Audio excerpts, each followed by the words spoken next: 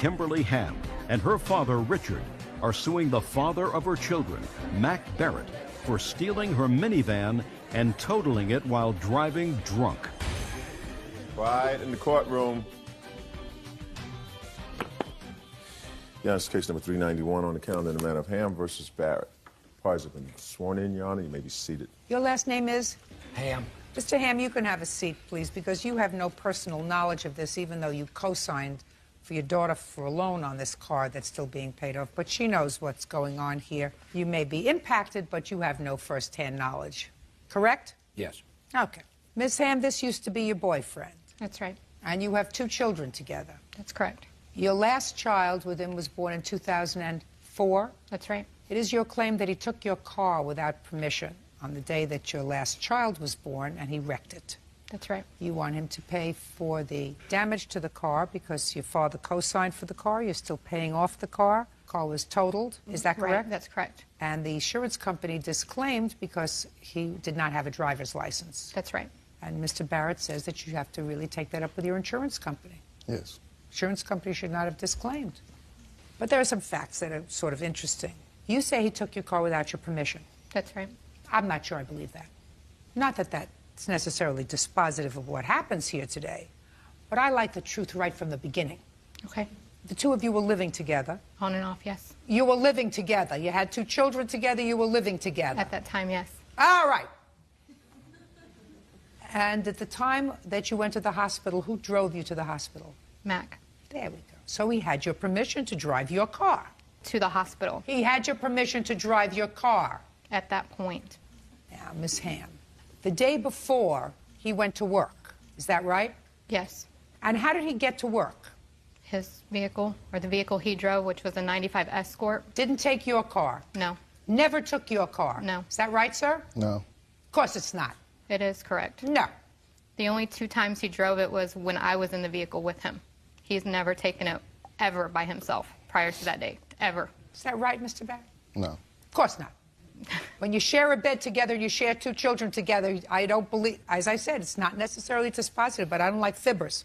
Oh, I'm not fibbing. I don't like fibbers. But even so, you gave him permission, you gave him the keys to take you to the hospital that day, and he drove your car. Later on, Mr. Barrett decided to take the car out again. Is that right, sir? Yes. How did you expect the car to get from the hospital back home? Well, my dad arranged to watch our children because he was going to stay in the hospital the entire time and drive me home. Me and the baby. You mean he was going to stay there overnight? Right, the entire time. Wasn't going to go out to eat? He wasn't going to go to work. He wasn't going to go to work, wasn't going to go to eat, No. wasn't going to, so he took you. Also, don't believe that. Well, I'm sorry, that's the point. He left me there without a car seat for my child.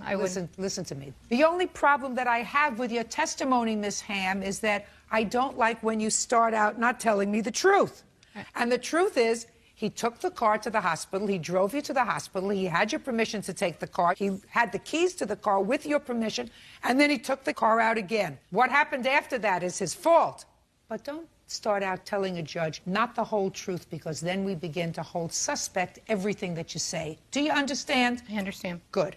I understand that you want your money. Lying is not the way to get it. I don't feel that I'm lying. Well, you are. Because he had permission to drive your car, and your complaint said he had no permission. He had your permission to drive the car, and it wasn't limited to just taking you to the hospital, because when you're in labor going to the hospital, you didn't say to him, you only have permission to drive me to the hospital and drop me off there. You may not take the car out again for any other, because that doesn't work. Not when you're going to deliver a baby. He's lying when he says he's drove my van. He never has. I don't he had believe a that. 95 Escort that he drove. I don't believe it. I don't believe that during the time you had the car, he didn't need the car once in a while when his car wasn't working, when his car was in repair. He drove your car, he drove you and your child in the car out for other things. When was your license suspended, sir? 8 days prior. What was it suspended for? A previous accident that someone had sued me, and I didn't realize that, you know, if you didn't pay a debt that was involved in an accident, it was like $500 that they could take your license in our state. And how were you notified that they took your license? By mail. Who opened the mail? I believe I did. Did you tell Miss Ham that your license was suspended? Yes, she knew. No, that's not what I asked you. I said, did you tell her? Yes, I told her. Okay, so at the time she gave you the keys to the car to drive it to the hospital, according to you, she knew that your license was suspended. Yes, we was trying to figure out, because I was calling from the hospital trying to figure out why they were suspended, because I still wasn't for sure why. Okay. Now we get to what's your fault. So you took her to the hospital, your baby was born. When did you decide to go drinking? After I left work. The next day? No. We was at the hospital all day, and I left from the hospital. I was there all that day, and then I left from the hospital to go to work that evening. Had the baby been born yet? Yes. Did you say goodbye to her? Oh, yeah. Right. And you only had one car at the hospital? Yes. Said goodbye, you looked at the baby, played coochie-coo? Yes. So after work, instead of going back to the hospital, you decided to go get drunk. And you got drunk, and you drove the car, and you were in an accident? Yes. And you spent the next 18 months in jail? Yes. So that answers my next question, which is why it took so long for you to get here to file your claim. But do you understand what I mean, Miss Ham, when you start out by telling a fib? I mean, I understand. You I understand? Good. So he went to work. There's no question in my mind that he stayed with you in the hospital till the baby was born, and then he came to say goodbye, that he was going out, that he said goodbye to you, so you knew he wasn't going out by foot. You knew he was taking the car. Got it? Yes. Perfect. Judge Judy continues in a moment. She didn't get you down on the floor before you left the hospital and open up your mouth, hold your nose, and pour down a bottle of Grey Goose down your throat, did she? I prefer Absolute, but no. And later today, Are you both nuts? Are you really both crazy? It would never dawn on me over this kind of thing to sue a child. real cases, real people. Judge Judy. Kimberly Ham says the father of her children, Mac Barrett, had no driver's license when he stole her minivan and crashed it. Mac claims Kimberly gave him permission to drive it. Yeah.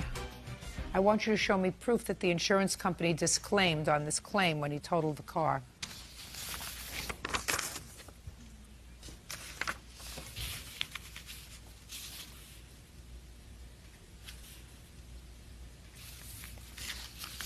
They disclaimed on the ground that you didn't have a valid driver's license. Also, when I got home from the hospital, I had to stay at my dad's for a day because he had the only set of keys, which were mine, that had our apartment key on there, and I couldn't get into our apartment. And then I checked the mail. That's when I found the suspended license validation in the mail. So the insurance company declined coverage, and the policyholder was you. Yes, ma'am. Oh, your own insurance company declined your policy, sir, on the car that's in her name.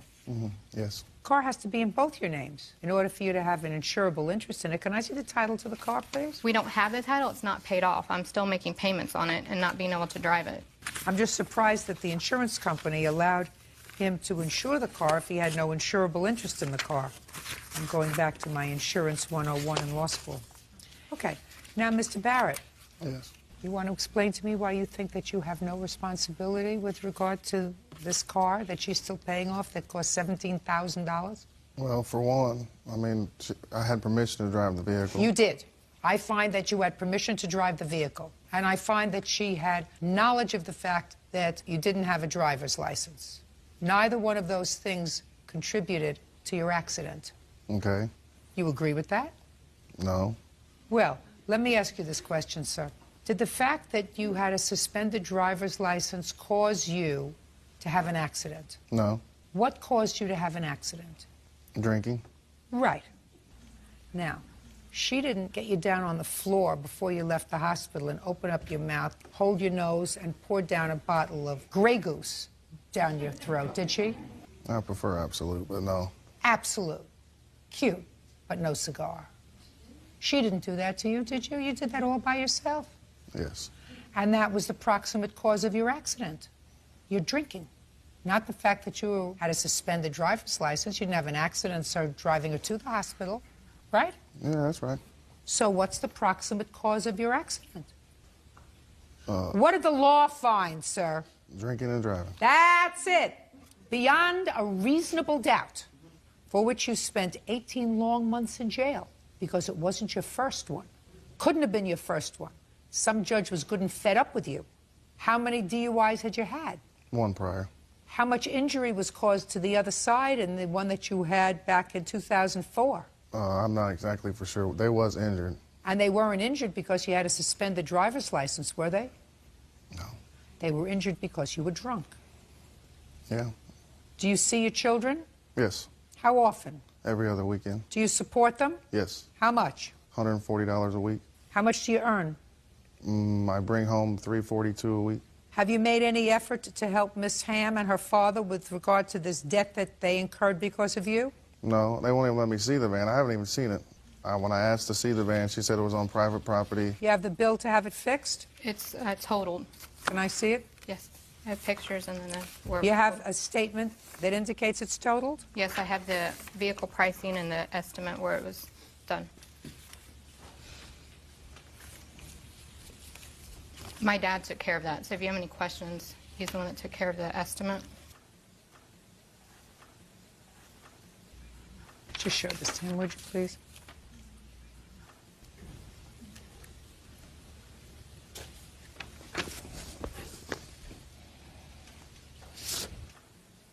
How many other cars did you hit? Just one. Judging for the plaintiff in the amount of $5,000. That's all. Thank you. Parties are excused. You may step out.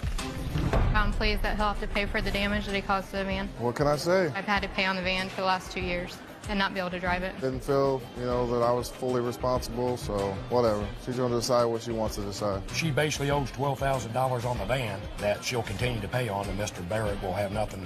He'll have no responsibility. I mean, it bothers me a little bit, but what can you do? I would just like to move on from this, and hopefully Mr. Barrett can do the proper thing in the future and take care of his children. We'll work out with the children. Oh, our kids will be perfect. And now the next case. All parties in the matter of X-Line versus Pace. Step forward. Laurel X-Line is suing her son, 21-year-old Derek Pace, for damaging her four-wheeler. Derek claims the damage occurred due to mechanical failure. Miss X-Line, the defendant is your son. Yes, ma'am.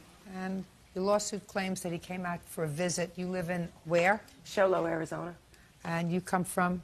Texas, Del Rio. So he traveled from Texas to Arizona for a visit.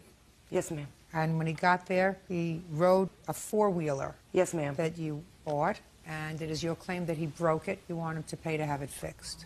Yes, ma'am. Your son says that he didn't break it. It was already broken, he thinks. But certainly he didn't break it. And he's counterclaiming because he says he was so uncomfortable and it was so tense after he had this accident on the four-wheeler that he went home, and he wants you to pay the expenses for his travel round trip because he didn't have a good time, right? Yes, ma'am. Are you both nuts? Are you really both crazy? No, ma'am, it's more about responsibility and respect. I mean, when they came back with the four-wheeler, I have MS, and I was diagnosed 3 years ago, and that four-wheeler is my lifeline. I use that four-wheeler for everything. I use it to feed my horse. I use it to water my horse. Then you shouldn't have let him ride it. Miss X-Line, how many children do you have? One. You have one child that Yes. you're suing? I mean, I quite frankly, I don't get it. I mean, my children have taken my cars and had accidents. I had a story once, Miss X-Line. One of my children, after the car went over an embankment into a little ditch, tried to tell me that the earth opened up because of severe rain. And that's how the car slid down the side of the road. You know that child. It didn't work. I mean, the story didn't work, but I didn't sue him. I mean, I used that car to get to work, and I really needed it as my lifeline. But it would never dawn on me over this kind of thing to sue a child. I think it was all the attitude that was taken when it happened. Like that it was nothing, it was not his fault, it was not his responsibility. Why was I crying? It was He just said a it big... wasn't his fault. Right. He didn't say it wasn't his responsibility. He said it wasn't his fault. That Well, he he didn't do didn't feel anything like it was his responsibility either. because he says in his answer that he didn't do anything to cause the damage to the four-wheeler. Well, I have photos here of when they took off on the four-wheeler, the day they took off, and I have photos of when it was taken off to the repair shop. Well, of course, because there was an accident with it, but he said he didn't cause the accident. The accident happened as a result of a mechanical defect. Well, I think you can look at the pictures and it will tell the story. I don't think it's going to tell the story, madam, but I want your son to tell me what happened when you took out the four-wheeler. Well, we took it out. We got there the night previously, and the next morning we woke up and she told us that she wanted to take her four-wheeler out and take it up in the mountains, go see the snow and all that kind of stuff. So we took it out, and we realized we were kind of running out of gas. We were trying to find the road because we'd lost our way on the way back through the mountains. And then I realized that the back wheel was you could feel the back end of the four-wheeler sliding. And I stopped to look at it, and the back wheel, the axle had broken off, and the wheel was messed up. Is it possible that you went over a rock? Is that possible? It's possible. Possible you went over a log? Possible. Is it possible that as a result of doing that, the axle broke? It's possible. Possible. Sure, a lot of things are possible. Is it If I possible? borrowed your car, I would fix it if I tore it up. Well, if I borrowed your car and through no fault of my own that I knew about, that I was aware of, something happened mechanically and I was in an accident and I was injured, I would sue you. And you better have insurance on that car.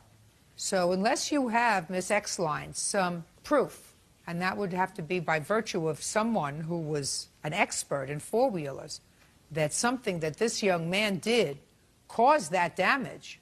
I have a statement. I don't take statements. I have the photos of before and I'll after. take a look at the photos. This is them when they were starting out on their journey. And then that was after it was damaged.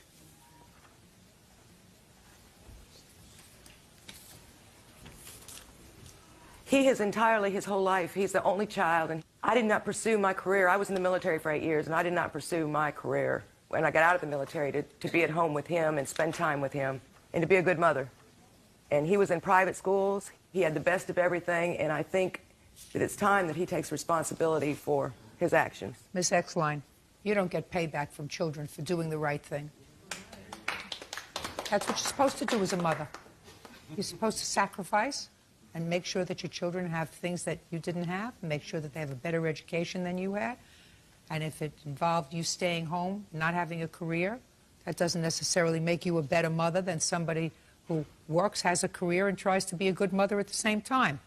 So you don't get payback for whatever sacrifices you think you made for your children. I certainly would never, and certainly under these circumstances where I have no proof that this was caused by something other than a defect in the four-wheeler that happened serendipitously at the time that he drove it. And it may have been that they went over a rock, but certainly they didn't purposely do anything. He doesn't look like a nut, do anything to put themselves and his wife in harm's way.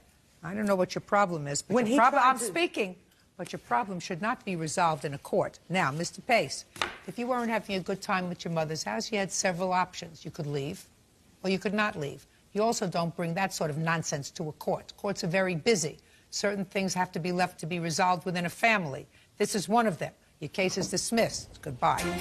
All right, you're excused. You may step out. I think it was a fair decision. I think it's ridiculous. I think he should pay. Like I told her before, she bought it, the four-wheeler, extremely cheap, and I told her to get a good deal on something that might always be the best. McDonald is suing his friend's estranged husband, Mike Padani, for assaulting him at his place of business.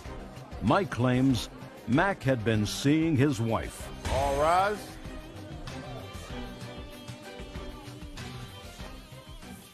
Now, this is case number 384 on the calendar in the matter of McDonald versus Podani. Parties have been sworn in, Judge. You may be seated. Ma'am, have a seat. Who is this? This is Joan. I don't know who Joan Podani. She's a witness to the assault. That's your wife? That's my wife, soon-to-be ex-wife. Soon-to-be ex-wife. Yes. Mr. McDonald, your complaint alleges that the defendant assaulted you. And he assaulted you because he believed that you were messing around with his wife. You want your bills paid, your medical bills, your dental bill. Mr. Podani said he was sort of defending himself because you went after him first. And his honor. Let's see. You weren't arrested for this assault, sir? No, I wasn't. Lucky. Okay, Mr. McDonald, how do you and the defendant's wife know each other? I've worked with her for 6 years. She also is a friend. Tell me when this assault took place. The assault took place September 16th, 2006. It took place at my place of work. Me and Joan went to get something to eat. We returned... What time? At 5:30. After the place closed? After work, yes. What kind of work do you do? I do hair for a living. So after work, the place closed down and you and the defendant's wife went out for dinner. Is this the first time you did that? No, I have worked with Joan for 6 years. So you've gone out for dinner before? She's been a manager at a business I owned before. So yes, we've gone out to eat before. Nothing else, just dinner? Just dinner. Ever anything else other than just dinner? No, just dinner. Went out for dinner, that was about 5:30. What time did you get back? 6:30. And you, I assume, came back, you went in one car? Yes, went in my truck. You were coming back to pick up her car? Correct. That's the scene. Tell me what happened. We pulled up in the parking lot where I work. As I pulled up, I saw that Mike was in the parking lot also. Had you met him before? I've known Mike for most of that 6 years also, to the point of actually playing cards and stuff together. Pulled up, I saw Mike starting to walk towards my truck. When he got up next to my truck, I rolled down my window. Mike punched me through my truck window. I then ended up trying to get out of the vehicle. I was unable to get out of the vehicle because he kept shutting the vehicle. So I went over the passenger seat, got out of the vehicle, asked him what was up. His response was that I was messing around with his wife. We told him that we had gone out to eat. I actually had the food container from going out to eat in my vehicle. I gave that to him. Shortly after, the police responded to the scene, asked what... Who called the police? I think a witness in the parking lot called the police. They responded fairly fast. They separated all three parties. Everybody shouting at everybody else? No, it wasn't that. They just separated. There was actually 3 squads that showed up on the scene. They separated Joan, Mike, Where and was myself. Joan? Joan was with me during this time. She was in the passenger seat, so she also had to go out. She was there when the police showed up. The police asked me if I had been assaulted. I said I had. They asked me what I wanted to do about it, if they wanted to charge Mike. I had said no, but I did tell them, at the time I thought I was going to lose a tooth that was already a fake tooth, so I knew it was going to cost me money. So I told him if I lose my tooth, I'd like to have him pay for it. And I also asked the police to let him know not to come around me anymore from that point on. Hindsight, I wish I would have pressed charges at that time. At the time that that happened, I did not, because I knew that that would potentially cause some trouble for their home. Plus, I know that Mike had some potential trouble in the past, and I did not know if that was going to create a bigger problem than what they already had. But since that time, the stitches came out to be the amount that I'm suing for, the $21.29. How many stitches I did ended you up have to with have? 8 stitches in the front and 2 in my mouth. Where? Right there. I have a scar from it. Well, it all started back when I asked my wife if they've been messing around, and she said, no, they haven't. And then she tells me that she's not in love with me anymore. She told me that night that she's working until 6:30. So we were supposed to go out. We had an engagement to go out on a buddy's yacht to go boating. I called her up. She didn't answer the phone. I called her cell phone. She didn't answer that either. I thought maybe she was just cleaning up, so I thought I'd swing out there and help her clean up. What time was she due home, sir? 6:30. So you swung out to see if you could help her clean up? Right. And the place was all locked up, closed up, and her car's sitting out in the parking lot. What time did you get there? Must have been about 5:45. So you waited? So I waited, and I called her on the phone. Of course, she didn't answer. Next thing you know, they pull up together in his truck. I walked up to the truck. I was mad. I was angry at what's been going on because I've been accusing her, actually these two, of for a while now. And I walked up to his truck, and I thought he was going to, since I was mad and angry, I thought he was going to kick the door at me, so I grabbed it, and when he rolled down the window, I punched him. So I'm, defending my family, trying to protect it. And No, you're not. I think I was. And now they're together. Well, but you're not, sir. You're not allowed to do that. Even if they were doing more than just having dinner after work, you're not allowed to put your hands on somebody I'm not else. supposed to hit them, and So I know why it did you was do wrong, it? but How many other people have you hit when you got angry? none. You've been in trouble with the law before? Yes. For what? Fraud. Nothing other than fraud? No. Is it a long time ago or recently? A long time ago. Okay, what kind of work do you do, Mr. Pedano? I do home inspections. You have children? Yes, I have 4. How long are you married? 10 years. How old are your children? I have a 9-year-old with Joan, and I have 2 20-year-olds and a 17-year-old. With your former wife? Right. How long you divorced from your former wife? 15 years. Was it your idea or her idea? Both. So you fell out of love with each other. Right. You fell out of love with each other. Right. And then I raised those 3 kids. Good. I mean, that's nice. But you fell out of love with each other, because Right. that happens. You understood that happens. Right. You didn't beat her up, did you, because she fell out of love with No. you? She didn't beat you up because you fell out of love with her? No. Right? Never hit a woman. But it happens. It happens. It happens. It does. It happens. Happens. She doesn't say that you have the right to hit him. No, I'm not proud of hitting him, but Fine, so then you have to take care of his bills. How much were your bills? The medical bills were $21.29. I had to have the truck cleaned out. That was $175. The clothes I was wearing was $125, and I missed a day's work following the incident, which was $500. I was told he didn't miss any work. Whether he missed any work or not, sir, he's not even suing you for pain and suffering, which he should. Absolutely should. You have no right to put your hands on somebody else. He's suing you for $29.29, which is nothing. If he would have sued you for $5,000, I would have given it to him. What? Since then, I've had to get a restraining order against him because he's actually contacted my ex-wife to find out where I live. Judge Judy continues in a moment. You moved on once? You survived? Move on again. How old are you? 41. 41. You're a baby. I got a son 42 years old. He's never been married once. You're looking for wife number 3. Tell me your secret. And later today, Do you have a gambling problem? No. You have a drug problem? No. Your aunt says it was about $150,000 that you blew. She's correct. I just want to cry, Judge. real cases, real people. Judge Judy.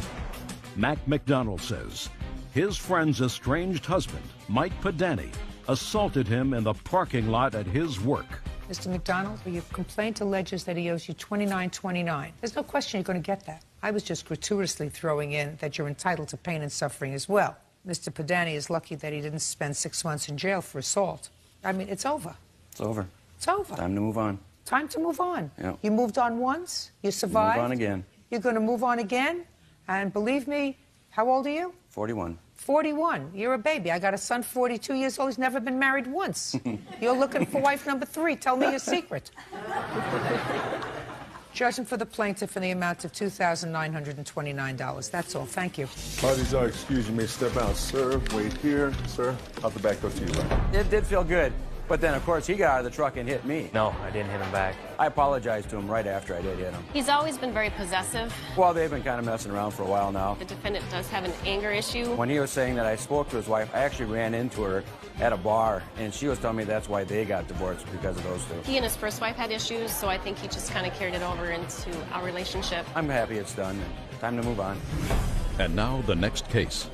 All parties in the matter of Ernest versus Kennedy, step forward, please. Karen Ernest is suing her nephew, 26-year-old Nicholas Kennedy, for a loan to get his Mustang fixed. Mr. Kennedy, this is your aunt? Yes. That's your mother's sister? Yes. Parents are dead? Yes. Your aunt tells me that you inherited a lot of money. I inherited a trust fund from my grandmother when she passed away. You still have the money? My aunt is in control of my trust fund, yes. How old are you? 26. How much money do you get from the trust fund? There was a total of $50,000. So how much income do you get from that every year? I actually do not know, Judge. My aunt is in full control of it. She's the trustee of the trust fund until I'm 35. Well, there has to be income that's paid out periodically. How much income is paid out to him? Judge Judy, due to financial issues with Nicholas over the past few years, before the passing of his grandmother, I sat down with her and her attorney, and we came up with an idea that the only way that Nicholas will ever have any money in the future was to set the age limit of 35 for him to get the money. And the income is reinvested? Yes, ma'am. All right, this is what the case is about. I just have to get a little bit of a picture of the family. You don't mind, Miss Ernest, do you? No, Judge Judy. Because one gets the sense from reading these papers that you adored him, and he disappointed you. You made him, according to you, a loan to have his car fixed, and he promised he would pay you back. Yes. It was a relatively small loan. Very small. So I don't think that it's the money necessarily that's the issue. You're absolutely right. It's the principle. Right. And he hasn't paid you back. Not a dime. When did you take the money from your aunt to fix the car? It was in the end of July, beginning of August of 2006. What was wrong with your car? The rotors, the heat shield, and the calipers were completely shot, as well as the bearings. It basically sounded like it was a bag of tin cans in the back of my car. What kind of work do you do, Mr. Kennedy? I'm a blackjack dealer at a casino in central New York. Do you have a gambling problem? No. You have a drug problem? No. How long have you been a blackjack dealer? 2 years. You get paid reasonable money? Roughly $30,000 a year. You support anyone other than yourself? I have my daughter to support, yes. How old is she? 2 years old. Does she live with you? No. How much do you send her for support? $310 a month. Are you current? Yes. Do they take it out of your pay? Yes. Oh, that's why you're current. Good. So how come you were in such dire straits that you needed money from your aunt? At the time, my wife and I were talking about a separation, and I spoke with my aunt. My aunt has a great deal of dislike for my wife, and she was very happy at the sound of my wife and I separating. At the time, I was... Does she dislike her because of things that you've told her about your wife? No. She just decided that you didn't like her on her own? Yeah, I believe something happened way back in the beginning in 2002 when we first got together, and things just kind of escalated from there. Whose fault was it, without going into the story? I really don't know. I don't even know all the details myself. Go ahead. So? I was in some financial trouble, and... Why? I was only working part-time at that point, and I needed some assistance with getting the separation going, and when I spoke to my aunt about the separation, she told me she'd help me in any other way she could possibly help me. And I also Has she done that before? Yes, she has. So she's been supportive of you since you were born? Correct. And I mentioned to her that I was having car problems, but I didn't have the money to fix my car at that time. She then offered to help me get my car fixed. Not once did she tell me that this was a loan or that I'd have to pay her back, just that she would help me get my car fixed so that I could have it back on the road. It was my only vehicle. My wife had her own vehicle at the time as well. Now, when did she ask you for the money back, Mr. Kennedy? Since then, I've only had 1 or 2 conversations with her in 6 months, and about a couple of weeks ago, out of the blue, I got a letter. When for the first time did she ask you for the money back? She has not asked me for the money back. Is that right, Miss Ernest? Incorrect. Go ahead. I made numerous telephone calls to Nicholas, his only cell phone that he had, and he never returned any calls whatsoever. Tell me about the conversation that you had with him in either July or August. Initially, I was contacted by Nicholas August 1st, 2006. He says that he has problems with his car. It's the only vehicle he has to get to work, and he can't afford to get it fixed. I told him I want nothing to do with trying to help him anymore because Why? Tell me why. Just so many financial issues in the past. Him and his wife have a bankruptcy already on them, 6 months into the marriage. They just can't rub 2 nickels together. They can't save a dime, and I didn't believe he was going to have any way to pay me back. So it's a lost cause. He begged and pleaded with me that he really needs to have his car fixed. That's the only way he can get to work. During that conversation, he also stated that they were in the process of selling their home and separating, that they were closing the end of August, and he promised out of the closing of the house that he would pay me back. Did you sell your house? Yes, I did. When? It was at the end of August. How much equity did you have in your house? We sold just the house, the furniture. We took all the furniture with us, but the house itself sold for $32,000. That doesn't give me the answer. How much equity did you have in the house? Did you have a mortgage? No. So you had $32,000. Correct. Where's the money? We used the money to pay back my wife's car loan, and then the rest of the money we invested into a new apartment for us, getting new furniture, getting ourselves reset up. What'd you need new furniture for?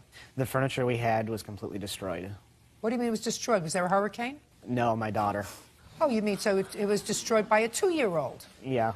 It was destroyed by a 2-year-old. Mr. Kennedy, you sound ridiculous, sir.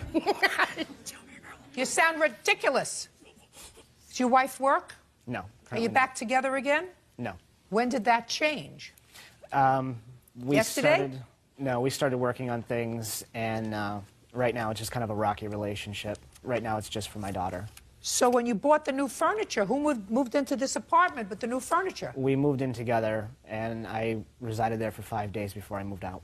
Something had to happen, Mr. Kennedy. It's becoming more interesting. I began seeing one of my coworkers. Oh, so you sold the house. Whose house was it? Yours, or was it the family house?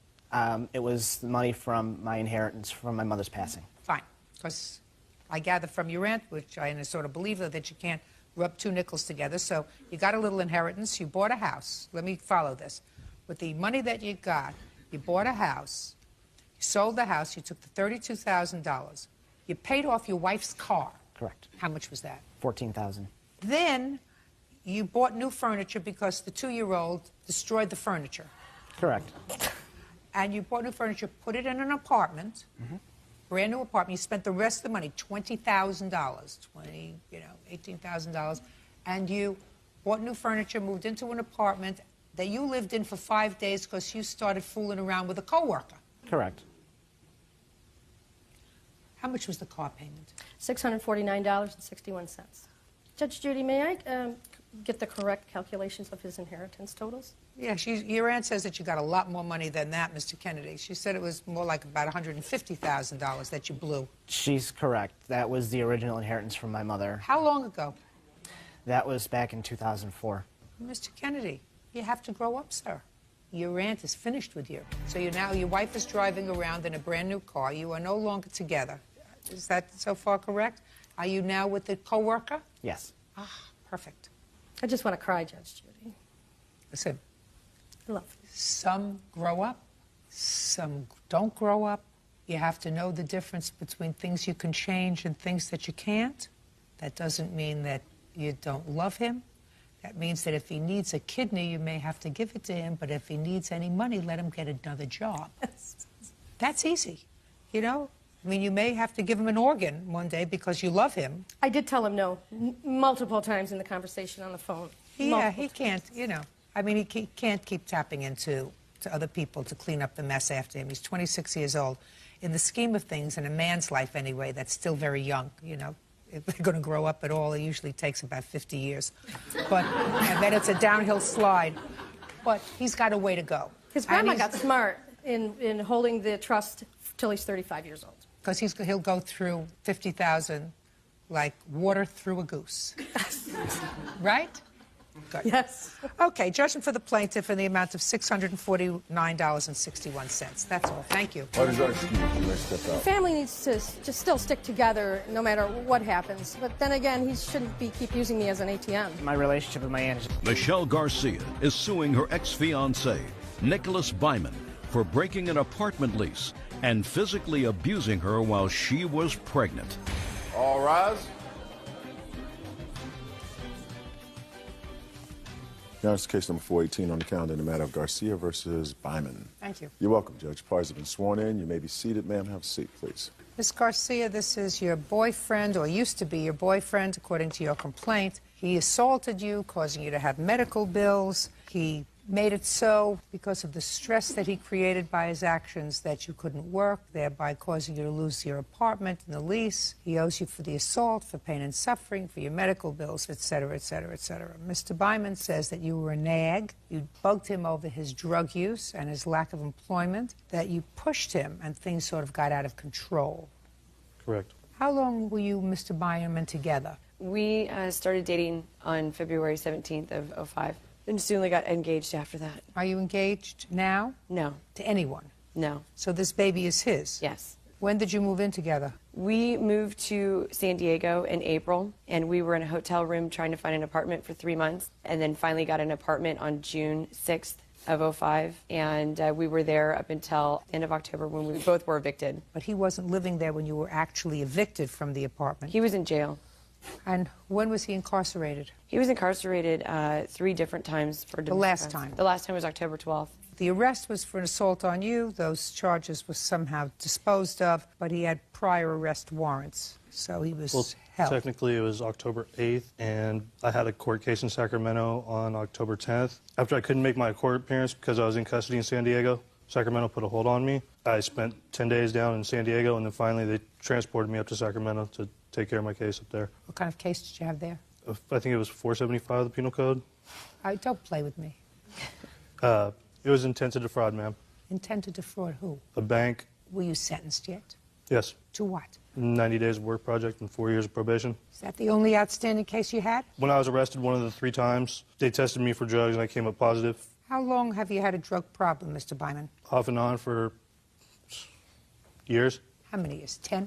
Started smoking weed at 13 years old, so probably since then. How old are you now? 26. 13. But you graduated from marijuana to? Methamphetamine. Did Miss Garcia, was she aware that you had a drug problem? Yes. Did she have a drug problem? No. That was poor judgment on your part. Thought I could help him and save him. Move him to San Diego and get him away from the drugs and the crime. Well, that's fine. You can try to save him. You don't have to have a baby in the bargain. Yeah. Now, according to what I read, Mr. Byman, in the complaint and in your answer, a lot of the fighting that occurred while you were together was because of your drug use and lack of employment. Is that right? That was part of it, but just money was also a big issue. Lack of employment. Yeah. And then you said something interesting in here. You said, well, at some point you went into a drug rehabilitation program. Yes. But you and I both know, Mr. Byman, that when you have a 13-year drug habit, a 10-day rehab program doesn't cut it. Like putting a Band-Aid on an open heart surgery. It doesn't work. Have you since gone into a long-term residential program? Actually, I'm looking right now. Well, good luck. Thank you. So you want to tell me what happened in October? In October, we had many nights where I stayed up trying to help him through his problems. And that night, I had come down on him saying that what is something bad got to have to happen to you to get you to do the things that you need to do. And I can't marry you until you get a job. I'm on disability. I'm permanently disabled. And what's the nature of your disability? I have lupus, and I've had 2 major back surgeries. I've had actually 7 surgeries in the last 5 years. And so, therefore, my benefits would be taken away if I married him. And that was one of the major fights. That night, he got very forceful with me. And look at me. I slipped out of his arms and got out and left. I left a message on the phone. I said, are you going to stay? I need to know. He never called. I decided that I would just come back in the morning. When I got there with my girlfriend, he was still there. He had slipped out the door. We passed each other and didn't say a word to each other. Basically, we were wanting to find out if he was using still at that point, and it was pretty obvious to me. I stayed there for about 4 hours, got some things ready, then took my girlfriend home. I was gone for about 2 hours, came back, and at that time... What'd you come back for? I had nowhere else to go. I was pregnant and exhausted. And why didn't you stay with your girlfriend? Why didn't I stay with her? Didn't even ask. It was the apartment. I thought he was gone. He left when we were passing. What makes you think that he was gone? Just because he walked out then? Because he was leaving. He had his stuff packed and he was leaving. He had stuff packed with him when he left? Yes, he said he was leaving. The only thing I had with me, Your Honor, was a laptop. He had a backpack, suitcase. All your clothes there? Yes, clothes. Okay. All my... So you went back, Miss Garcia? Yes, I went back. My dog. You went back? I went back to my apartment. apartment. You went back. Don't make excuses. Who is this? This is my mother. Don't make excuses to your mother. You went back. Yeah, of course I went back.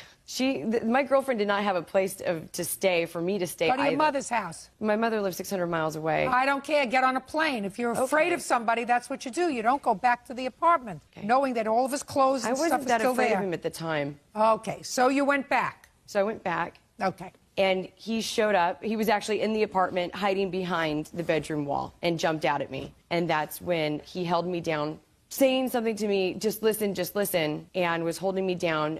He would pick me up and throw me on the couch, and then I would slip out of his hold, and then he would catch me and do it again, and then catch me and do it again. And that went on for about 45 minutes. I remember screaming through the window, help, help, at the top of my lungs, that I didn't have a voice afterwards. I finally... don't know how, but after he hit me in the stomach, I don't know if it was with his fist or with something, but I couldn't breathe. Did you hit her? No, I didn't, Your Honor. Go ahead. I was able to run through the hallway. I had my keys hanging up in the hallway there on this caddy and grabbed them and ran out the door. He followed me outside down the stairs and proceeded to want to hold me down. And then I think he realized that we were outside. And I was crawling to the car to get into the car to lock myself in the car. And my neighbor saw me, called the police, ambulance came. I was in sinus tac. Went into trauma for about 6 hours. They kept me over the night, watched the baby, and make sure the baby was okay. It was about 5 months pregnant. So, which the baby's fine, thank goodness. But we have not been together since. Judge Judy continues in a moment. I was trying to come up with the money some way, somehow. Couldn't. Look at me. Don't look at the desk. Sorry. Well, you're still looking at the desk. Of course I have it. Don't. And later today. And when we were stopping off the sidewalk, she had booty bumped me and I fell. Now, what is a booty bump? Show me. Real cases, real people. Judge Judy. Michelle Garcia claims ex-fiancé Nicholas Byman owes for breaking an apartment lease and for an assault. Nicholas claims Michelle attacked him first. Go ahead. I've tried to get him to help pay these bills off. I've been paying them little by little what I can. Which bills? The apartment. I haven't started paying the apartment bill yet, which is the eviction and the attorney's fees and what we had owed on the last 2 months, or what he had owed on the last 2 months, actually. He never paid rent, not once. That and the Time Warner Cable, SDG&E, cell phone bills, you name it. I'm paying all of it. We still owe about $11,000 right now, and I'm currently just paying $25, $5 when I can. Well, show me. Show me that you're paying them. Let's see. Here's a bill for, there's just 1,000 of them. The bill for the TV, the bill for... I don't want you to show me the bills. I want you to show me that you paid them. Yeah, it's got receipts attached to them. Great. Can I see it, please? These are the receipts. Let's see here. Then I've got my ambulance bill. I don't have the hospital bill yet. You have the medical bill there? I have the ambulance bill. I don't have the hospital bill. No. What I want you to answer, Miss Garcia, If you are on disability, which means you also have medical coverage based upon your disability, I want to see what the disability covered. You have Medicaid? They haven't covered this. I just got this in the mail. And it's Medi-Cal, yes. Medi-Cal. Well, then that has to be submitted to them. Yes, it does. I think he should have to pay it, though. Why should the state have to pay something that he caused? You want a check written to the state, written to the Sure. ambulance? Well, that means that he's going to give you less money once this baby is born. Wouldn't that be stupid? Yeah, like he's going to give me any money. Wouldn't that be stupid? Would. All Yes. right. Let's not play around with each other. The bill that I'm here for, the $5,000 bill, I have not started paying on this because I don't have the money. That's why we're here. I'm suing him for this money. What bill? This is our apartment eviction bill. We got evicted. There's attorney's fees. It ends up being $5,493. He assumes that I'm going to pay this. I'm not. Oh, you're not. You're not. You're just going to pay half. I've paid half since we moved into that apartment. No. That's your choice, Ms. Garcia, my dear. That's your choice. If you chose to stay in that apartment and you chose to move in with him knowing that he had a drug problem, you were trying to save him, your saving him didn't work out, I'm not interested in the fact that you assumed the responsibility of paying the rent despite the fact that you had an agreement that you were each going to contribute half. Just as if it didn't work out between the two of you and you had to stop working or doing whatever you do because you were pregnant, I wouldn't permit him to come to court and say, well, didn't work out. I paid all the rent. We had an agreement that she would pay half the rent. She stopped working. So I chose to continue to pay the rent. You even went back there in October hoping that it would all work out after you left the apartment and came back with your friend. Now, I'd like you to tell me your version of what happened on the 8th of October. Actually, it started on the 7th. We got in an argument about the money that we owed when we went to court for the eviction. They gave us 2 weeks when we went to arbitration. Hold on a second. You mean you were still together at the time that you were being evicted? Yes. Is that right? We had gone to court during the first month that they approached us and put a note on our door. Ms. Garcia, you understand what I'm saying to you. While you were both still living in the apartment, the landlord moved to evict you for non-payment of rent? Yes. Okay. Yeah, I paid now half the rent. Shh. Now it becomes clear. Go ahead. Well, we got in an argument over what we were going to do. I was trying to come up with the money some way, somehow. Couldn't. Look at me. Don't look at the desk. Sorry. Well, You're still looking at the desk. force I have it. I Don't. apologize. Anyway, we argued about the money, how we were going to come up with it. Things got loud, and she ended up just taking off for the night, at which this point I stayed the night, and she came back, like she said, with her friend, which then I grabbed just my laptop and like a jacket and stuff and just took off for the day. Came back around 5 in the evening, which point she started screaming and yelling, like, what are you doing here, you sick? I told her I was just trying to get my couple things and go, and that's when everything started escalating, and she slapped me in the face and then scratched the other side of my face, started throwing objects at me, at which point then I did restrain her from hitting me with anything else, and at that point she started screaming, help me, and that went on for a little while longer. Then she ran downstairs like she said, and I got arrested about 5-7 minutes later. Okay, sir. You understand that you are responsible for half of what the landlord is owed. You understand that? Yes. Okay, that's But- $2,718. Well, I didn't pay for either the down payment the first month or the second month. My mother actually paid for all that. And?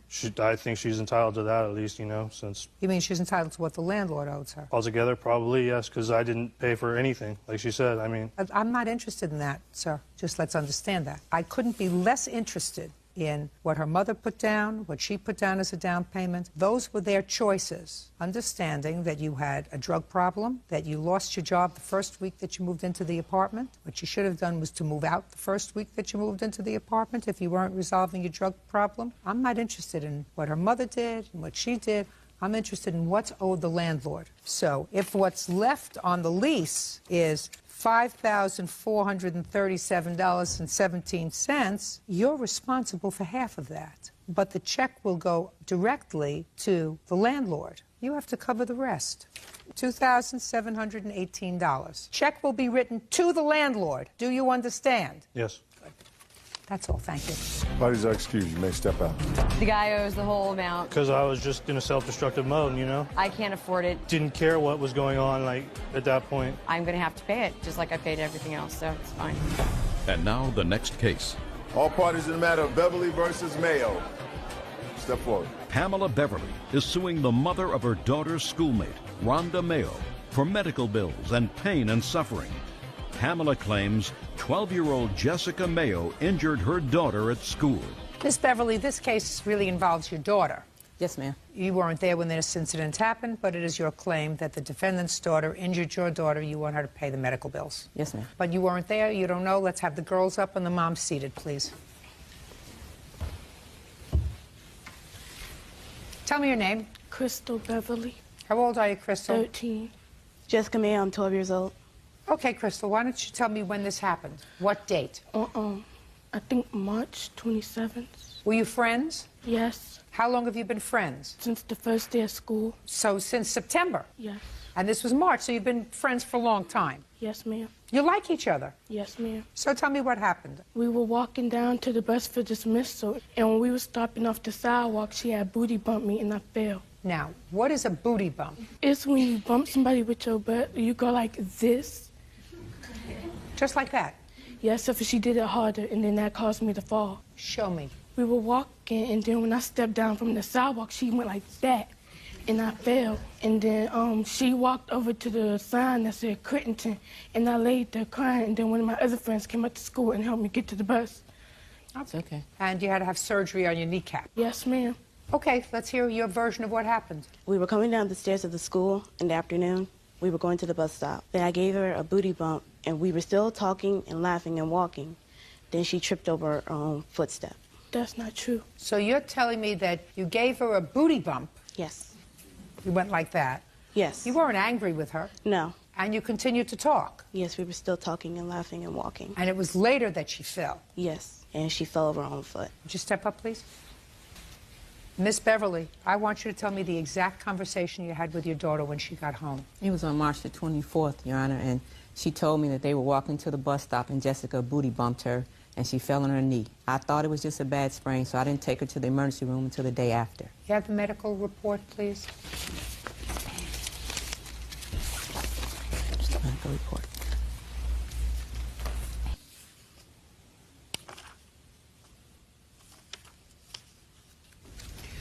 What were your unreimbursed medical expenses? It was $1,083. All right, Miss Mayo, why don't you stand up with your daughter? Your Honor, may I say something else? Yes. The day after I came from the emergency room, before I spoke to Miss Mayo, I spoke to Jessica to see where the story's the same. Jessica told me the exact same thing. She booty bumped Crystal, and she fell and hurt her knee. Is that right? That's not true. Okay. You have anything you want to say to me? Yes, ma'am. When Jessica had told me that her and Crystal were playing at the bus stop and that Crystal had fallen, I said, oh, I'm sorry to hear that. I didn't know how serious it was until after Mrs. Beverly spoke with me on the phone. And she did tell me that Jessica and Crystal were playing and Crystal fell. Well, they were. There's no question in my mind that your daughter did not intend to cause injury to her friend, right? Right. But sometimes when you fool around, that happens. I mean, there's no issue that your daughter did not intentionally harm Miss Mayo's little girl. But they were fooling around, and she gave her a tap. Yes, a bump. And she fell. And she didn't fall afterwards. She's making up. She fell then. She didn't mean to hurt her. It wasn't an intentional thing. It was, as Crystal said when she first started, an accident. That's the way you described it, right? Yes, ma'am. Because you lost your balance when she gave you that push. Yes, ma'am. Right? Okay. That, Miss Mayo, suggests to me that you should be more than willing to contribute to the unreimbursed medical expenses that your daughter's fooling around caused. Because but for the fact that she gave her a nudge, she would not have tripped and fallen, and she would not have had this injury. Certainly, you are not entitled to pain and suffering, Miss Beverly, from the defendant, because I don't believe that this was an intentional act. I think that these two young girls were friends. I believe that in all probability, your daughter has done this booty bumping ever to other people. Yes, ma'am. Fortunately, nobody got hurt. Do you understand, Miss Beverly? Yes, ma'am, I do. Okay. Judgment for the plaintiff in the amount of $1,083. Thank you. Parties are excused. You may step out. Anita Mendelson is suing her son's former friend, 18-year-old Christian Luna, for slandering her on the internet. Anita claims Christian wrote nasty things about her on his MySpace page. Order. All rise. Yeah, this is case number 401 on the calendar in the matter of Mendelson versus Luna. Parties have been sworn in, Judge. You may be seated. Gentlemen, have a seat. Miss Mendelson, this is your son. Yes, Your Honor. According to your complaint, your son and the defendant and some other boys, maybe some of these boys here, were friends. Yes, they used to. Well, you say that they didn't treat him nicely and they used him for rides and stuff when they needed him. Right, Your Honor. But at some point, according to you, this young man posted some very, very rude things about you. Right, Your Honor. On something called MySpace. Right, Your Honor. MySpace is one of these internet sites where people who have nothing better to do with their time go and chat about a whole bunch of nonsense. Right, Your Honor. Is that about what it is? Yes, Your Honor. Is that about right? Right. That's about right. You know, I always said that we could eliminate probably a third of the problems in this country if people actually had to shovel coal in a furnace for heat rather than spending all that spare time that they have making problems for other people and sitting behind their computers doing things other than for which computers were originally designed. Mr. Luna says, First Amendment. I can post anything I like on the internet because there's free speech in this country. That is your defense. Yes, Your Honor. Really? Yes. Is that what you think the Constitution says, Mr. Luna? Well, first of all... I didn't ask you first of all. That required a yes or a no answer, sir. Is that what you think the Constitution says? That you can say anything you want to about anybody? On certain grounds, yes. But I believe that I didn't write anything that really damaged her reputation as she claimed. All right. Well, then let's see what you said, because I had no clue about what you said here. First, Mr. Luna, since there is no issue, sir, that you posted these things about Mrs. Mendelson on this internet site, I'd like to know why you did it. Okay. Well, it all started when myself is the same person, I assume, unless you're bipolar. Me and my friends were talking just online, just joking while we were waiting for our classes. And then we just talked about certain stupid things, I know. And then... You talked about stupid things while you were waiting for change of classes in college? Yes. Is that what you're telling me? Yes, we were online. Who's paying for your school? My father. Your father is paying for you to Yes. be in school and talk about stupid things with your friends in between classes? Is that what you think you're paying for, sir? Not really. Good, perfect. Love to hear it. You and I are going to get along just fine. Go ahead. Well, we were just waiting for our classes because I don't care why you were waiting for your classes. I asked you why you said bad things about Mrs. Mendelson. Well, it was just to relieve our stress and frustrations. Why don't you get a job? Well, I had school. I'm a full-time college student. Well, then why are you writing about Mrs. Mendelson to relieve your stress? Because beforehand, she was making comments about us, me and my friends, specifically. Oh, on the internet? No, like to her son. So she was having a private conversation with her son about you and your friends? Yes, and then... She's allowed to do that? Yes, but it was very rude and very untrue. And she assumed many things, and she would tell him... Who cares? Who cares what she assumed? She's having a private conversation with a child. She's not publishing anything. Let me see what you wrote about her. I have it right here. Did your father see it? Yes. When did you show it to him? About a month ago. When did you write it? October 26th. So why did you wait so long to show your father? Well, because, number one, I was trying to handle my own business. And then the month after October 26th, I actually forgot about the conversation, because that is a conversation between me and Derek. You know what I find most distressing about this, Mr. Luna? Is that you're illiterate, and so is your friend. And that your family is wasting a whole lot of money sending you to college and getting an illiterate person at the end. Mr. Luna? Can I say something, Your Mr. Honor? Luna, did you read this? Yes, Your Honor. I read it lately, Your Honor. Stand up, sir. May I say something about the case, Your Honor? No, you may say nothing about the case, sir. You may answer my questions. First of all, Mrs. Mendelson, I have just read this. Yes. Okay? This is not actionable, which means that you can sue, but you're not going to win. What is written here, if I can read it, Yes, because Your Honor. it looks like it's written by somebody who was educated in some third world country where they only go up to kindergarten.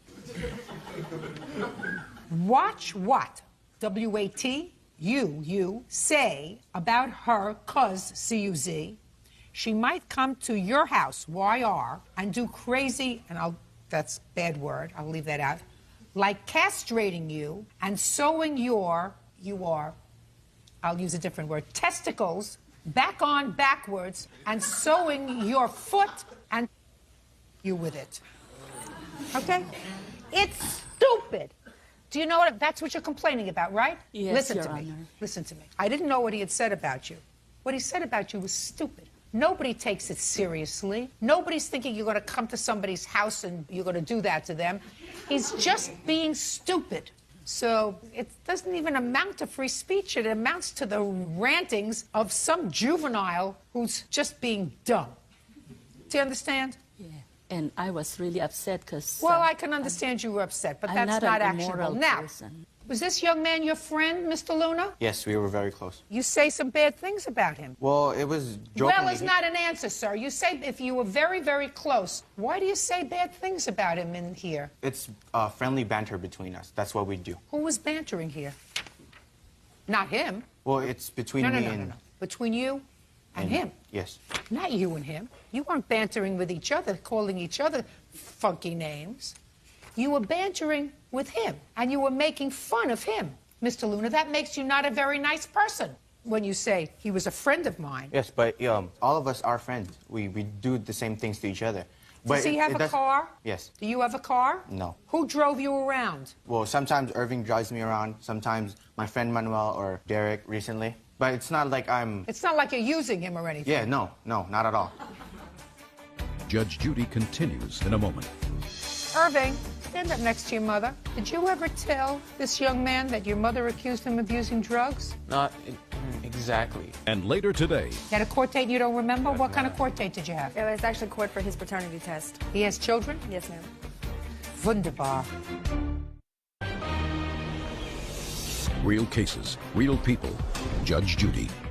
Anita Mendelsohn claims her son's former friend, Christian Luna, slandered her on the internet. Christian says he has the right to free speech. Mr. Luna, your son did a disrespectful thing, but not actionable. So you don't have to worry. He doesn't have to pay Mrs. Mendelsohn any money. I don't know if he's a nice young man or not a nice young man. Only you know that. Can I say something, Your Honor? Yes. He's a nice young man. In fact, he helped Irving in his religion class, and he's kind of mentoring this guy. I mean, they were friends, Your Honor, and it all started... Did you read this? Yeah, I know, I read it. But it all started when Mrs. Mendelsohn tried to blame my son and his friends that they are using drugs. Yes. And she's trying to, separate his son from these guys who are nice people. I just don't know why Mrs. Mendelsohn is so mad at my son. Maybe you want to tell me, Mrs. Mendelsohn?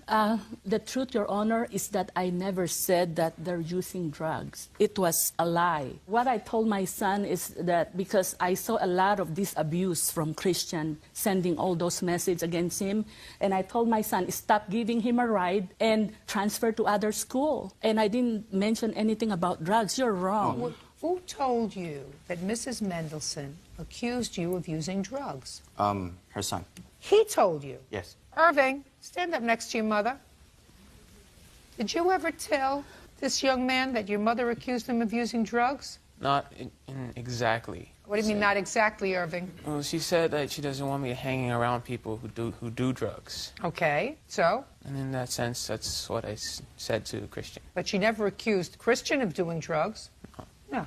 That's your answer, Mr. Luna. What else? I would just like to clear something out. I didn't use Irving to give me rides. I don't just randomly call him and like, oh, can you give me a ride to this so-and-so place? I would ask him a ride if we were going there together. But I've never used them just Christian, I want you to listen to me very carefully. Okay. Having access to a machine like a computer and access to a place like MySpace where you can say very damaging and hurtful things doesn't mean that you should use it. When you write something like this, even though it sounds asinine, juvenile, and stupid, it was still hurtful to Mrs. Mendelsohn. It's not the kind of thing that the courts will take action about, but it's the kind of things that you shouldn't write about one person because it's just unkind. And you can't hide behind the cloak of anonymity when you do that because it's out there for millions and millions and millions of people to read. And it's hurtful. And I say this to you and to your friends and to you and anybody else who uses the internet. Once you put something down and go send, or whatever you do, because I don't use that machine, it's out there, and it's out there forever, and it's hurtful. You have to be careful. Now, what your son said about her was unkind. I know that, Your Honor. Very good. Then you tell him he did the wrong thing? Tell him to apologize to her? In fact, say, shh, I'm sorry. I'm sorry, Mrs. Mendelson. Okay. That's it. Just don't do it again, ever. Thank you. That's all. Thank you, Judge. Parties are excused. You may step out.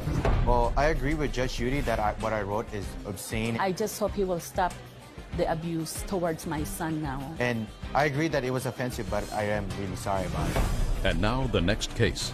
All parties in the matter of Corville versus Corville. Step forward, please. Tina Corville is suing her estranged daughter-in-law, Jennifer Corville, for an unpaid loan and car insurance payments. Jennifer says Tina's son is a deadbeat. This is the son? Yes, ma'am. And this is your soon-to-be ex-daughter-in-law. It is your claim that while she and your son were living in your home, you made a series of loans to her. Yes, Your Honor. Ms. Corville says that you made gifts to her because she was the only one working in her family. Your son wasn't working, so she did some car payments made in order to get her back and forth to work, and some insurance payments made on the car. I have a few questions. Yes, Your Honor. How old are you? 25. What do you do for a living? I'm unemployed at the moment. How long have you been unemployed? For not that long, because I had a job January 1st whenever I had put her out. Listen because to me. Listen to me. How long have you been unemployed? Since January 1st. Of 2007? Yes, ma'am. Prior to January 1st, 2007, your mother says that you weren't working a good part of the time. ma'am. That's what your mother says. Yes, Is she ma'am, lying? That's true. No, ma'am, that's true. How long did you have the January job? Not long, because I didn't even Just go don't off- tell me because. No, ma'am, I hadn't gone offshore. It was an offshore job, and I didn't have a ride to go offshore. That's why I didn't have that job. I hadn't So even you worked one didn't have day. a job? I had the job. I got hired. When I was the took- last time that you got a paycheck, Mr. I Corville? didn't get a paycheck from them because I never worked one day Mr. because Corville, I I didn't have want a you to ride. listen to, put on your listening ear, sir. Okay. When was the last time, month and year, that you had a paycheck? Think hard. 2006, and I can't give you the exact month. Well, give me close to the Okay. exact month. About the 10th month, or maybe even the 9th. What would that be, the 9th month? The 9th month Yeah. is September. Took me a while. Good. September. Now, in August, who did you work for? Pizza Hut, Doing what? delivery driver. How long did that last? Not long. Why? Because I was told I couldn't use the car to do it no more. I was putting wear and tear on our car. Your Honor, that was our car at the time. I was a manager at Pizza Hut. Listen, you know what kind of sympathy I have for you? Zero. You picked him. And not only did you pick him, but you picked him, and you have a child. Not with me. I know that. Okay.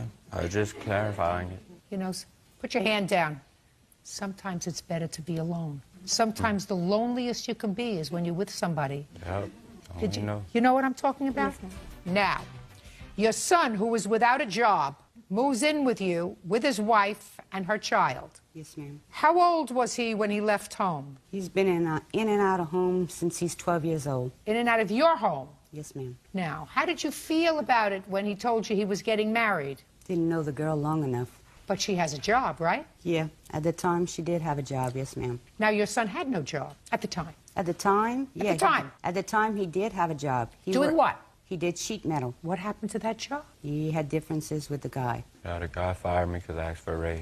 And what did he say when you asked him for a raise? He told me he didn't feel that I deserved it, and if I felt like I really needed it, I could go look for a job elsewhere because I no longer had one with him. No, that's not what he said. Yes, He ma'am. said, I don't feel as if you deserve it. If you feel as if you deserve more, go elsewhere. Yes, ma'am. Well, he didn't say that you can't have a job with him. He said, go elsewhere. Yes, ma'am. And so you went elsewhere. Yes, ma'am. Where'd you go? To Pizza Hut. Was that paying more than your sheet metal job? Yes, ma'am. Nah. With the tips, yes, No. ma'am. Okay. Now, tell me about this first loan. After they got married, they moved in with you because he's not working, right? Yes, yes, Your Honor. Were they paying rent in your house? Not at the beginning, no. Were they paying rent later? When the second go around, they were going to pay rent. They moved in twice last year. Fine. Well, the second time they moved in, did they pay rent? 1 month. How much? $150. And who paid the rent? My son. What was he doing? He was working for Trim. Newcom.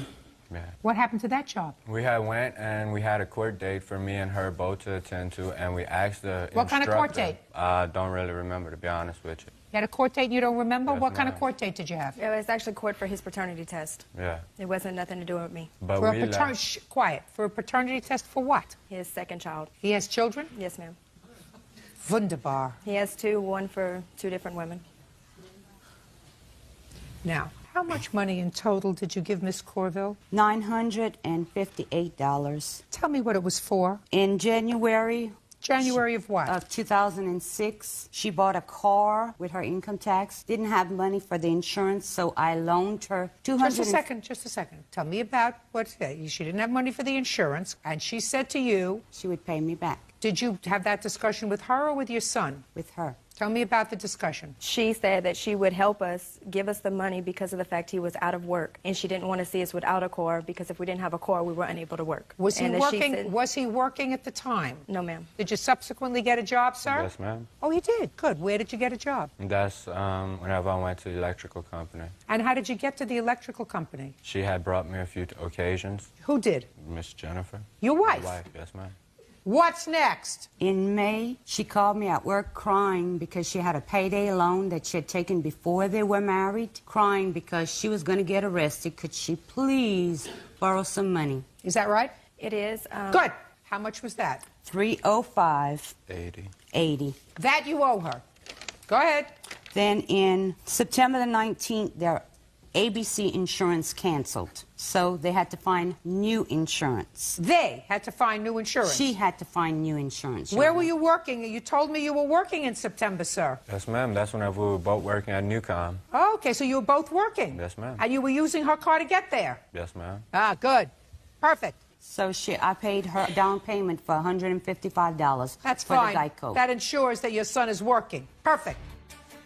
What's next? Then in October, she was short $100 because they both lost their jobs. She was short $100, so to keep her car, I put the $100 difference in pay that she would pay me back when she'd find another job. Why'd you get him to pay you some money? It wasn't his car. He was using it. They were a married couple. Okay, No, no, listen. she's Miss Corville. Miss Corville. I had lost your son 3 put her jobs. out of the house when? January 1st, 2007. Why? Why? What was my question? I couldn't use the car to go find a job, nothing. She had stopped letting me use the car, everything. That was her Really? car. And you had been using the car to go and look for a job? No, ma'am. Well, you said hadn't she let me. stopped. Yeah, let you like use she it. hadn't let me. And within 3 months since we had been back over there, I had got a job and went to Houma. That was the only time. So that's why you threw her out? Yes, ma'am, because I was supposed to be leaving to go offshore and she wouldn't bring me. Go ahead. He didn't get a job in Houma. He actually went to Houma to get a job. He failed his drug test, and he was unable to work offshore. So he actually didn't What work. kind of drugs were you taking that you failed the drug test? None. You mean the test was a mistake? No, ma'am, I was going offshore. So you didn't fail the drug No, test? ma'am. Would you like to take one today? Doesn't matter.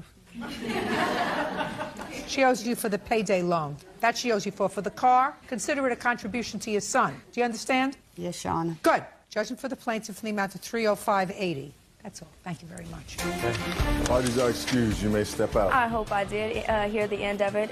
Judge Judy sure did fill me with some justice. Rennie are suing Janelle's son, Keith Harvey, for car payments on a Ford Explorer and for a series of unpaid loans to help him get back on his feet.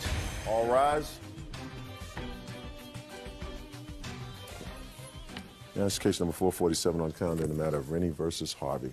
Parties have been sworn in. You may be seated. Mrs. Rennie, this is your son and your stepson, sir. Is that correct? Yes, ma'am. And, Mr. Rennie, it is your claim that Mr. Harvey owes you and your wife money for a series of loans that you made to him. And in addition, he owes you money for taking care of his 11-year-old son, who he left with you when he moved out. Yes, ma'am. Mr. Harvey says that you volunteered to take care of his son and that this money that both you and his mother gave him were gifts. That's your defense. And you're sticking to it. Yes, Your Honor. How old are you? 32. How many children do you have? 3. How many live with you? 2. How old are they? 5 and 3 months. Is the mother of the 2 children also living with you? Yes, Your Honor. Were you separated from her for a period of time? Yes, Your Honor. For how long? Well, it's 5, 6 months. And how much after you got back together again did she become pregnant? How much long? Immediately. You moved Yes. back together when? Yes, ma'am. Yes, Your Honor. Yes, what? I know that you moved back together. When is the question? Trying to think. You were living with your mother and a husband, with your 11-year-old son. Where's his mother?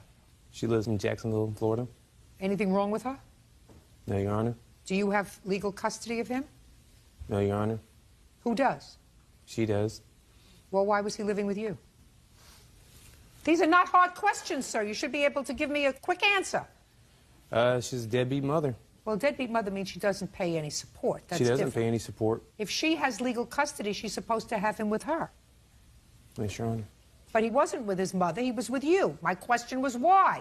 Because his mother's home got burglarized, and I felt it was unsafe for him to live there. So when did you take him? I can't think exact the timing. What year? It was 2006. She have other children? Yes, she does. Did she ask you to come and take him? Well, I felt it was best in his interest. I didn't ask you what you felt. I asked if his mother, who was his custodian, asked you to come and take him. Yes, she did. She did? Is that Yes, right? she did. Yes, ma'am. Okay. I mean, I don't know if he's not thinking right. She demanded someone come get him. In what month in 2006 did... It was actually 2005. It was September. And he came and brought his son to you? In the beginning, his son lived with my daughter, his sister, and then in January 2006, he brought him into the home with us because my daughter could no longer take care of him. Is he a problem? He isn't with us, but he's very argumentative, and I think it's just the way he's been, from going back and forth. And his mother is not a very good mother. She never gave him a lot of attention and stuff, so he can be difficult. Well, when you have two non-parents, it's hard to grow up yourself. That's exactly right. I'm just curious, Mr. Harvey. Well, you don't know dates. Your mother will tell me. When did he move out of your house? He actually physically moved out of our house in February '06. Leaving his son with you? Yes, ma'am. Is he still there? He's still there. How's he doing? He's doing great. Why don't you just keep him there? I think that's what we're going to do. Have you gone to court for custody? Yes, ma'am. We have temporary guardianship and custody right now until the juvenile district makes it permanent. And that can be any time now. Who pays support for him? No one at this time. Not him? His father was paying support up until July of '06, which automatically comes out of his paycheck and goes through the court system, and the mother was receiving it, and she was keeping it. She was not giving it to us for the child. I have an appointment through child support recovery. We've already did one appointment. They're going in front of the judge, actually. You are? Child, yes, ma'am. Okay, so you should get that money retroactively. Yes, ma'am. Okay, fine. It So will I be don't have to paid. deal with that. Look at how this is nice. It's going to be coming out of his pay retroactively to the day he stopped paying child support. Yes, ma'am. Oh, perfect. So now we can move on to the other loans. Now, tell me about the other money, Mr. Rennie. Good morning, ma'am. We financed a vehicle for him. When he went to jail in 2004... What did he go to jail for? Domestic violence charge. Against whom? The girlfriend he's living with currently. The vehicle was refinanced at that time. The payments went on. He was making the payments. The June payment was not made. The June payment came out of my son's 13-year-old savings account because our bank takes it from where there's money. July's payment, he made half of. And he came to us in July and said, I'm going to be getting my own place in August. So we said, contingent, you were supposed to come take your son in August to come live with you. School starts and he can be in the house and all that good stuff. August came, and I went to bring him there, and he refused him. He told his son, I can't take you, I can't afford you right now. So rather than make a stink, we just That's brought... what you told your son? I didn't refuse him. I told them that the timing wasn't right at the time, and as soon as I get on my feet, he'll be living with me. I was just trying to get ahead, Your Honor. You don't get ahead by making another baby. You got enough babies. You had enough babies before you had this one. How many car payments did you make for him? We made June's, the other half of July's, and August and September. What arrangements did you make with him to repay you? He'd been paying it all up until that point. I understand that, sir. But once you pay, unless you have a contract with him to repay you, that's a gift. What about the car payments, sir? Why didn't you make the car payments? Too busy making a baby? No, Your Honor.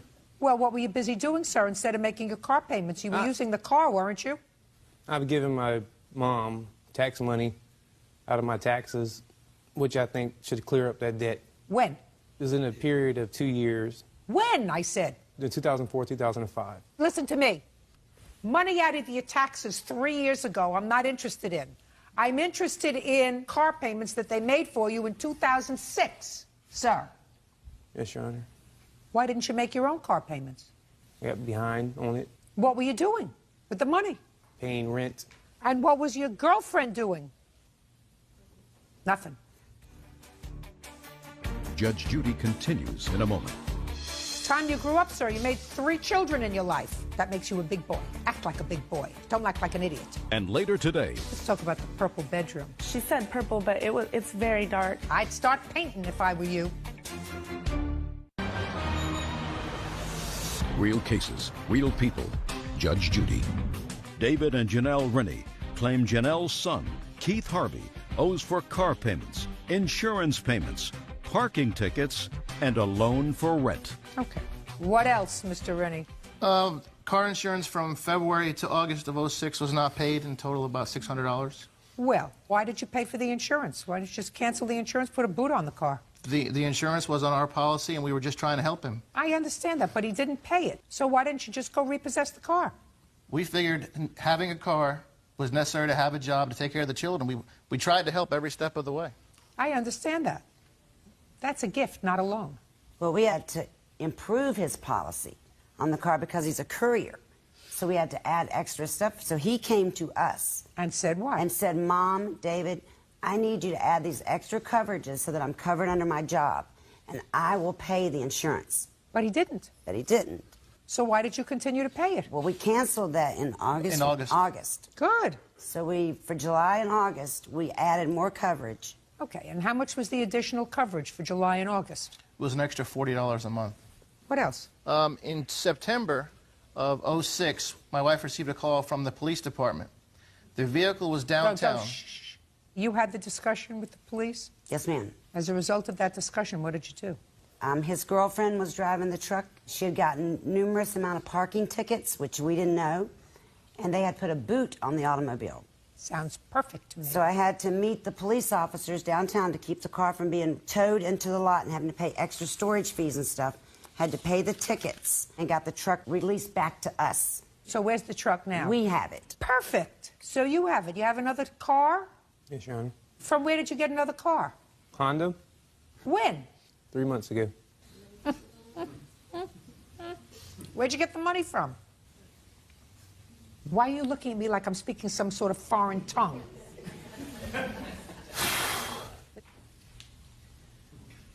I didn't need any money down. My sister helped me out, and she co-signed for the car.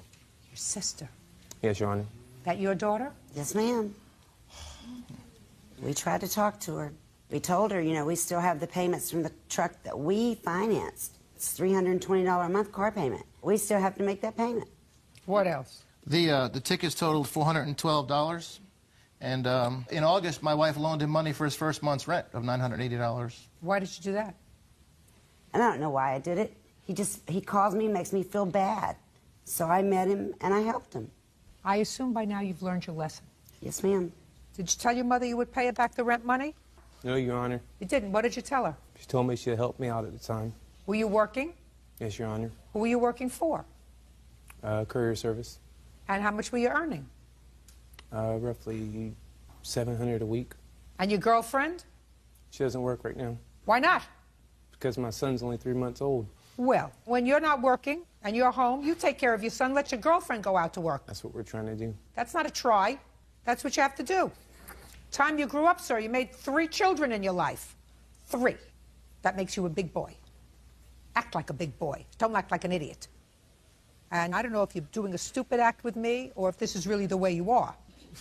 I'm not sure. But I know that you owe your mother and your stepfather $1,472. That's all. Step out. Parties are excused. You may step out. I'm very disappointed in my son. I don't like being in court against my child. She made me look like a fool out there, and I'm not. We put him in our house for 2 years, and the promise was, I'm going to get a second job. I'm going to fix myself. Hey, we're trying our hardest. Working hard. And now the next case. All parties in the matter of Bugby versus Lauderdale. Step forward, please. 22-year-old Brittany Bugby is suing her ex-roommate, 21-year-old Amanda Lauderdale, for rent, damages to the apartment, and for painting her room purple. Miss Bugby, the defendant, who was a friend of yours, moved into your home when you had a fight with your boyfriend, according to her, and he moved out. You needed someone to help you with the rent. Yes. She agreed to pay rent, and it is your claim that she left owing you money for rent, and she or her boyfriend caused some damage to the house. You want her to pay for the damage to the house, and you want her to pay the rent that she owes you. Yes, that's Ms. correct. Lauderdale says that she paid you rent for each and every month that she was living with you, that she caused no damage to your house, and that I think that there's a room color that you don't like. What's the room color that you painted your room? Oh, purple. Purple. And that the landlord doesn't like the purple, you're going to have to repaint that, and you want her to pay for that. Yes. How long did you live with her? From August, and I moved out November 1st. August what? I don't remember the exact August date. what? August 2nd. And you moved out November 1st? Yeah, that's not right. When did she move out? She moved out November 5th. That's not right. That's when you noticed. Just a second. How much rent were you supposed to pay? $650 a month. Did you pay $650 in August? Yes. Is that correct? No, and I have proof. I'd I have see the a proof. bank statement here showing the check that Amanda gave to me, which was only $600. Can I see it? Yes. I don't believe I ever gave you a check. It was from your mother. It's towards the back. It's a check that her mother wrote to me for her rent. For $600? For $600. She said she'd give me the $50 later when she got paid, but she never did. Okay. So that's $50 for August. What about September? Actually, if you look through there, it'll show every month that I paid my rent for a $1,300 check, but it never shows any deposits of $650. That's not what I asked you. I said, did she pay? No, did I'm you sorry. pay September's Yes. rent? Show me. I always paid her in cash. I gave all my cash to Brittany. Never asked for any receipts because at the time she was a very good friend and I didn't think we would end up here. Where were you working in September? I was working at Nordstrom. You work full-time at Nordstrom? Not anymore. So what do you do? Right now I am planning on going to school. Right now I'm not doing anything. So you don't do anything. When did you stop doing something? I believe it was early November, probably a week after I moved out of Brittany's house. Okay. So when she didn't give you any money, according to you, in September, what did you say to her? She said that she hadn't got paid yet and that she was going through some financial problems. She was With my what? best friend. She owed money still to some electric companies and some gas companies from living in an apartment previously, and she still owes money to them as far as I still know. What about October? She give you any money in October? She tried to give me a check. It was a third-party check from her Nordstrom's, and I deposited it into my account, but they sent it back to me, and I asked Amanda if she would cash it and give the money to me, but she never did. Why did they return it? In order to do a third-party check, she signed the check over to me, and I put it into an ATM, but I guess you're supposed to take it into the bank and show your IDs. You can't do it through an ATM. So why didn't you do that? Amanda said she was just going to go get it cashed. I wouldn't have given the check back to her. Well, I couldn't do anything with it. Sure you could. You go into the bank with it. Mm-hmm. And You go into the, you just said to me that your bank told you you have to take the money, go into the bank. So instead of giving it back to her, if she owed you for 2 months' rent, I would have gone into the bank. I would have made that little extra trip. Yeah, I guess you're right. I guess I'm right. Now, she gave you rent for October, but you couldn't cash the check. She took the check and didn't give you any cash. Correct. And you didn't say anything to her. I asked her for the money, and she told me that she would be giving me the money for October and November on the 7th when she got paid. And that was the last I heard from her. Not true. Not true. Why did you get into difficulty with your prior bills? Because at the time I was living with a boyfriend, and I was the only one working, and I could no longer support both of us. So I moved out. And when you moved out, the utilities were in your name? Mm-hmm. So how much do you owe them? I never received any of the bills after I moved out. I have no idea how much I owe. All you have to do is make a phone call. You're right. I know. I believe her when she says that you didn't pay her rent. I believe her. Okay. Now, why did you decide to leave? Because she had told me that she was using cocaine, and that's why she had a miscarriage. And I just felt like her lifestyle was making me feel very uncomfortable. She was bringing home strange guys in the house all of the time, crying to me about all this stuff, and I couldn't take it anymore. I talked to my mom about it, and my mom said that it'd be a better choice for me to live with my mom instead of Brittany. That's not true. I don't do drugs whatsoever. I don't bring strange men home, and that's so false. I don't know how else to put that. Who are you? I'm Wilson, her boyfriend, Amanda's. Current boyfriend, not the one that she moved out on. Current, yes. Are you the one who broke the door? No. I was there for the party when the door got broken. It was a Halloween Oh, well, I party. want to hear about that. Stand up. How'd you hurt your foot? Slipped off some stairs. Where were you? At a friend's house. Party? No. Just hanging out at his house. Had a couple stairs in the front of his walkway and just slipped down one of them, twisted the ankle real bad. You can take the crutch with you if you like. No, I can stand it. Great. You get no sympathy from me for doing that. You understand? Don't ask for it. Okay, tell me about this party when the door got broken. Halloween party, obviously. I was at work until about 1 o'clock in the morning. Got there about 1 o'clock, and it was kind of out of control. There was a dancing area, and by the door that got broken, someone opened up the door really fast. It had little glass sections in the door. Somebody swung it open and smacked the window broke. Brittany was trashed out of her mind. She had no idea what was going on, and that's what happened. Now I I'll saw hear your everything. story. All right, we were having a Halloween party, and a bunch of our friends were there, both of our friends. And shortly after Wilson showed up, one of his friends slammed the door open, and I was upset, and I said, Amanda, Wilson, make sure you get his phone number. And Wilson and Amanda both said, don't worry about it. It's Wilson's friend. We'll take care of it. They never did, and so now I'm suing for the amount. Not suing them. Well, Amanda said that she would make sure that it was taken care of. Well, listen, you can't rely on that. Amanda hadn't paid you rent in 2 months, according to you. How could you rely on her saying, I'll take care of it? It's true, yeah. I don't believe you. Let's talk about the purple bedroom. Did you let us paint the bedroom purple? Yes, I did. Well, then you deal with it. It's very dark.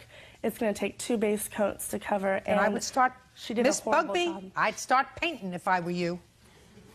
Okay, Miss Lauderdale, you owe her $1,300 in rent and another $50 from the first month. And the next time, if you pay somebody rent, you pay them by check and get a receipt.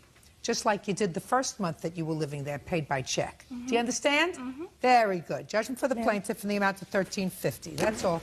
Pardon your excuse, you may step out. I'm sorry that it had to come to this. She was my best friend. I never thought I would have to. 26-year-old Megan Coe is suing her ex-boyfriend, 26-year-old Ryan Anderson, for loans to buy a GMC Jimmy and to pay his DUI fines. Megan claims Ryan has a serious drinking problem. All rise.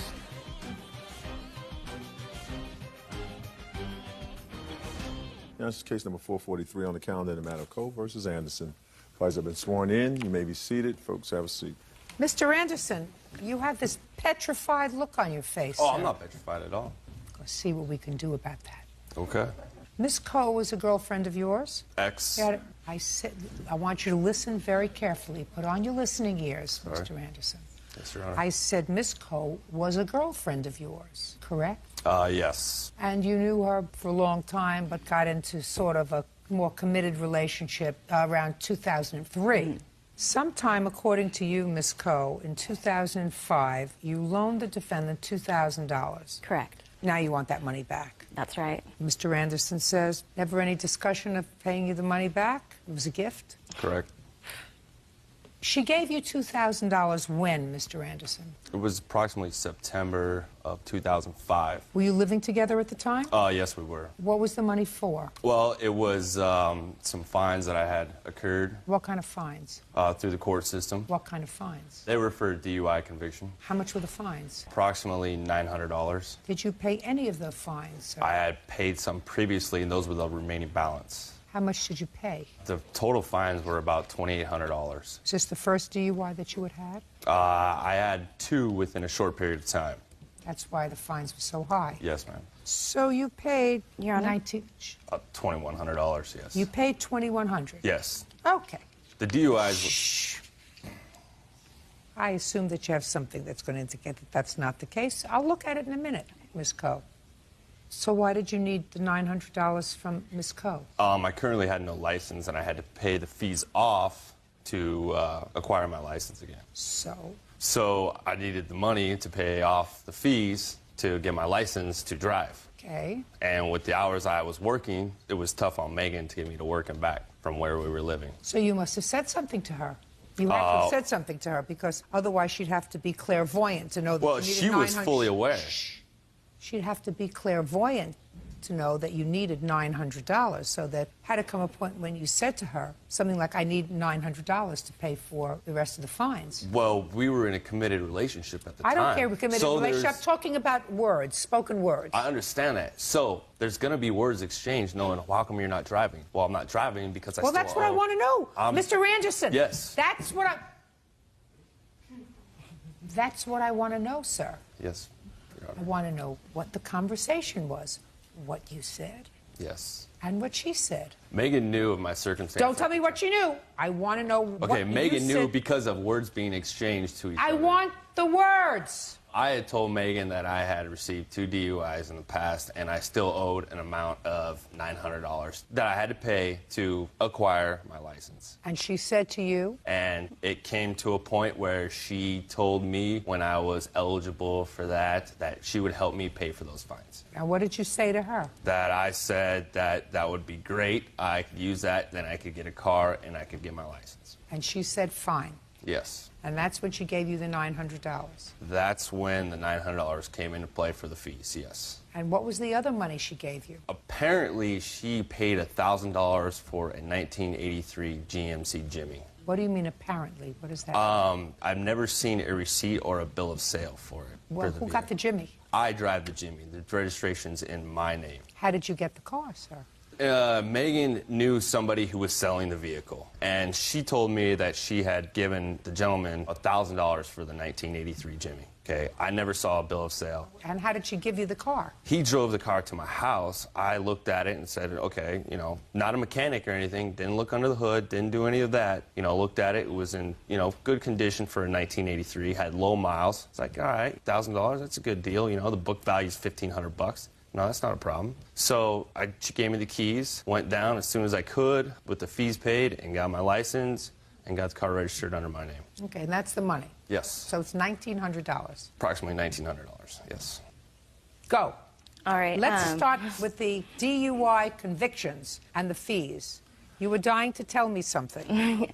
I have receipts for the payment of the fees, and it's over $900. I went and paid myself in cash, went to the courthouse for him because he had no transportation. Do you want to see them, the receipts? No, I believe it. He says that you paid them. Also, it was never a gift to him. It was fully intended to be a loan. I did it to help him out so he could get his license so I would not have to drive him around. Just tell me the conversation, madam. In September, he was eligible to get his license back. And so he was in the mix of trying to get his license back. He had these DUI fines that he needed to pay off. So I told him that I would loan him $900+ to pay off his DUI fines. And he would to pay me back in monthly payments and with his January of 2006 tax refund. Okay, did he do that? No. So he didn't pay you back in January 2006. When did you and Mr. Anderson separate? January of 2006. Tell me how that came about. Well, Mr. Anderson's continues to drink excessively and black out and verbally pretty much assault me and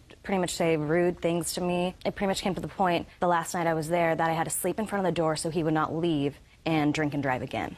Okay, so the fines you paid, and what about the car? How did that come about? He needed a car. I told him that I would loan him $1,000, and he would pay me back the same way as the DUI fines. How did you find the car? My friend was selling his GMC Jimmy. It was $1,000. I asked him if I could buy it from him for Ryan, and he said yes. And you gave him a check? I gave him the check. And he gave you the keys? He gave me the keys and the title. And the title. And then you drove it home, or did he drive it home? Nathan drove it home. The and owner. Where was Mr. Anderson? Mr. Anderson was at the apartment.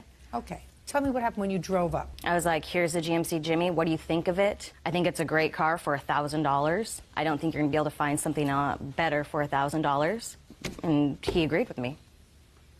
That's pretty much what he said. Mm-hmm. Was he working? Yes, working full-time. Just a second. September, October, November, December, he was working full-time. He now had a car. Right. How much of this $1,900 did he pay back to you? Zero. That's because it wasn't a loan. That's because it became a loan when you decided it was over.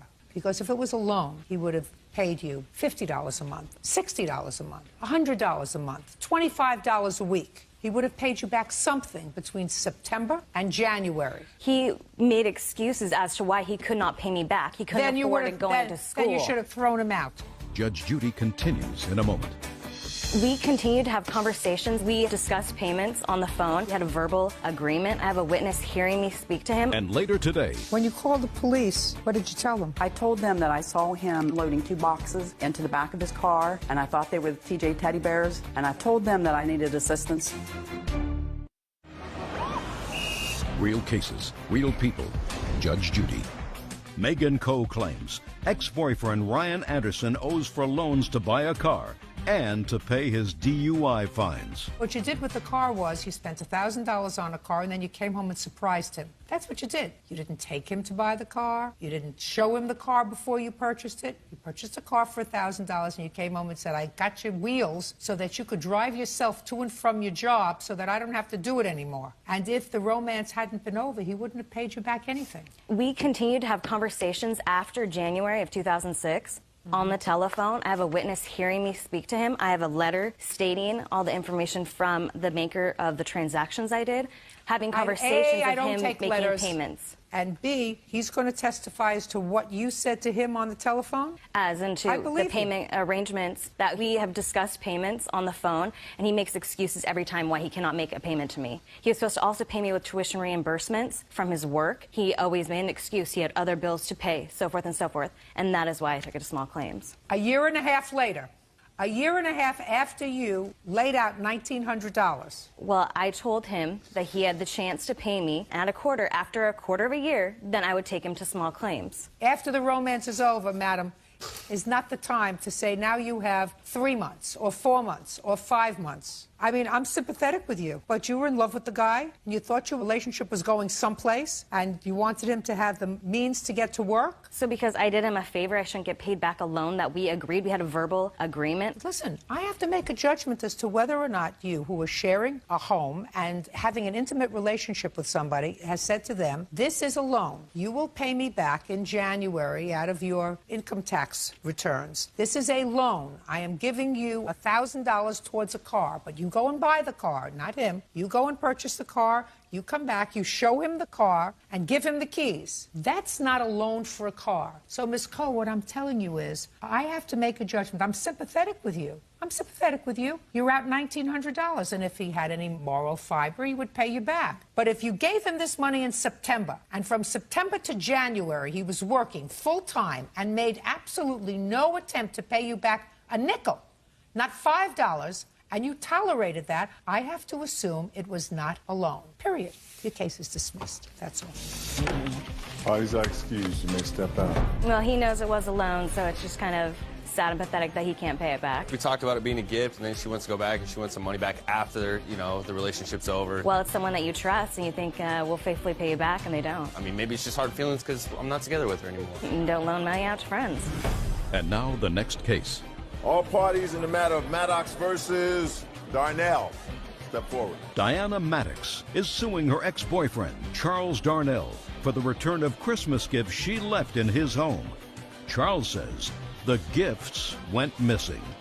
Ms. Maddox, according to your complaint, you dated the defendant for many months.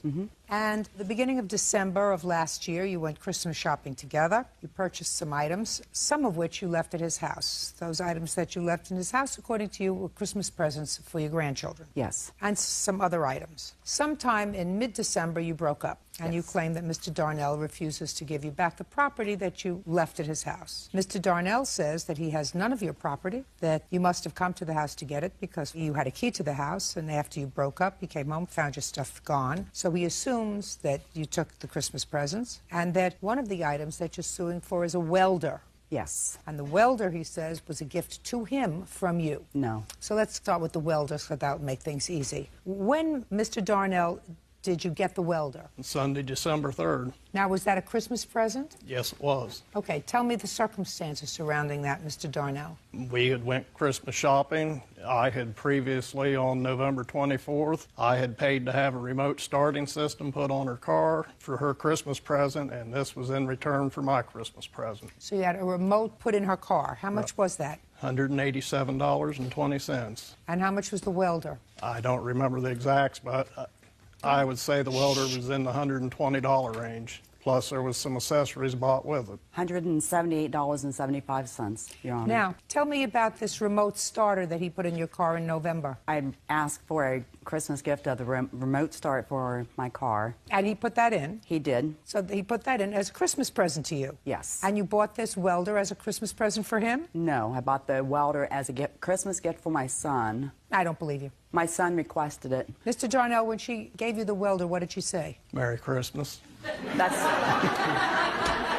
Your Honor, that's not true. Was it unwrapped? It had never been wrapped. Let's leave out the welder for a moment, Miss Maddox. Let me hear about the Christmas presents. On November 4th is when I actually started my Christmas shopping, and we had went to Sam's Club together, and for my 2 grandchildren, I had bought 2 TJ Berry Tales. They're animated learning teddy bears. The teddy bears actually read to my grandchildren. I purchased them for $128.10. Why did you leave it at his house? Because the animated teddy bears, some of the stuff was electrical, and I didn't want to leave it out in my vehicle overnight. Okay, I see. Now, all the stuff that you purchased, that you left at his house, comes to how much, exclusive of the welder?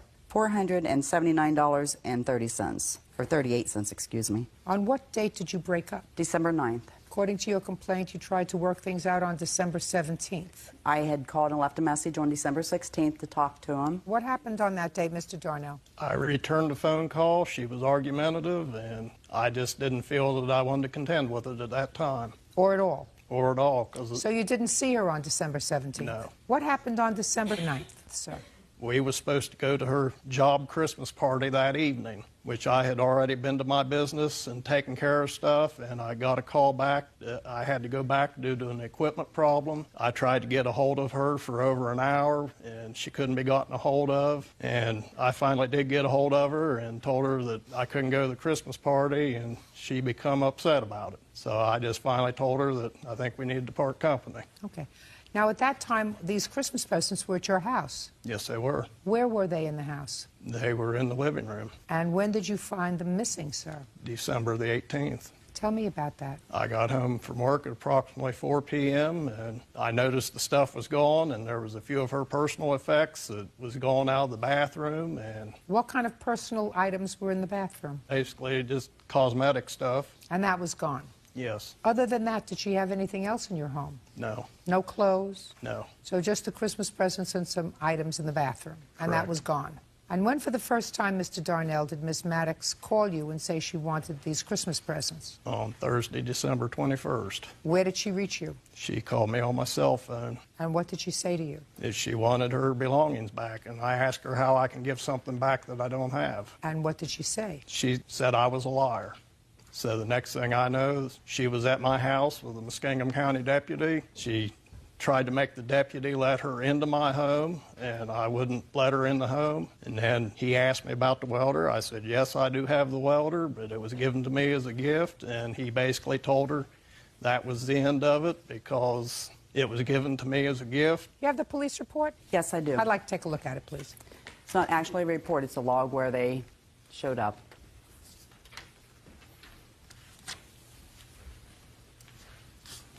When you called the police, Miss Maddox, to accompany you, what did you tell them? I told them that I saw him loading things into his car, and I needed assistance to make sure that he didn't take off with the teddy bears. I thought it was the TJ Berry Tales. When did you see him putting things in the back of his car? On the 21st of December. I had called him, left him a message. He called me back, told me I would never get my belongings back. I had 3 CDs in my car. I didn't want it. That was on the 21st? This is on the 21st. So I went to his house anyway. I handed him the CDs because I didn't want them. I said, could I please get my stuff? And he said, you'll never get your stuff. So I left. I went to some pawn shops. Hope maybe he had sold them. I could maybe buy them back for my Christmas presents. And they wasn't at the pawn shops. So there's a school behind his house, and for some reason, I pulled behind there, and I saw him loading 2 boxes into the back of his car. And I thought they were the TJ teddy bears. I really wanted them for my grandchildren. So I called the deputies to help me get them. Did they look in his car? No. They said it was property. That's why they didn't. Because at that point on me, I did not have the receipts.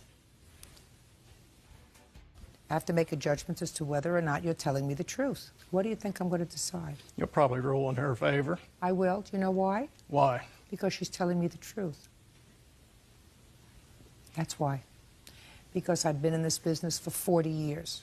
And that's why I can tell who's telling the truth and I can tell who's lying. And there isn't a question in my mind that this lady would not have come to court today unless she felt as if you did the wrong thing by keeping her grandchildren. It may have been other things, you know, there were other things other than gifts for her grandchildren. Maybe she would have let it slide. But it really irritated her that because you broke up in a way that was unpleasant, you took her property, which I believe, I don't know what you did with it. You sold it. You have grandchildren. Maybe you gave it to your grandchildren. Maybe you gave it to your friend's grandchildren. Maybe you just threw it in the garbage someplace. But there is no question in my mind that you had her property. The welder is yours, Mr. Darnell.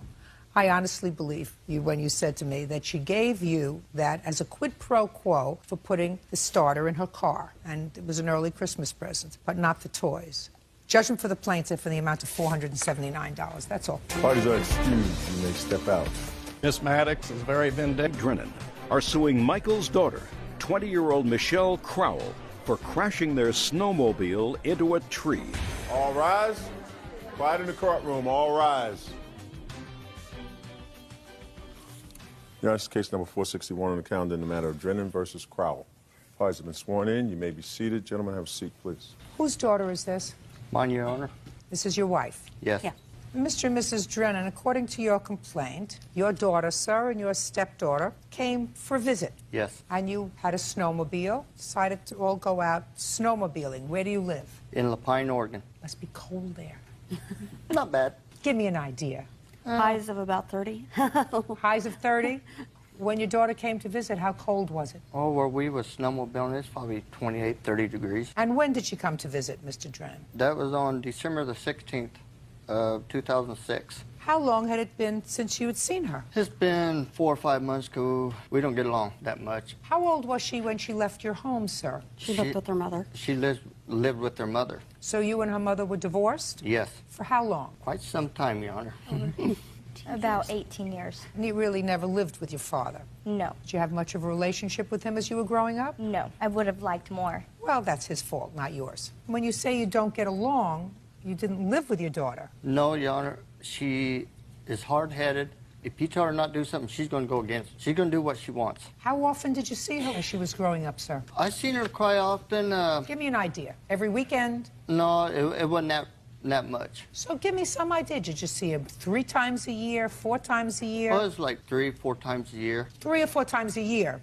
Okay. So your daughter came to visit you on December 16th, 2006, and you all went riding in the snowmobiles. And it is your claim that your daughter didn't listen to you, she drove your snowmobile, and she wrecked it, and you want her to pay for the damage. And your daughter says that you really ought to pay for her medical bills and a little pain and suffering because you let her drive the snowmobile knowing she didn't know how to drive it. That's your counterclaim. Yes. Go ahead, Mr. Drennan. Who's going to speak, you or your wife? I'll let my wife go ahead and then... Michelle did live with us for a small amount of time when she ran away from home, and then she wasn't going to abide by our rules, so she went back to live with her mother again. And on this day... to December 16th? Yes. On December 16th, when we went snowmobiling, we drove around for a while, went to a few of the lakes. Who's we? Larry, our witness, myself, Michelle, Larry's grandson, and my son, and Mike. How many snowmobiles do you have? But altogether, we had 4 snowmobiles with us. How many were yours? 2. 2. She was on one? She was riding on the She back was of riding mine. with him. Good. We stopped at what's called a play area that we always stop at, and it says steep hill. My son asked if he could side hill. If you snowmobile, when you side hill, you go just up the side of the hill a little bit, back down. My son did that a few times. Michelle asked several times if she could ride it. She stated to us at that time that she had went snowmobiling to Moon Mountain with her husband before and rode snowmobiles. And I let her on. It was approximately 2 minutes. She did 2 side hills, came back down, pulled up beside her father, which was sitting here. She pulled up here on the snowmobile. Brother was standing here. He said, "You did nice. Do not go up the hill any further." She looked at him, gave him a smirk, a smile, and took off full throttle. And that's when she hit the tree. Just before she hit the tree, she bailed off the snowmobile face first. So, Ms. Drennan, I gather that the thrust of your complaint is that your stepdaughter exceeded the permission that you and your husband gave her by going up the mountain when you told her she should not go up the mountain, and therefore she's responsible for the accident. Yes, ma'am. Okay. I'm curious, Mr. Drennan, why did you tell her not to go up? Because just by watching her ride around on the flat area where our 11-year-old was riding, I could tell that she has not been on a sled. But she did tell us, my witness heard her, said that she rode snowmobiles before. Were you allowing your 11-year-old to go up the mountain? No, ma'am. We told him to just go up on the side. He just side hill. Shh. I'm talking to him. You told him to go up just the side. I told him how high to go. He knows how high to go. And Don't tell me what he knows. Was he going up the mountain? Maybe 10, 15 feet, he'd go up and come right through the curve. And how far did your daughter go up the mountain? About the same height as he did until she came back, pulled up next to me, and she had this funny look in her eyes, and I said, do not go up that hill, Michelle. She gave me a funny look and powered into it and went straight up it. Never hit her brakes, never tried to turn, and hit the tree. Okay, now I'll hear you. That's not what happened. We were playing, we stopped and played, and yes, I did go up on the hill. I watched my brother, and then I went. And then I pulled up next to him, and I said, Dad, can I go up that hill? He kind of looked at me and said, I don't know. And Shelly was in the background saying, I don't know, that's my snowmobile. I don't want it to get wrecked. And I looked over to the witness, and he's in the background telling me to go up. He's like, you'll be okay. Telling Mike, my dad, that she'll be okay. She's going up the hill. That she'll be okay. And I said, can I go? And the guy in the back told me to go, and then my dad's like, all right, just be careful. And Shelly's just like, I don't know about this. She said, your stepmother said, I don't know about this. Yes. My dad showed me what was the throttle and what was the brake, and I went up the hill. He told me to lean forward as I go up the hill so I don't tip back. And that's when I went up the hill and I accidentally smacked into a tree. Whose fault was it that you went into the tree? It's mine, I guess, you know. Oh, I'm asking you these questions because of your counterclaim. So my question is, why are you suing your father and your stepmother for your medical bills and for your pain and suffering if it was your fault that you had the accident? You know, it wasn't like I intentionally went up there, you know, just to smack into a tree. Well, you intentionally, just a second, you intentionally went up the mountain. Yes. It wasn't your intention to smack into a tree and injure yourself. No. Of course. Okay, the accident happened. How were you injured? Tell me what part of your body was injured. I hit a tree head on. I flew and I went through their dashboard. I hit the tree with I had the helmet on, hit the tree with my head, and then my knee broke off the key when the key was in the ignition, and I flew off. And I remember kind of looking up and then kind of just passing out. And then I remember my dad and Shelly and everybody came up, and then my dad was yelling at me, calling me names and cussing at me, telling me I was just like my brother, that I don't listen. He was calling me the B word. He was just going off on me, and I was just crying. I couldn't even get up. He was yelling at me to get up. He went to go try to get me up, and I told him, don't touch me. And then that's when Shelly kind of came over and, you know, asked if I was okay. And, you know, I said, my knee is really hurting. I can't move it. And she kind of helped me up and helped me down the hill. Judge Judy continues in a moment. What would prompt a father who has had little contact with his daughter most of her life to sue her over an accident? Don't speak. Try to have an original thought. And later today, why did you let her take the puppy without any money? When she came, she indicated she has been through some turmoil, and I felt sorry for her. You're a scam artist. No, ma'am. No. real cases, real people. Judge Judy.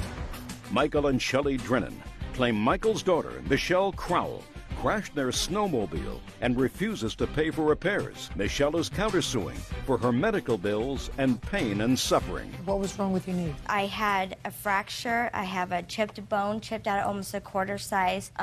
They think I tore my ACL. They want to do some more work on it. Were you in a cast? No, because I could still move it. That's only if it's completely broke. Can I see the medical report, please? Just all of it. Who is this? This is my husband, Tom.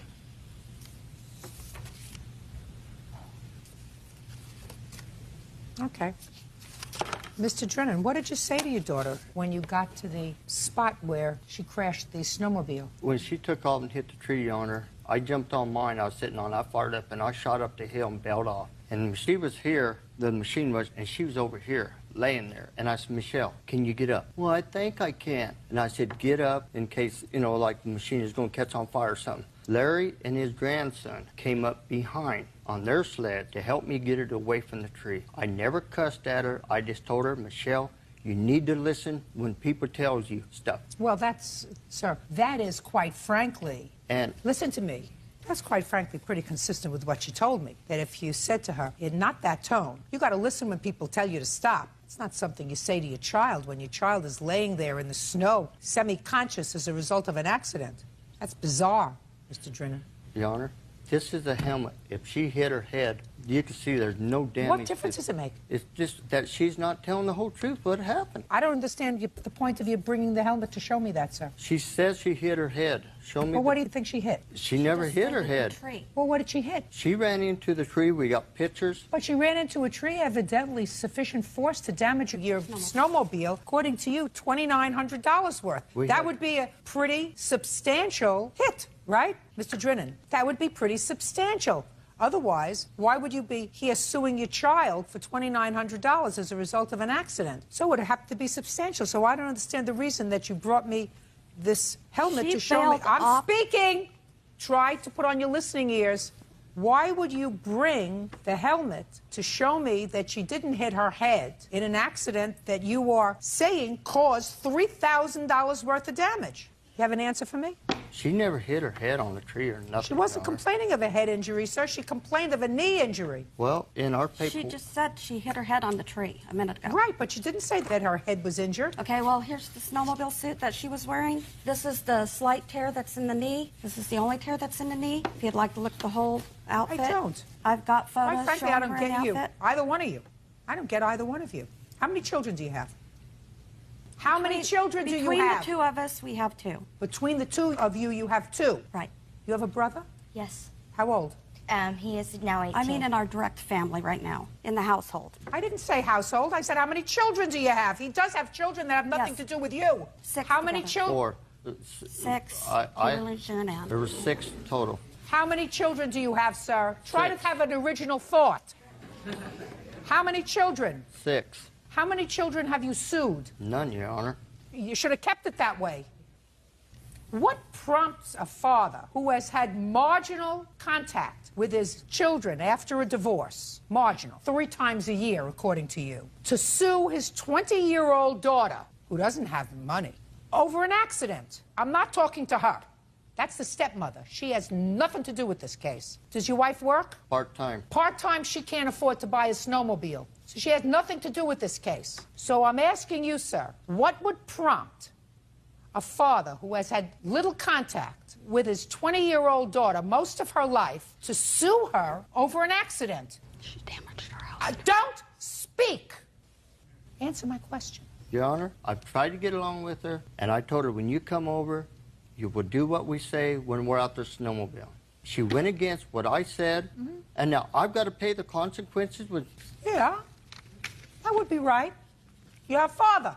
I mean, I have children, sir. They've taken my car and done things that they shouldn't have, you know, and make up stories. The car got down the embankment because the earth gave way underneath it, and that's how it ended up in the bottom of a ravine.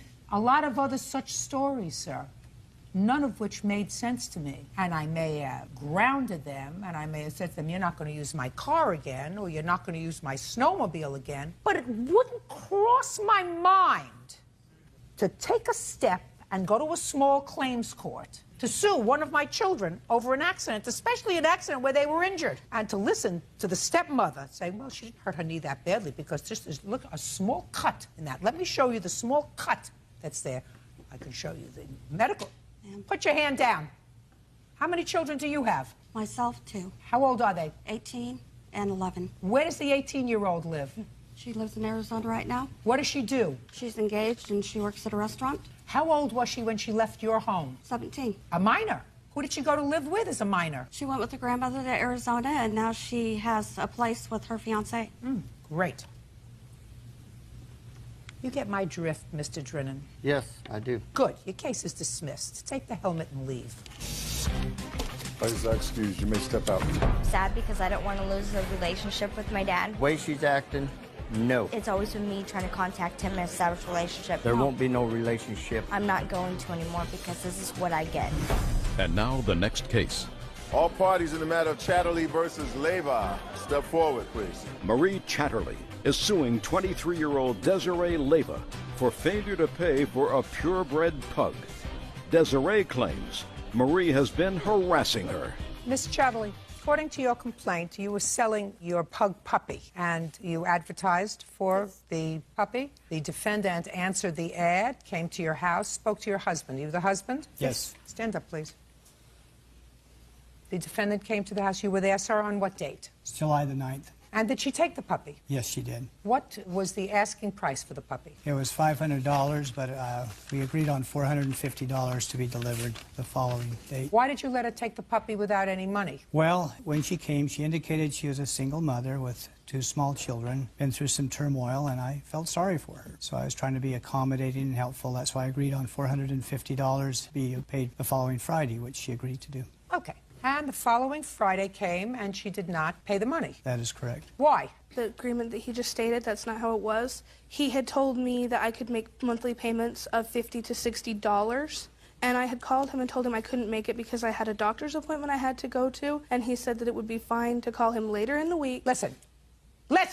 I read your answer. And your answer says, well, I didn't make an arrangement with her. I made an arrangement with the husband. I took the dog because I wanted to see if the dog fit in with the rest of my family. And then I ran into some financial difficulties, and I couldn't pay for the dog right away. And then she started calling and harassing me, and she called me 42 times to either return the dog or pay the money. And because of her actions, I'm not paying for the dog, and I'm not returning the dog. Wrong!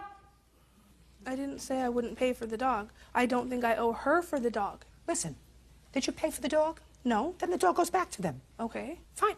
Great. Fine. You want the dog back? No, Your Honor. No. Why not? That breed of dog didn't work with our other dog we already had at home. What kind of dog do you have? Yorkshire Terrier, a 3.5-pound Yorkie. And we had Lola for 2 weeks, and it was too aggressive with our other dog. So that's when we decided. Well, they're not aggressive. They're adorable. I They love are. pugs. They are adorable. I love pugs. They're spirited. They're like clowns. They were playfully. She was playfully too aggressive with our other dog, and she ripped her ear off, and she was just. By accident. I mean, she wasn't hurt. Sure. I'm sure. Yes. Playfully, yes, Your Honor. How old is she now? She was born February 22nd, ma'am. How does she fit in with the rest of your family? Everybody loves her. My kids play with her. I mean, I've never seen an aggressive bone in her body. Well, just a second. How much money have you given her for the dog? Nothing, Your Honor. Well, that's outrageous, madam. Yes, but I made agreements with Steve I don't care Chatterley. what agreements you made. You have paid nothing for this dog. And if they didn't sue you, you would have continued to pay nothing. No, You're a ma'am. scam artist. No, ma'am. No. Yeah, He you agreed are. to me. No, ma'am. He agreed that I told him I could not pay for the dog and I would bring it back. He told me he could not take the dog back at the time and that if I bred her to bring him a puppy or the money off of a puppy. Did you say that to her? No, I did not agree to that. She offered that, but as... She offered to breed the dog and give you a puppy instead. Yes. And the money, too. No, Your Honor. Well, and the money, but later it was just the... But later on, it was just the breeding. So Yes. she was trying to get away without giving you any money. Yes. That's exactly what she was trying to do. I never heard of such a thing. You go for a dog, somebody who's... Where do you live, sir? In Spanish Fork, Utah. God, must be really kind, gentle people in this country that I don't know about, right? I never knew anybody that let you take a dog. I'd say take it home. See how it fits in with the rest of your family. If it's okay, then you pay me. If not, you can bring it back. Oh, I took it home, and it really likes my family, but I can't pay you. Well, that's okay, because, you know, you're a single mom, you have young children. I don't know people like that. Maybe it's growing up in a hardcore city that makes you like that. You have to pay for the dog. Judgment for the plaintiff in the amount of $450. If you wanted the dog back, I would have given you the dog back. But since you don't, and it appears to Your be Honor. just fine. Your Honor. What? There were some expenses that we have to look for an address for her on the internet. Yep. So she could be served. So? For $62, and the money that the constable... Lisa Pelisek is suing her former live-in boyfriend, Franz Zygmuntovich, for the cost of items she purchased for his home. Franz is countersuing for unpaid rent. Now, this is case number 433 on the calendar in the matter of Pelisek versus Zygmuntovich. Parties have been sworn in, Judge. You may be seated. Folks, have a seat, please. Ms. Pelisek, the defendant and you were involved in a relationship. You lived together in his home for a period of time. You claim that while you were there, you purchased some furniture for the home, put it on your credit card. The relationship didn't work out. You moved out. He kept the furniture. You're paying the bill. You want that credit card paid. Now, you have the furniture, right? Yes. And you're not paying the bill. I did pay some of it. But you're not paying it now. No. And you say that's all right because? Well, Your Honor, there's a lot more to it than just the furniture issue. You're also counterclaiming because you say she owes you for half the mortgage payment Yes. while she was living there. Yes. That's a lot of baloney.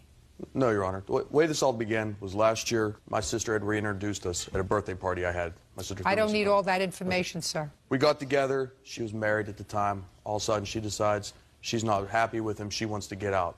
Originally, we were looking for a place for her to live somewhere nearby me. At the time, she called me and says, you know what, why don't I just move in with you? I'll stay there. That's all good.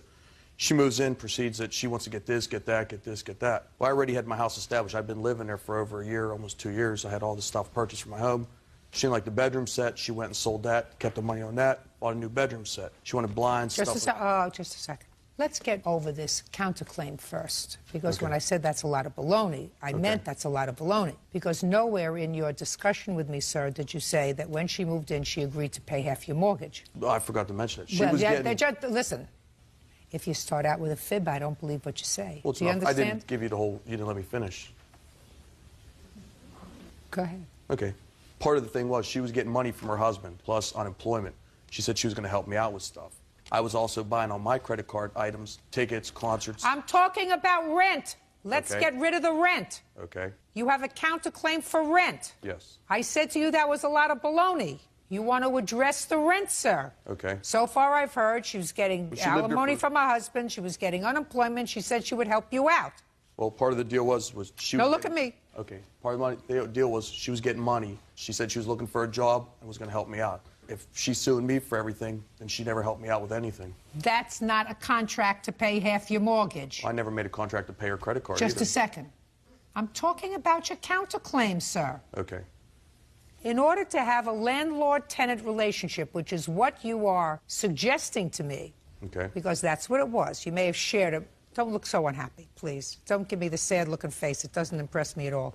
Okay? So, you know, put the smile on the face or just... But this sad face doesn't go far. I have no heart.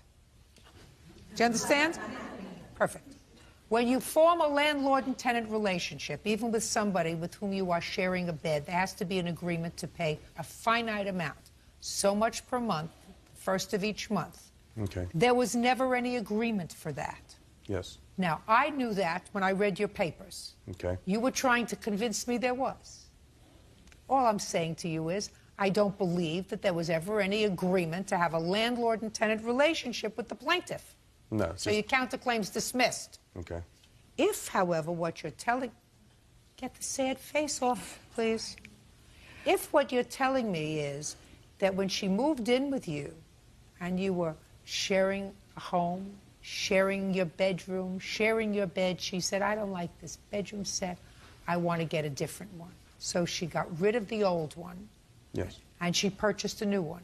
Yes. And she kept the money from the one that she sold. Yes. Wouldn't you have been smarter to say to me at the beginning, no, we didn't have an agreement as far as rent is concerned? Because now I tend to doubt that she sold the bedroom set and kept the money. Is she going to tell me she kept the money? If she's not lying. Let's see.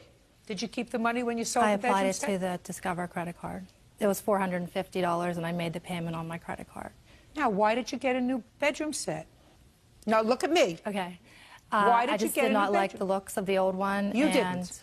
We were planning on going to get married, and I was going to live there the rest of my life. He told me that I You can... bought him a present, a new bedroom set.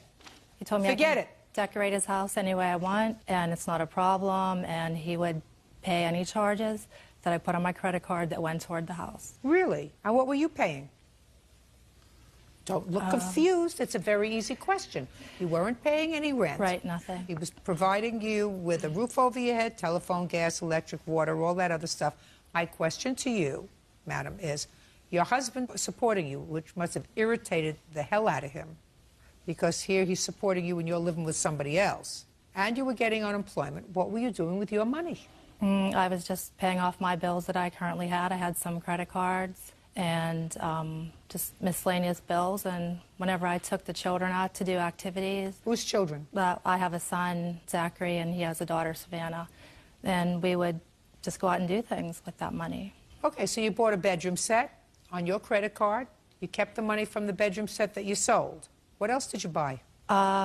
There were just many, many household items, new kitchen sinks. There were shower curtains, shower rugs, window blinds, just miscellaneous home items, shelving units for the basement. But it all just really added up And over what period of time did you purchase these things? From the time I actually officially moved in, which was July 16th, until September 15th.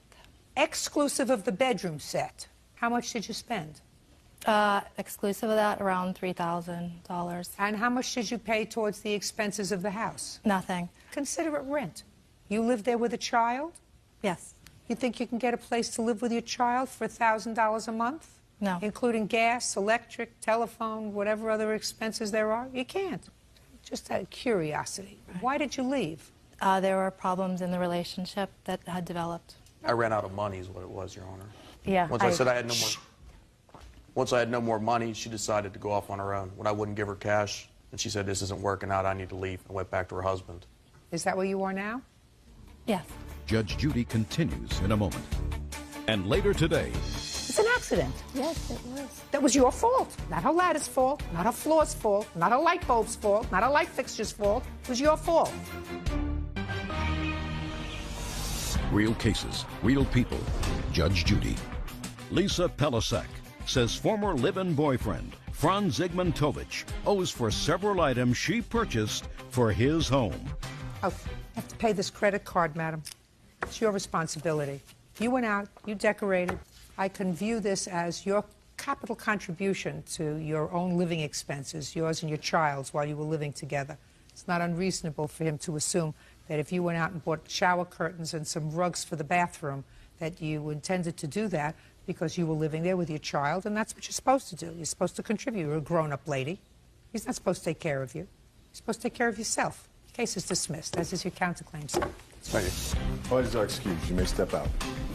He agreed to support me when I was living there because I was enrolled to go to school. Money issues always being brought up. It was continually money. Well, my credit card kept going up, and I had to move out before it went any higher. She ended up back with her husband after it was all over and done with anyhow. And now the next case. All parties in the matter of Bayer versus Hall.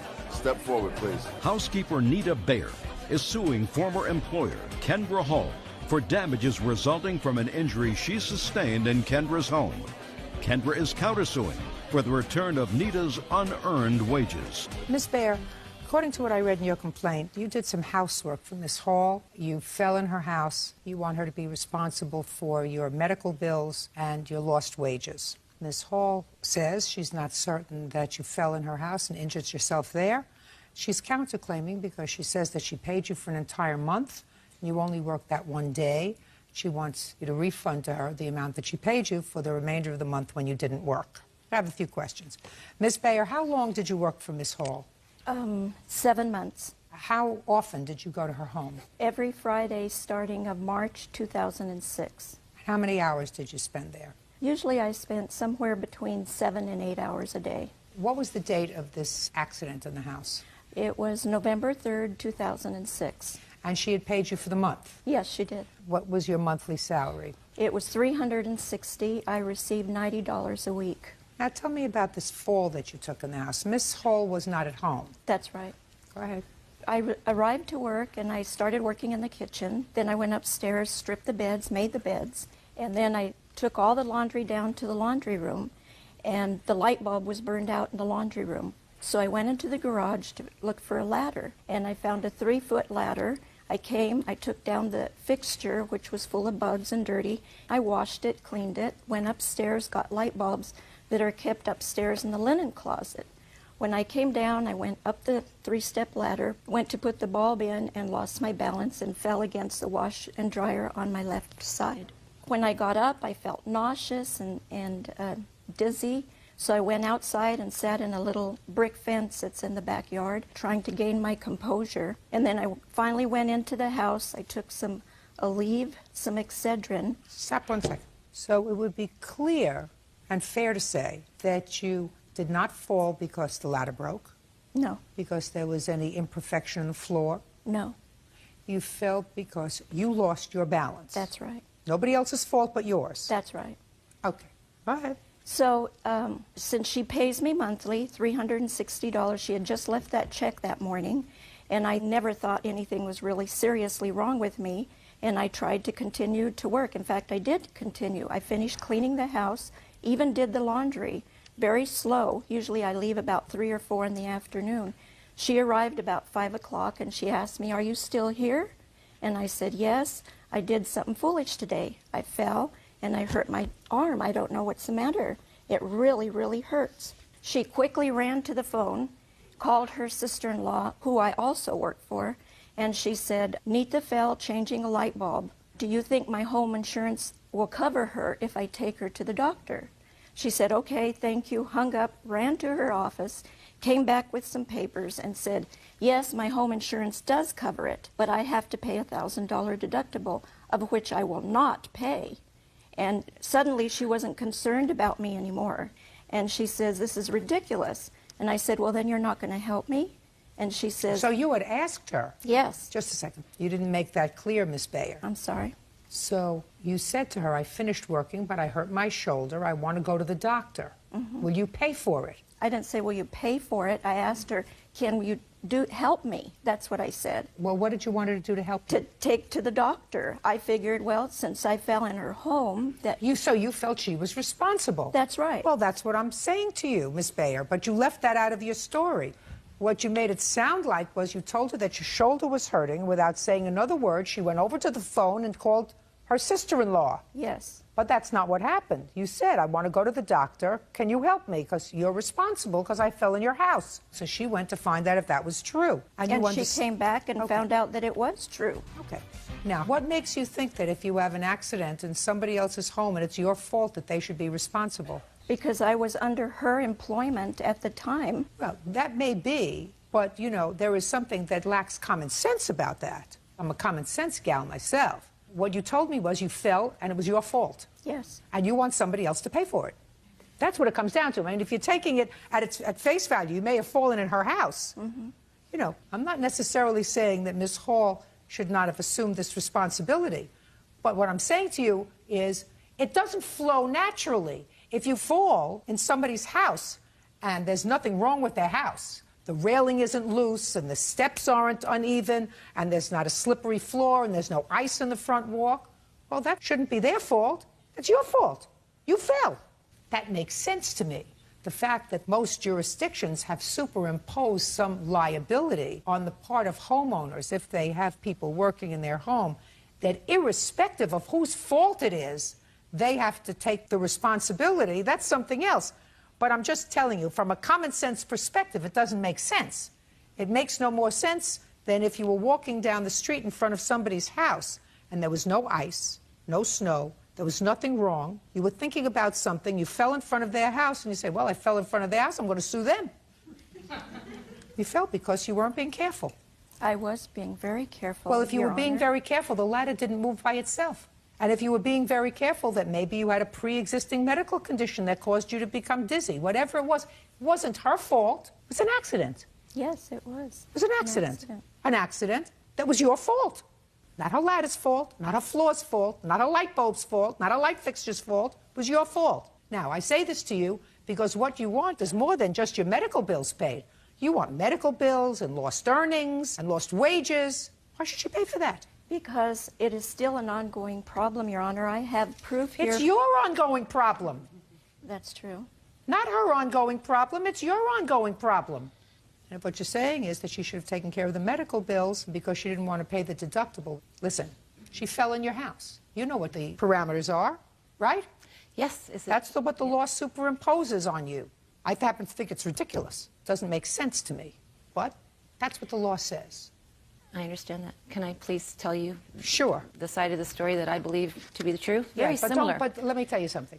Don't go to where you don't think that she was injured because she's got things that she's prepared to show me that she hurt her rotator cuff when she fell. She was injured. Where? I'm not sure, because when I came home from work that day, I put my things down, got my kids in the house as I always do, and she continued to work. And I didn't run to the phone and run to anywhere. She insisted, I'm hurting. Do you have insurance? I'm like, what? I was in shock. Well, and don't I be in didn't. shock. She fell off the ladder, changing a light bulb in your house. This is what she's telling me, okay? I don't know this. I really don't. Well, Because you weren't home. she kept working. She and told me she's that. working, and she's a hard worker. She told me that. is. But what I don't like is that I did not say I would not pay. She told me Later on the phone, you should have just paid the $1,000. I called my insurance company to see. I said, well, I don't know if there's a deductible. I'll find out. We'll take care of this. Oh, don't worry about it. I'll go to county where my husband goes. Her husband's very ill. He goes to county hospital for treatment. This is what she told me. That's why I dropped it. Later, her daughter calls me. My mother, she's going to need surgery, possibly. I'm like, what has this got to do with me? Okay, well, that's what it has to do with you. Where are the medical bills that you paid? Okay. Your total medical bills so far are $1,047. I don't know what this is. I totaled everything up, lost wages, the doctor bill. I'm not giving you any credit for lost wages, madam. Okay. I believe that you should pay your medical expenses. But you were paid already for the full month when you didn't work. Is that right? On that paper in the blue I highlighted, I deducted the $270 well, that I know, owed but you her. deducted it from $3,000. Right. I'm deducting it from the $1,047. $777. Now, it's $777 that your insurance company's not going to pay because you have a $1,000 deductible. It's your option to have a $1,000 deductible, right? You could pay more insurance and have less deductible. You choose to be a self-insurer for the first $1,000. Are you following me? You look at me like I'm talking another language. No. Right, but you got it, right? I got it. You got it. You owe her $777. Sounds to me it's fair and reasonable. I don't think you're responsible for the fact that she's not working. And you haven't worked since November? No, I haven't. Well, who knows when you're going to be able to go back to work? Well, that's why I was asking for the lost wages to cover the existing bills that She's it not had. responsible for your negligence. Okay. Judgment for the plaintiff in the amount of $777. That's all. Thank you. Party is excused. You may step out. I fell on her premises, and I felt like she was responsible, which obviously she was, or the judge wouldn't have had her pay the hospital and doctor bills. Allen is suing his ex-friend, Karen Stevenson, for a loan to keep her from going to jail. Karen claims the loan never took place. All rise. Now it's case number 472 on the calendar in the matter of Allen versus Stevenson. Parties have been sworn in, Judge. You may be seated. Have a seat, please. Mr. Allen, it is your claim that the defendant borrowed some money from you. She's a former girlfriend of yours. Ms. Stevenson says that you're a con guy. She never borrowed any money from you. She doesn't know what you're talking about. Right? Yes, ma'am. Go. Okay. Yes, we were boyfriend and girlfriend, and we decided to part ways, and we remained friends. On about the middle of September, about a week before I actually loaned her the money, she called me in desperation, said Lisa had taken a checkbook that no longer existed, a checking account, wrote a check out for $1,800. She needed money, that the bank was pressing charges, and she wrote out a bad check? Yes, Lisa. Is Lisa here? No. Where is she? She lives in Florida. Who does she live with in Florida? Herself. What does she do for a living? She's a cashier. Ever been arrested? No. Ever been charged with crime? Lisa? No. Lisa? No. Okay. Go ahead. So at the time, when she called me, she said, I need this money. If I don't pay this $1,800 back. For Lisa? For Lisa, they're going to arrest me because it was drawn on my bank account. So... Oh, just a minute. Where do you live? Salisbury, Maryland. You live in Maryland, and somehow Lisa got hold of one of her old checkbooks. Yes, ma'am. And Lisa forged a check for $1,800. Yes. But there was no longer an account. Yes, ma'am. And Lisa cashed a check in Florida. Somewhere, I don't know actually, when she said, but it was a check written on this account, and it bounced, so the bank was going to press charges, and if she didn't pay the money back, they were going to put her in jail. Put who in jail? Karen. It's not true. She didn't write a bad check. Well, that's what she told me, ma'am. That sounds ridiculous. Okay. I mean, doesn't that sound ridiculous? How old are you? I'm 40, be 42 in March, ma'am. 42. What do you do for a living? I have a few businesses. I'm going back to school, getting my real estate degree, and What kind of businesses do you have?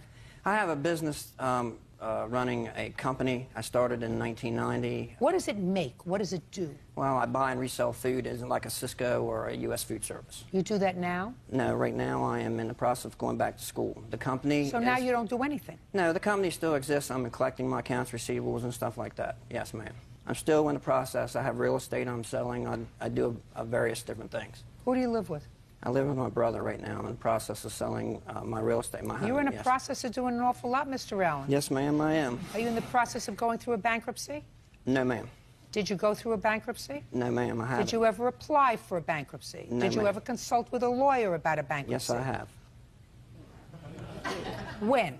I consulted with my lawyer in September, August, September, October, just discussing... September of 2006? Yes, ma'am. About the same time that she was asking for some money? Yes, ma'am. Now, why would you consult with an attorney about a bankruptcy, sir?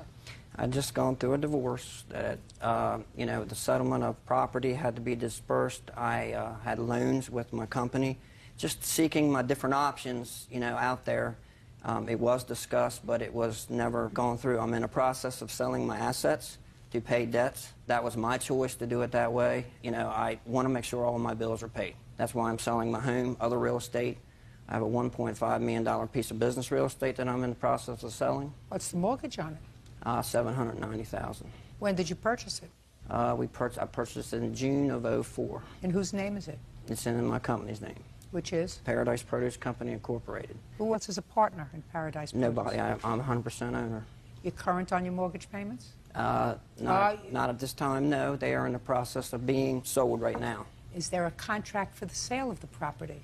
Yes, there is a contract for the sale of the property. It's pending on other things, you know, that's going on in the community. So, You got a lot going yes, on in ma'am, your I do. life, Mr. I'm a very active man. You're a lot going on. Yes, ma'am, I do. Okay, so she asked you for this $1,800, and what did you do, sir? I just wanted to get a sense, because I have to figure out who's pulling my leg and who's not. I wrote her this check out from one of my bank accounts. I have numerous bank accounts because I have personal things, business things, and all that.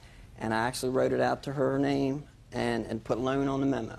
I handed this check to her on September 26th, and she took it, and I said, you can go right down the road and cash this check at my bank. Where did you give it to her? I gave it to her in the shopping center parking lot. I met her in Del Mar, Delaware, on the Delaware side. So that night, she called me back. She says, well, I don't think I can cash this check. I've lost my license, and I don't have a current checking account. I said, well, you can go right to the bank and cash this. I said, I made it out to you, and there's money in the checking account.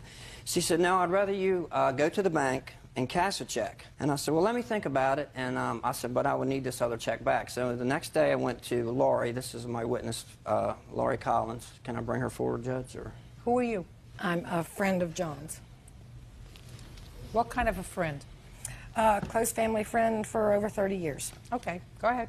So I went by Lori's house. I discussed it with Lori. I said, Lori, I'm going to probably loan some money. I have loaned some money. She wants me to take the check back and go to the bank and cash the check and give her the $1,800. And Lori said, well, just make sure that you keep this check here, the first check, if she gives it back to you. First check is of no value. Right. Unless I can test for fingerprints on it. Right. And then the second check is I wrote her name in the memo that I cashed this check. Here's yeah, well, that's what you wrote. And I went to the bank. You cashed the check and wrote her name in the memo. Right. So I told Lori, I said, Lori, I have loaned this lady some money. I said, as a friend, I just wanted somebody to know that I had loaned her the money. Was she there when you gave her the money? No, ma'am. Good. Sit down. And at the time I wrote the check out, I have bank accounts with different amount of figures in it. You know, right now, $25,000 on this. If I needed it, she claims that I needed the money for myself. I don't need it. Just show me the account where you took out the $1,800. Yes, right there. Judge Judy continues in a moment. Pool tables, big screen TV, living room furniture, kitchen furniture, all that stuff has been auctioned off. They've been auctioned off by whom? An auctioneer. And later today, the only money that's owed is owed for the television. Not entirely. Most of it is for the television. I guess you could say that. Yeah, right. real cases, real people. Judge Judy.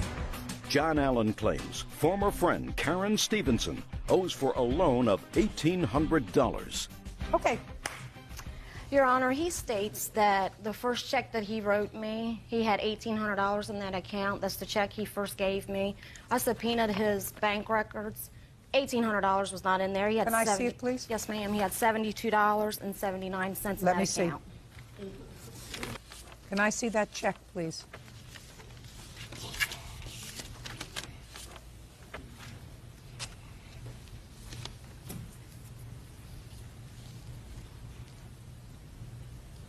Sir, you wrote her a check on 9/26 for $1,800. You didn't have $1,800 in that account. Right. on which you wrote this $1,800 check. Right. Well, why would you write her an $1,800 check and tell her to go? Because I was going to make a deposit in the account. I moved money from different checking accounts. I have interest-bearing accounts with my business and everything like that. I move money when I need money to pay bills like in Yeah, but the you business. didn't move any money here, sir. You didn't move any money here. 3 days later... She gave me the check back because she said that she couldn't cash it. I understand that. Because she didn't Well, have a listen to license. me. Yes, ma'am. That was not the same day, sir. You already testified. It was the next day that she called you and said, I don't have a driver's license, ma'am. and therefore I can't cash this check. Right. Now, you had already told her to go and cash the check, which she could have done on 9/26. That's right. That's right. Okay? On 9/26, if she went to your bank, Yes, ma'am. and deposited that check, they would not have cashed that check because there was no balance in They that could have account. moved the money from my business account, which is with the same bank, to cover my overdraft. There's no overdraft privilege in here. I'm sorry, I did lend this lady some money. Go ahead. He also says he gave me the $1,800. I was leaving that day to go out of town for a wedding. I was running around getting my nails done, my hair done. He didn't give me $1,800. Okay. Sorry. Now, let's start out with the conversation that you had with him about Lisa. There was no conversation about Lisa. He knows she was in town for maybe a week or two. She moved back to Florida. I don't have a checking account. I don't have any checks. I haven't had a checking account in 3 years. So you never had a discussion with him about a loan? No. Never had a discussion with him about giving you any money? No. Why do you think he would make up this convoluted story? Your Honor, his business account had been frozen because he owes so many people money, okay? He couldn't even make payroll. John and I continued to talk. We were good friends. He wanted me to help him take the money out of his county bank and put in a safety deposit box, put in my name, and he wanted to put the cash in there so they couldn't touch that money. Then I told him I didn't want to be involved in that because they're going to want to know where this $21,000 is. I didn't want that in my name. I didn't want any part of that. He tried to get several people to do that, and I wouldn't do it. So what you're saying is he tried to get several people to accept checks? Yes. From him? Yes. And squirrel away the money? Yes. In the event he decided to go through this with this bankruptcy? Absolutely. Keep going. I mean, he says in one statement that I was supposed to pay him back in 2 weeks. John and I continued to be friends. He had a surprise birthday party for his brother. I was invited. Don't tell me. Just tell me about the money. There was no money. Okay. When you told him that you didn't want to participate in this scheme, yes, what did he say to you? That he had a couple other people that were thinking about taking the money and putting it in a safety deposit box, storing his personal property so it wouldn't be auctioned off, which it has been. What personal property did he want to store with you? Pool tables, big screen TV, four-wheeler, living room furniture, kitchen furniture, I mean, bedroom suits. He had a 2-story house fully furnished. All that stuff has been auctioned off. They've been auctioned off by whom? An auctioneer. At whose? I guess at his request. I really don't know. I know that his house was for sale. Did you have an auction? Yes, ma'am, I did. To pay my debts and everything, the pool table, big screen TV, all that stuff was auctioned off to pay debts that I incurred during the divorce. I'm in process of selling 2 pieces of property, a business piece of property, all my assets to pay my debts. I am not filing for bankruptcy. I am Well, going to be it's a little more difficult now to file for bankruptcy, Yes, ma'am. sir, because what you're suggesting to me is if you own a piece of property that's worth $1.5 million and you have a $790,000 mortgage, Yes, ma'am. if you file for bankruptcy, you're not going to see any of that money. Yes, ma'am. So in order to see any of that money, if you pay off your creditors now, then you'll be able to maybe walk away with a couple $100,000. No, ma'am, I'm not going to walk away with anything. My assets are about $2.2 million. I owe about $2.1. So, time I pay auctioneers, you know, realtors, all that stuff. So it doesn't pay for you. So you have assets of $2 million and you have debts of about the same. So you can't go into bankruptcy. That Right. doesn't mean you're bankrupt. It just means that you have to go to work. My problem, Mr. Allen, is you seem to be a businessman. Yes, ma'am. Okay. Business people, you have mortgages, you have attorneys, you have Right. all kinds of other things. And you're not unfamiliar with court. Yes, ma'am. So here you come to a court and you say, I made a loan to this lady. Put your hands down. I made a loan to this lady. I did not memorialize that loan in any way. This check is of no value. Right. Because she never endorsed it. I can take out my checkbook and write out a check to Petrie Hawkins Bird in the amount of $10,000 and say, I gave him this check. Right. He gave it back to me, and I gave him the 10 grand in cash. And this is some evidence that I gave him that money, right? Right. I didn't give you any money, did I? No. So this is evidence of nothing. Right. The only evidence that it is, sir, is that she subpoenaed this bank account, which says at the time you allegedly wrote this check out to her, you didn't have sufficient money to cover the check in the bank. Right. Now, you did have another bank. Yes, ma'am. Where you could have written a check that would have cleared. Right. As a matter of fact, according to you, you did just that 3 days later. You didn't go to this bank where you could have moved money around. You went to this bank where you took out $1,800. All of this leaves me with a very uneasy feeling, Mr. Allen. Yes, ma'am. And if I have a very uneasy feeling, sir, the fact that you brought a witness that says that you told her all about this loan is of no value. So, Mr. Allen, it is possible, just possible, that you loaned her $1,800. Yes, ma'am, I did. You understand my problem with your proof, sir? I understand. I understand. Are you sympathetic with me, sir? Yes. Good. Case is dismissed. That's all. Thank you. Parties are excused. You may step out. Well, I'm not very happy about it, but it's $1,800 lesson, I guess, and not loan money to friends who are supposed to be your friend. He doesn't like my boyfriend. People that are scammers will scam, and she'll continue to scam the rest of her life. They were good friends, and I'm not dating John anymore. I'm dating a friend of his. I really don't want to be associated with people like that. It just didn't work out, but I'm better off without him in my life. People should watch out for a lady like her, because she is a scammer. And now the next case. All parties in the matter of Lawson versus Lemos, step forward, please. Christine Lawson is suing her ex-boyfriend, Joseph Lemos, for the cost of a big screen TV they purchased as a couple. Joseph says when they broke up, Christine kept the TV. Miss Lawson, this gentleman used to be your boyfriend. You lived together for a period of time. Something happened while you were living together with your TV. You claimed that he wanted to buy a big screen TV. You put it on a credit card. You allowed him to use the credit card. He used it not only for the TV, but for some other things. He paid for the other things that he used, ultimately. He paid off the credit card up to the amount of the TV after you broke up, and then he stopped paying for the TV. You want him to pay for the television. Sounds very reasonable, right? Yes. Except that you have the TV. Correct. So, I'm confused. Mr. Lema says that he did, in fact, use the credit card to purchase some other things. Even after you broke up, he continued to make payments on the credit card until he had paid off all of the items he had purchased, but for the television. Correct. And the reason he didn't pay for the television is because you have the television. When did you break up? It's about April or May of 2006. And when was the television purchased? August of 2004. So you've been watching the television? Correct. In your house? Yes. Why don't you pay for it? I never wanted it. I don't like it. I would love to give it back to him, but I don't have, I'm using it as collateral, I guess, to get the rest of the money that he owes me. The only money that's owed is owed for the television. Not entirely. Most of it is for the television. I guess you could say that. What you want me to believe, Miss Lawson, is that he said to you, you can keep this $3,000 television and watch it, and I'm going to make the payments on it. No, that's not how the conversation actually Well, tell me how conversation actually went. Okay. When we broke up, there was still about $4,000 on the credit card, which, as you said, there was multiple things on there.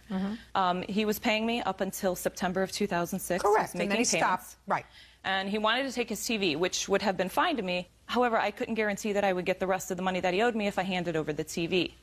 I had no way of contacting him. I had no cell phone number. The only way I had was email. Most of the emails that I had sent him were ignored. He paid you for the 6 months. Well, he was paying on multiple things. That wasn't the only thing on there. He paid the credit card honorably. Correct. Until the only thing left was a television that you were watching. Well, the television was... And he wanted it back when you broke up. Correct. Well, then you're watching it. You pay for it. I mean, it's not rocket science. Well, the amount owed on the credit card exceeded what the amount of the television was. When? When we broke up, when he stopped paying. Come on, Miss Lawson. I just made it perfectly clear to you that there's an agreed set of facts, and the agreed set of facts are he paid until September when the only thing that remained on the credit card was the television set, which he had initially asked for when you broke up, which you declined to give him, which you've been watching and you've been using. You pay for it. That's all. Case is dismissed. That's all. Parties are excused. You may step out. I'm a little shocked. The balance of the credit card was $4,000. Michael Tuck is suing former employer, restaurant owner Karina Bassett, for illegally firing him from his job playing Santa Claus. Karina says Michael was a bad Santa. All rise. Yeah, this is case number 413 on the calendar in the matter of Tuck versus Bassett. Parties have been sworn in, Judge. You may be seated. Ladies, have a seat, please. Mrs. Bassett, what kind of establishment do you own? We run a food establishment. It's a restaurant. A restaurant? Mm-hmm. How many people does it seat? About 200 to 250. All right, Mr. Tuck, this is your complaint. Miss Bassett hired you around Christmas time to be a Santa Claus in her place of business. And you went there, you performed once as Santa Claus, and you were supposed to be available 4 weeks in a row. You did what you did with the customers once, and you were told not to come back because Miss Bassett wasn't satisfied with your performance. Miss Bassett says that she wasn't satisfied with your performance. She paid you the $125 that you earned that evening by being there, but she had serious misgivings about whether or not you would be an asset to her establishment for the remainder of the Christmas season. You did, in fact, hire somebody else. That's correct. Okay. I think the whole thing involved, at least part of it, was this tip jar, which I see out here, which is something that has to do with Santa Claus. Can I see that thing over there, please? Thank you. Bird, what does that say in there? Santa's Eggnog Fund tips. Did you prepare that, Mr. Tuck? Actually, my wife did.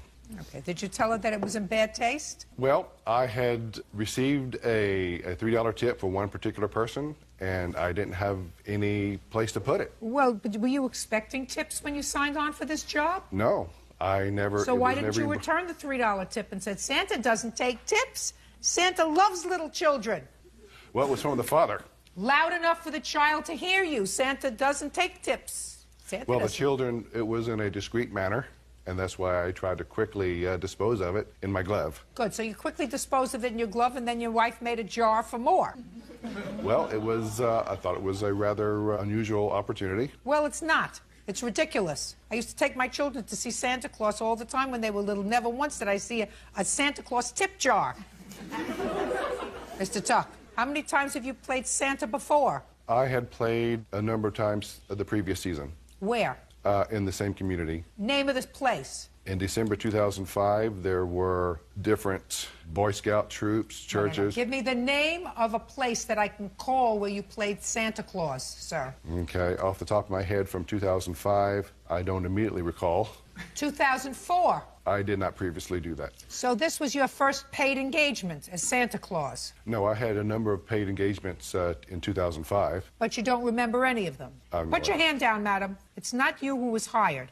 Miss Bassett, in her answer, says that she was unhappy with the performance. Why? Well, first of all, he came in, he sat down, didn't approach kids, he was drinking Coke, okay? Then customers would come and approach us and said, you know, we want to take a picture of our kid with Santa, but there's a tip jar over there. Which, I mean, who does that? No. Santa don't ask for tips. So after the night was over, we sat down and we discussed it, me, my managers, and my crew, and we decided, you know, people weren't happy. He wasn't cheerful. He wasn't approaching, again, the kids. He was drinking Coke by the popcorn machine, and that's all he did. Okay. Did you have a written contract with him? No. You agreed to pay him $125 each time he performed? He was charging $25 an hour. We never agreed to a certain amount of hours a night. Okay, $25 an hour, and he was there 5 hours, so you gave him $125? That's correct. Did you get $125? Yes, I did. Fine. You're suing her, Mr. Tuck, for $412.50 lost wages. What lost wages did you have? Well, we had a verbal agreement in which she had agreed weeks in advance of the date in which we had began the process. Mr. Tuck, what lost wages did you have, sir? The $125 per day that remained. Name a place that you turned down for a job because you had this previous engagement that I can call where you turned down a job. You weren't performing at her restaurant every night, once a week, right? Once a week. Okay, name. Put your hand down. I did all his business. Listen to me. I'll get to you in a minute. Name a place, Mr. Tuck, that I can call where you turned down business. Dentistry for kids was one that... Dentistry for kids? Yes, they had requested the entire week, and because that one particular Tuesday was locked up with this client, they simply opted for Monday, Wednesday, Thursday, and Friday. So did you work for them Monday, Wednesday, Thursday, and Friday? Yes, I did. Good for you. You want to get up? Yes, ma'am. Go ahead. What? We had a verbal agreement. She asked me back in October if we needed a contract because I handle all of his business. On October 27th, I have an email that I sent to her. Down here was the picture that was attached that she used to create advertisements that specifically list the dates and the times that he would be there. With the tip jar, what happened was I had dropped him off. I brought our family back up approximately 5 p.m. I dropped him off at 4. Our family came in to eat dinner. And he came over to me and he said, "What do I do with this?" He handed me the $3. I went back home. I got the Santa mug that the kids usually leave for... I got what happened, madam. Well, what it was not prepared. It was prepared? It was not prepared prior to the engagement. It was only after our family went for dinner that I went home and I decorated I understand exactly what you're saying. He put it out. It was out in the restaurant while he was working. Put it down. It was out in the restaurant while he was working. Completely away from where the customers were. I don't care whether it was completely away or not. You're not faced with a situation where Miss Bassett didn't want a Santa Claus in her establishment. She hired somebody else. She's misrepresenting that because I asked her how she felt it went. She thought it was fine. Listen to me. Why do you think she let him go and hired somebody else to work the weeks that he was supposed to work? When we left, she said, "I'll see you next Tuesday." She and said then that. She spoke to her employees, and it didn't go well. But listen to me. My question to you is, why do you think she let your husband go and hire somebody else to work those weeks? She did not have a Santa that following Tuesday. People from the community showed up, and we had already filed the small claims, and that is when she hired the other Santa. We talked to the other Santa. Why do you think she would? You're not answering my question, Miss...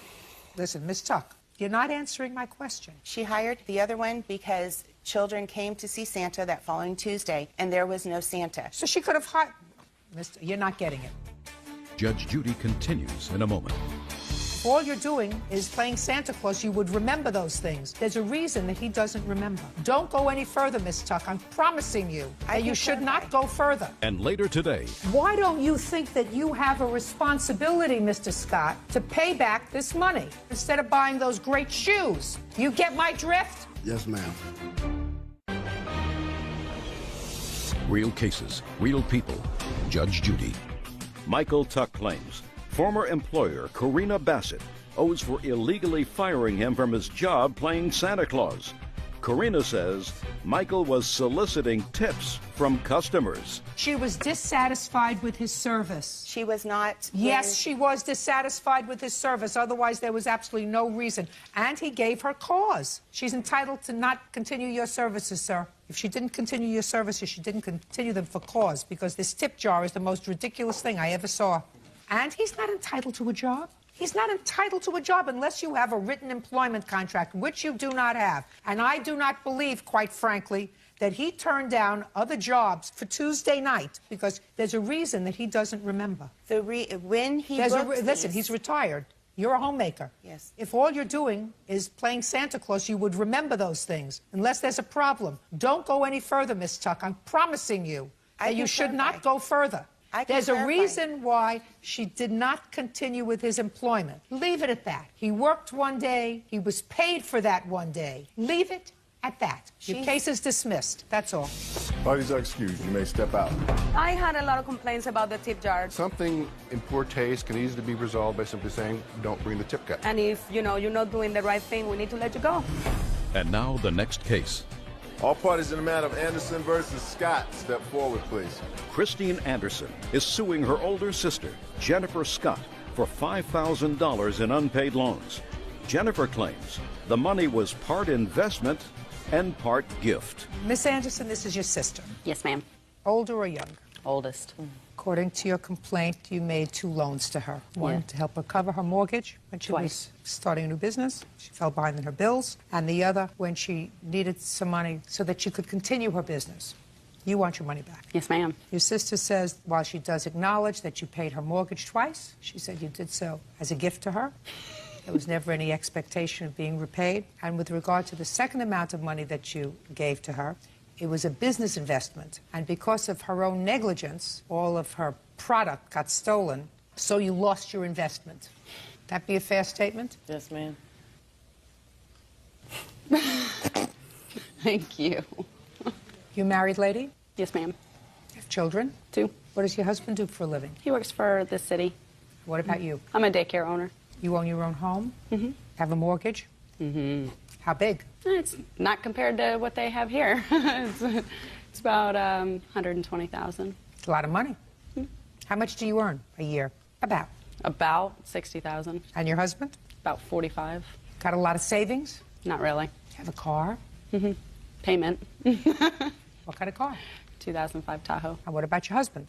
He has a 2002 F-150. Payments on it. How old are your children? 7 and 4. And you? Married? Yes, ma'am. Husband? Yes. How long are you married? 4 years. Have children? Yes. How old?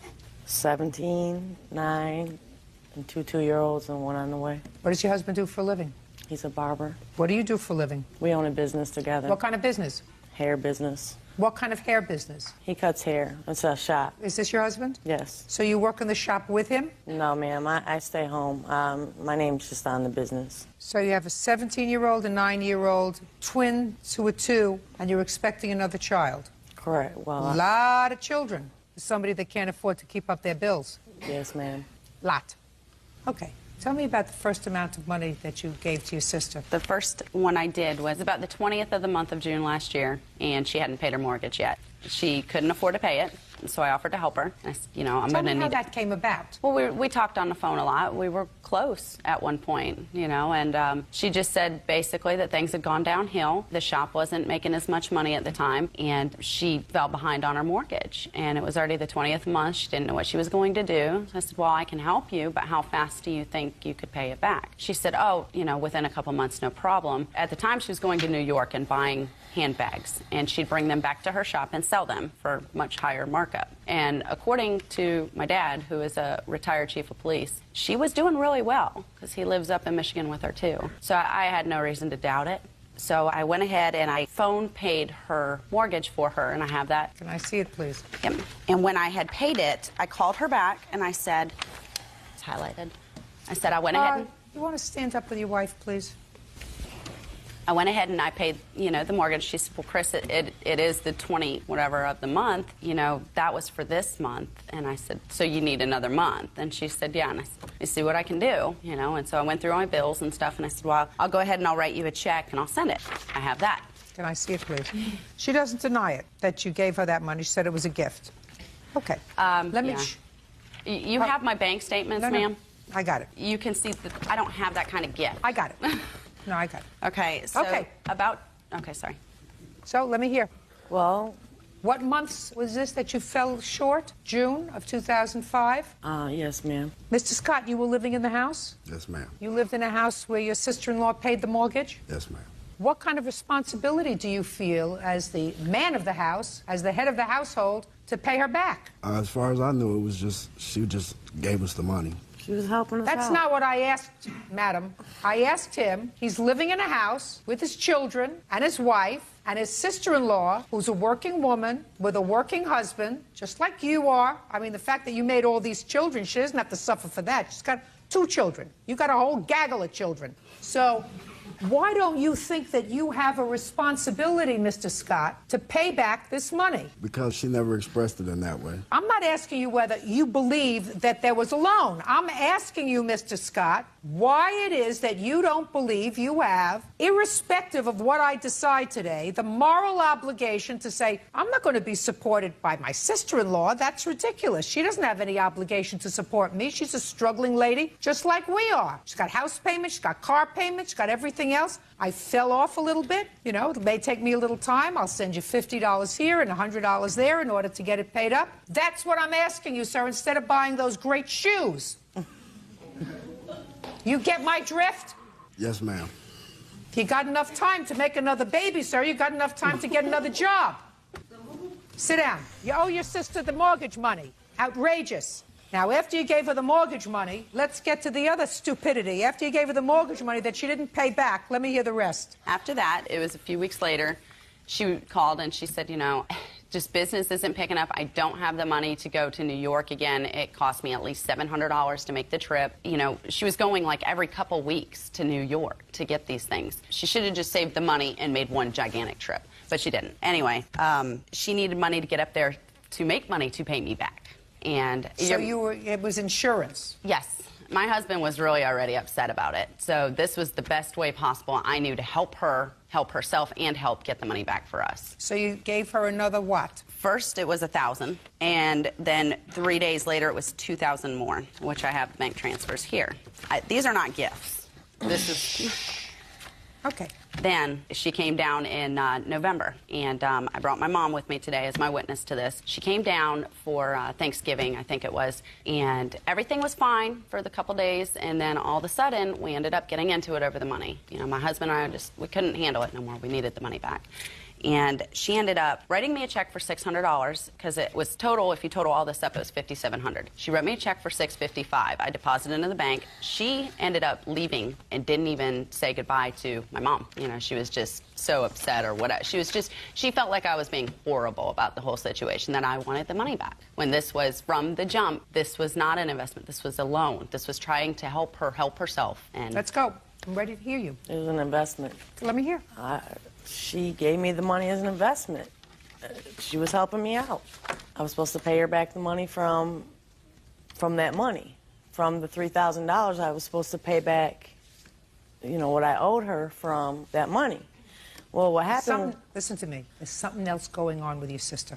I'm telling you. Like what? I'm not going there. I'm telling you, there's something else going on with your sister. Well, go there, because, I mean, you're insinuating. What are you insinuating? I'm insinuating, madam, that... What are you insinuating? I want to see the police report where you say you brought a woman into your house who ended up stealing your car and all the product that you... I'm speaking. Oh, my God. I'm speaking. It ended up stealing your car and all the products that you had purchased, and that's why you couldn't pay her back. So that was... We made a couple trips. I already requested the police report. It didn't get here in time. But we had made a couple trips during that time with that $3,000, and I got caught up on my bills with that money. And then we made one big trip, and when we came back, I was helping somebody out, you know, that was in our home. When we came back from New York, who were you helping out that was in your home? It was a friend of ours. Well, she was, you know. Something else is going on. I don't have to get into it now. It's totally irrelevant, really, to this, but your money was going maybe to pocketbooks. What I was told about the whole car theft situation was this lady, she let her friend use her car. Her friend never came back. Listen to me. And that's not what happened. That's not even what happened. She's lying. Listen to me. She's lying. We came back from... Listen to me. We came back from New York. It's not relevant, particularly relevant. I'm just telling you something else is going on. Anyway, your sister owes you the money. The fact that she decided not to pay you after she took the money from you is unfortunate. Judging for the plaintiff in the amount of $5,000. That's all. All you guys please, you may step out. You know what? We needed the money. 23-year-old Kenneth Kip Pinette is suing his former friend, Stacy Schwartz, for taking his car without permission and damaging the transmission, the clutch, and one of the tires. This is case number 456 on the calendar in the matter of Pinette versus Schwartz. Thank you. You're welcome, Judge. Parties have been sworn in. You may be seated. Ma'am, have a seat, please. Mr. Pinette, you were at a party with the defendant. I assume she was a friend of yours, and it is your claim that she took your car without permission and wrecked it. She didn't wreck it. She hit a curb and blew out a tire, and the transmission went out. And Ms. Swartz says that she had an unfortunate accident and that she might clearly be responsible for replacing a tire, but certainly not the transmission, since she had your permission and this accident was clearly not her fault. Well, she did not have my permission. Good. So let's go back. When was this party that you had? A couple of months ago. It was a Friday night. It was at my house, and Listen, Mr. Panett, how old are you, sir? 23. What do you do for a living? I am a market analyst. Ever been to court before, sir? No, except for traffic tickets and... Well, that's court. So, if you're a plaintiff and you have a claim, first thing you figure out is what date. Yes, Your Honor. Because the questions get harder after that, Mr. Panett. So, a couple of months ago on a Friday night isn't a date. I believe the date was December 14th, Your Honor. That's a date. Now, it was on December 14th, 2006. Where were you? At my house. Who else was there? I don't know the exact names, but a bunch of my friends. And what were you all doing? Drinking, watching TV, listening to music. Great. Having a good time. Being responsible. Yes. What happened next? Well, I didn't keep track of everybody around that night. I went to bed maybe around 1 or 2, and the next morning, Stacy called me and said that my car was broken down. I said, you know, how could that be? It should be in front of my house. And she said she was in Sunrise, which is about 20 miles away. Where do you live? Downtown Sacramento. Go ahead. She said it was broken down. She explained to me that she had taken my car the night before and that it had broken down the night before and that she had spent the night and was calling me in the morning. And I was... Spent the night where? At one of her friend's house, I assume. Okay. And I explained to her that she had better get my car back to me. What kind of car do you have? It's a Nissan Sentra. Year? 1997. And she said she would. We exchanged words. I was a little upset, and then I fell back asleep. I didn't get my car back until the next day. She had it towed back to my house. At first, she hadn't even told me that a tire had blown out. I did see that for myself when it came to my house. Then she explained that to me. I had not given her permission to drive the car, so I was very upset. Okay. Don't repeat anything. Okay. I have other things to do. Are you finished? She had told me that she would pay for all damages. She was very apologetic at first, and I felt, you know, like I would forgive her. I had it diagnosed, and she refused to pay it. She says she's not responsible for that. And when you had it diagnosed, what was the bill? It was $1,500, not $1,593.83. I'd originally said $1,600. It's I'd rounded when I looked at the receipt. It's actually $6.17 less than that.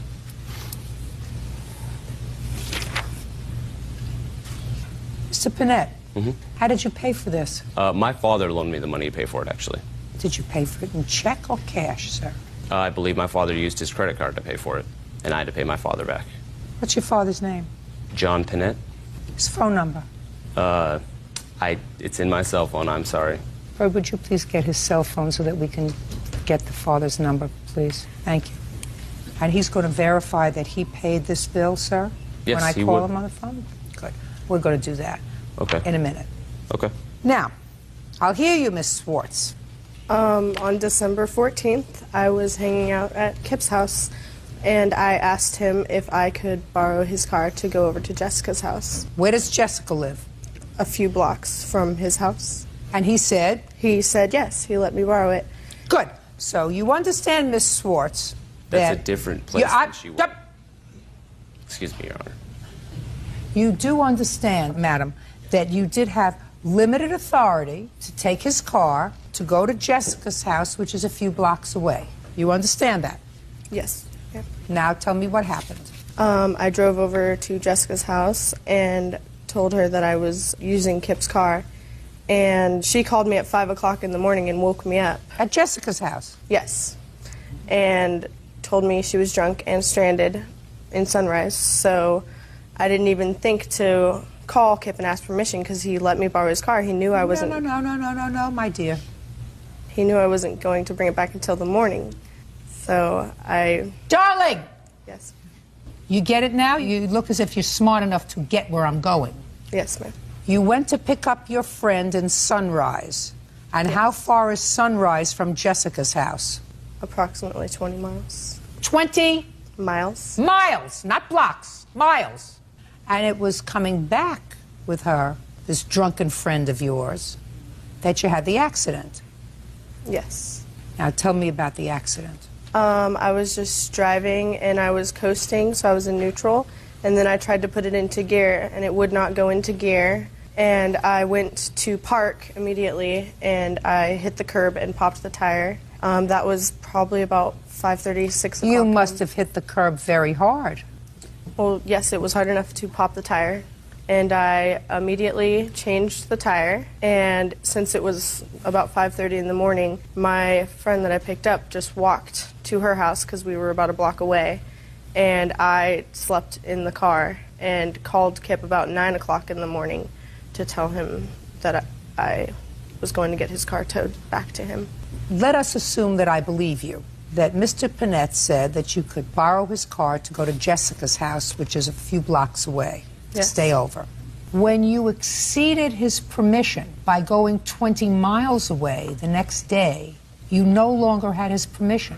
Do you understand that? But he knew I was going to have it till the morning. Don't tell me what he knew.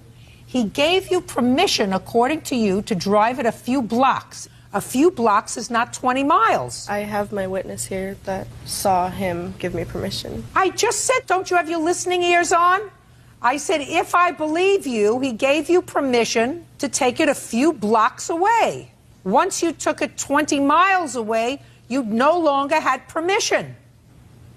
Your Honor, he lets me borrow the car all the time. That's not true. Just a second. Where do you think you are? Right here. Where is here? In this witness chair. And until you stand up there, what are you supposed to do? Listen to you. Right. Once you exceeded the scope of the permission, you no longer had permission. That's the law. Do you understand it? Yes. So all I have to do is deal with the issue of damages. And for that, you're going to give me John's cell phone. Yes, ma'am. Just let me power it up. Power it up. Judge Judy continues in a moment. What a nice father you have, sir. Thank you, Your Honor. Do you know what he doesn't remember? What? He doesn't remember you paying him back. And later today, What were you doing for the last 3 years? I was selling cars. Why did you decide to go back to school? I made a life-changing mistake of driving under the influence and lost my license. That was life-changing. Very much. Kenneth Kip Panett claims former friend Stacy Schwartz took his car without permission and damaged it. Kenneth says Stacy not only ruined the transmission and clutch, but she also popped one of his tires. John Panett, this is Judge Judy Scheindlin. How are you? I'm very well, thank you. Do you have a moment for just a couple of quick questions for me? I'm here, as you know, trying a case involving your son and this young woman who took his car without permission. Are you familiar with that? Okay.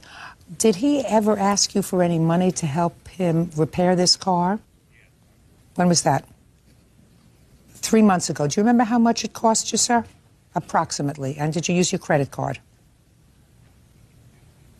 Did he pay you back that money? I know, I have children.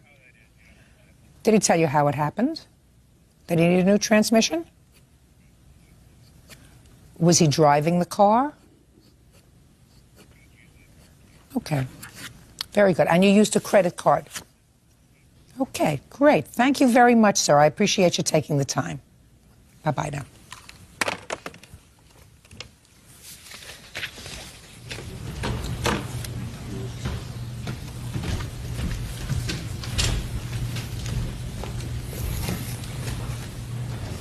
What a nice father you have, sir. Thank you, Your Honor. And as a matter of fact, your father does remember helping you out and paying for this transmission a few months ago. That's correct. Do you know what he doesn't remember? What? He doesn't remember you paying him back. Well, I owe him money pretty much all the time, and I am always paying him. So I'm in the process that he of doesn't paying remember. I mean, he does remember laying this money out for you, but he doesn't remember the fact that you paid him. I have not fully paid him back, Your Honor. I apologize. Well, how much have you paid him, sir? Well, I owe him a total of quite a bit more than that. So I guess if you got down to that bill, I haven't paid him any because I'm paying him for things that I owe him. Well, you have no objection to making the check payable to your father, do you? No. Not at all. Good. Judgment for the plaintiff in the amount of $1,593.83 to be made payable to John Panett. Thank you very much. That's all. Parties are excused. You may step out. Thank you. It may take time, but we probably will be friends again. Well, now that it's all been paid for, I would probably hang out with her again. And now the next case. All parties in the matter of Lahore versus Tatum. Step forward, please. Desiree Loire claims ex-boyfriend Anthony Tatum owes for unpaid rent from their shared apartment. Desiree also says Anthony slashed her comforter and put a hole in the wall. I have a feeling it's advice time. Miss Loire, this used to be your boyfriend. Yes. And you also shared an apartment with him. Yes. You claim he owes you a whole bunch of money, dating back to 2005. You do know we're in 2007 now. Yes, I do. Mr. Tatum says he owes you nothing. Yes, ma'am. Nice-looking couple. How old are you? 21. And you? 22? And you moved in together when you were 19 and you were 20. Correct. Old enough to sign a contract? Yes. Definitely. So you signed a lease together? Multiple. Multiple leases together? Yes, ma'am. I'm not talking about all the leases you signed together. I'm talking about the last one after you moved out, because that's what we're talking about. Yes. Okay. And it is the plaintiff's claim that you moved out, you owed her rent, you damaged some of her property, and you loaned him money in 2005 for some car insurance. That you don't remember. Do you work? Yes, I do. What kind of work do you do? I work at a Japanese restaurant as a bartender. And you? I'm a student. How do you support yourself? Currently, my parents do, ma'am. Have you ever supported yourself? For the past 3 years, yes. So you just went back to school? Yes, ma'am. What were you doing for the last 3 years? I was selling cars. Did you make a living at it? Very much so. Why did you decide to go back to school? I made a life-changing mistake of driving under the influence and lost my license. That's a reason. Yes, ma'am. Did you injure anybody? No, ma'am. How long is your license suspended for? It's no longer suspended. I just can't be picked up by the insurance of a dealership. Therefore, I'm back in school. Gotcha. Okay. That was life-changing. Very much. Learned a life lesson. So I'm going to give you both another one. Don't ever move in with somebody and sign a lease together. Single people who want to try living together should always get an apartment that each of them can afford separately. Isn't that a smart idea? Absolutely. So that if it doesn't work out, somebody says, this is my apartment, that was our agreement, you leave, I can pay the rent all by myself. Of course, I understand that by saying this, I will probably lose 40% of the cases that I try each year, but I'm willing to make that sacrifice for the purpose of the common good. Right? You will not lose a single case. You know, he says that because nobody's going to listen to me. But if they did listen, there's a certain wisdom in what I say. Yes, it is. That way, two people wouldn't be homeless, two people wouldn't have their credit in the toilet, two people would not have to go back to mama or whatever. You would be able to separate and say, it didn't work out. Okay. So you signed this lease together when? In September of 2005. And when did you move out, sir? October 30th of 2005. Are you still living in the apartment? No, I'm not. When did you move out? February of 2006. So you only stayed there for a couple of months? I was there for 6 months. November, December, January. You stayed till the end of February? September to the end of February. I'm not talking about September. He left in October. Did you pay October's rent? Yes, ma'am. No, he did not. Well, I don't know that. How do I know that? 2 years ago. Let's talk about November, December, and January. 3 months that you lived there that he didn't. Right. Who lived with you there for those 3 months? Nobody. I lived by myself. He refused to sign off the lease, so I was unable to. You say there was somebody else living in the apartment? Yes, ma'am. Her friend Tracy, who is also my friend, and her witness's friend moved in at the beginning of November. How do you know that, sir? Because I went over there and she was living there. You went over there when? To get the rest of my stuff at the beginning of November. How do you know she was living there? Because my friend was her boyfriend at the time and he was also going over there. That's completely untrue. Did she stay there? She stayed there occasionally. If we would. How occasionally? A couple nights a week. If we went out, she'd stay over. But no, she did not pay rent. None of her things were there. Well, you should have. How to pay rent? How many bedrooms in this apartment? 1. Where did she sleep when she stayed over? In my bed. So? Well, I don't think someone who stays 2 nights a week should have to pay rent. Why not? I guess. Was it your agreement with him to move out? I asked him to move out, yes, Oh, because then he you was pay the rent. not paying rent. Then you pay the rent. Well, he should have signed off the lease, which he refused to. And what did you do? I couldn't do anything. He wouldn't sign off the lease. He kept threatening to come back and get the copies of the keys so he could come in and... Madam, where were you the last 2 years? The last 2 years, I've had my own apartment and house, and I've working and going to school. I mean, but where were you in the last 2 years? If you moved out in February of 2006, now we're talking about a year ago. Yes. Where were you in this last year? I was trying to collect money from him, but... But he weren't collecting. He didn't give you any money. Exactly. I couldn't. Well, then why didn't you sue him in March, April, May, June, July, August, September, October, November, December? Why? I was trying to be understanding of his situation with his car and everything like that, and he couldn't hold a job, so there's no way that he could give me any money. What made you stop being understanding? Well, because I'm just tired. It's ridiculous. You lived in the apartment with sometimes Tracy? You pay the rent. What else? He damaged my property, my couch, and stabbed my comforter. Forget the comforter. I'm not interested in the 2-year-old comforter. How did he damage your couch? He poured beer and dip spit all over it. When? On November 21st. That's not true, ma'am. You have a witness to that? I do. Go ahead.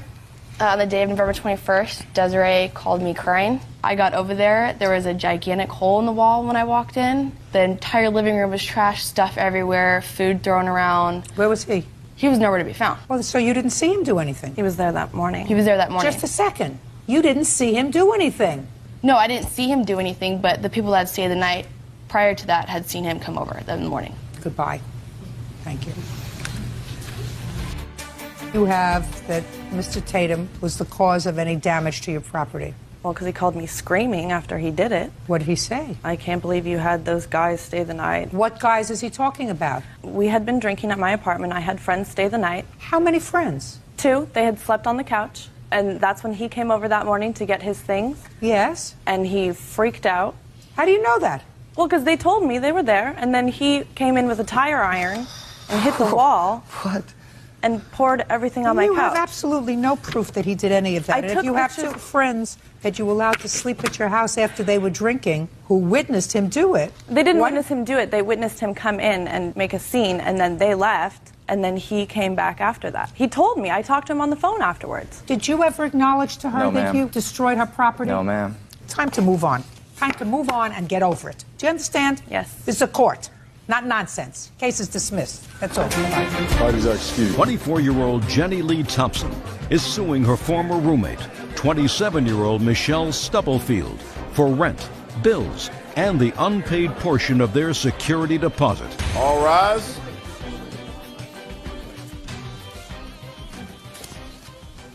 Now, that's case number 403 on the calendar, the matter of Thompson versus Stubblefield. Parties have been sworn in, Judge. You may be seated. Folks, have a seat, please. Ms. Thompson, you and the defendant were roommates for a short period of time. Yes. And it didn't work out. Correct. The defendant left. You claim that she owes you some money for a deposit on the apartment, for some rent and utility bills. Ms. Stubblefield says she owes you nothing. She's counterclaiming. She said you had no right to kick her out of the apartment, and she has no intention of paying you for an apartment that she didn't live in.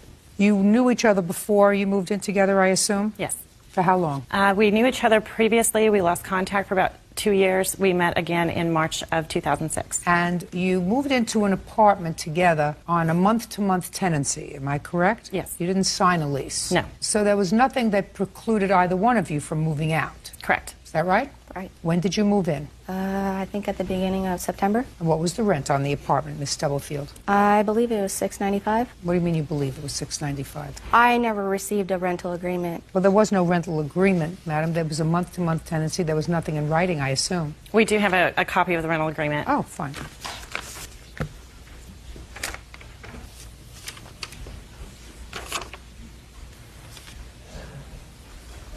Monthly rent was $625, and you were splitting that in half? Yes.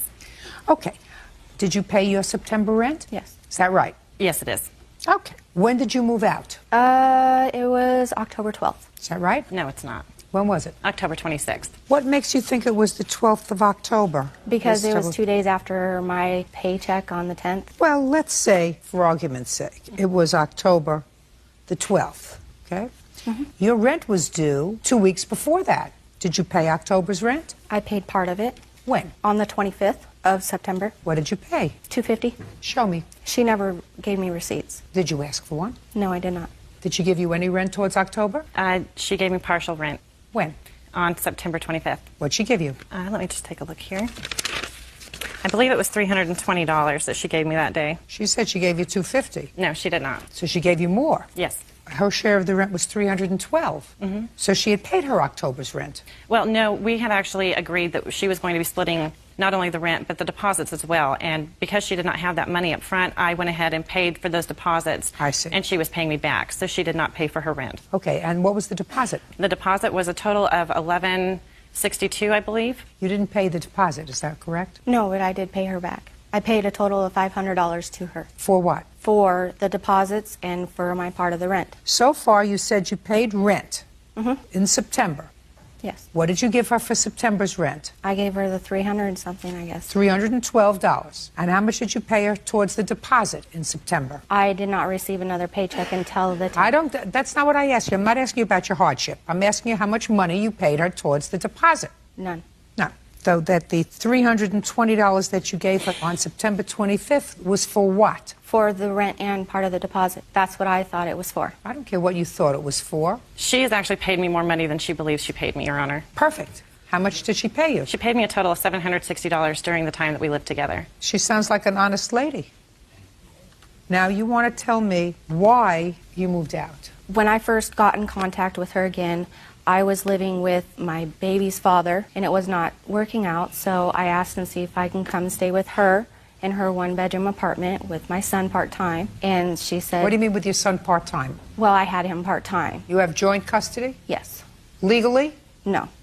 Go ahead. And then after living there for about a month or two, we decided that we were going to go and get a place together. Got it. And then once we moved into there, that's when she started changing and being very controlling, and everything had to be her way. And I couldn't do anything the way that I wanted to. If I did something wrong, she would get mad at me. She wouldn't let me turn the heat on when it was cold. She would take light bulbs out of the lamps and hide them so I couldn't turn any lights on. She would also lock the bathroom door so I could not get into there. And I thought it was not a very good situation for me and my son to live there anymore. When did the boyfriend start staying at the house regularly? He wasn't there regularly. Yes, he was. No. I didn't say live there. I said, when did he start staying there regularly? We met at the beginning of October, I think. So that's when he started staying there? Yes. Prior to that, was there any difficulty with the plaintiff? Yes, there was. What kind of difficulty? Very controlling.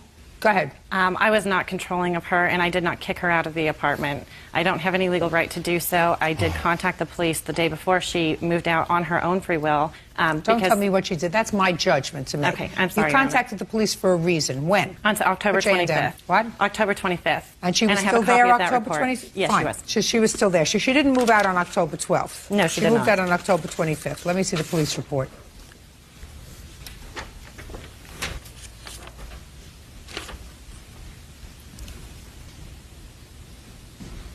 Okay, October 25th. There's a printout. You were still there on October 25th, according to this, locked yourself in your bedroom. No, I locked myself in my bedroom. You locked yourself in the bedroom? Yes. And the police responded? Yes, they did. Did you speak to them that night? No, I was not there when there was police there. Where did you go? Went and stayed in a motel room because she kicked me out that night. Well, tell me how she kicked you out. Well, she came to my bedroom door that night around midnight and proceeded to yell and scream at me and saying that I owed her this much money, and I asked to see the bills. And she What time was it? I thought it was around midnight. What time was it? It was actually around 9:30, 10 o'clock at night, Your Honor. Go ahead. And I asked her to see if I could see the bills that she was talking about. She would not show them to me. And my boyfriend was behind the door. This boyfriend? Yes. The one who stays over regularly? Yes. Go ahead. Was standing behind the door so he could not see her. I was sitting on the bed covered up in sheets. And then I was done arguing because I didn't want to argue anymore with her because she was getting hysterical. And so I asked him to shut the door, and so he did. Well, you hadn't paid any rent for the month of October. Yes, I have. No, you didn't. You can't pay both the deposit and the rent. You didn't pay that much money.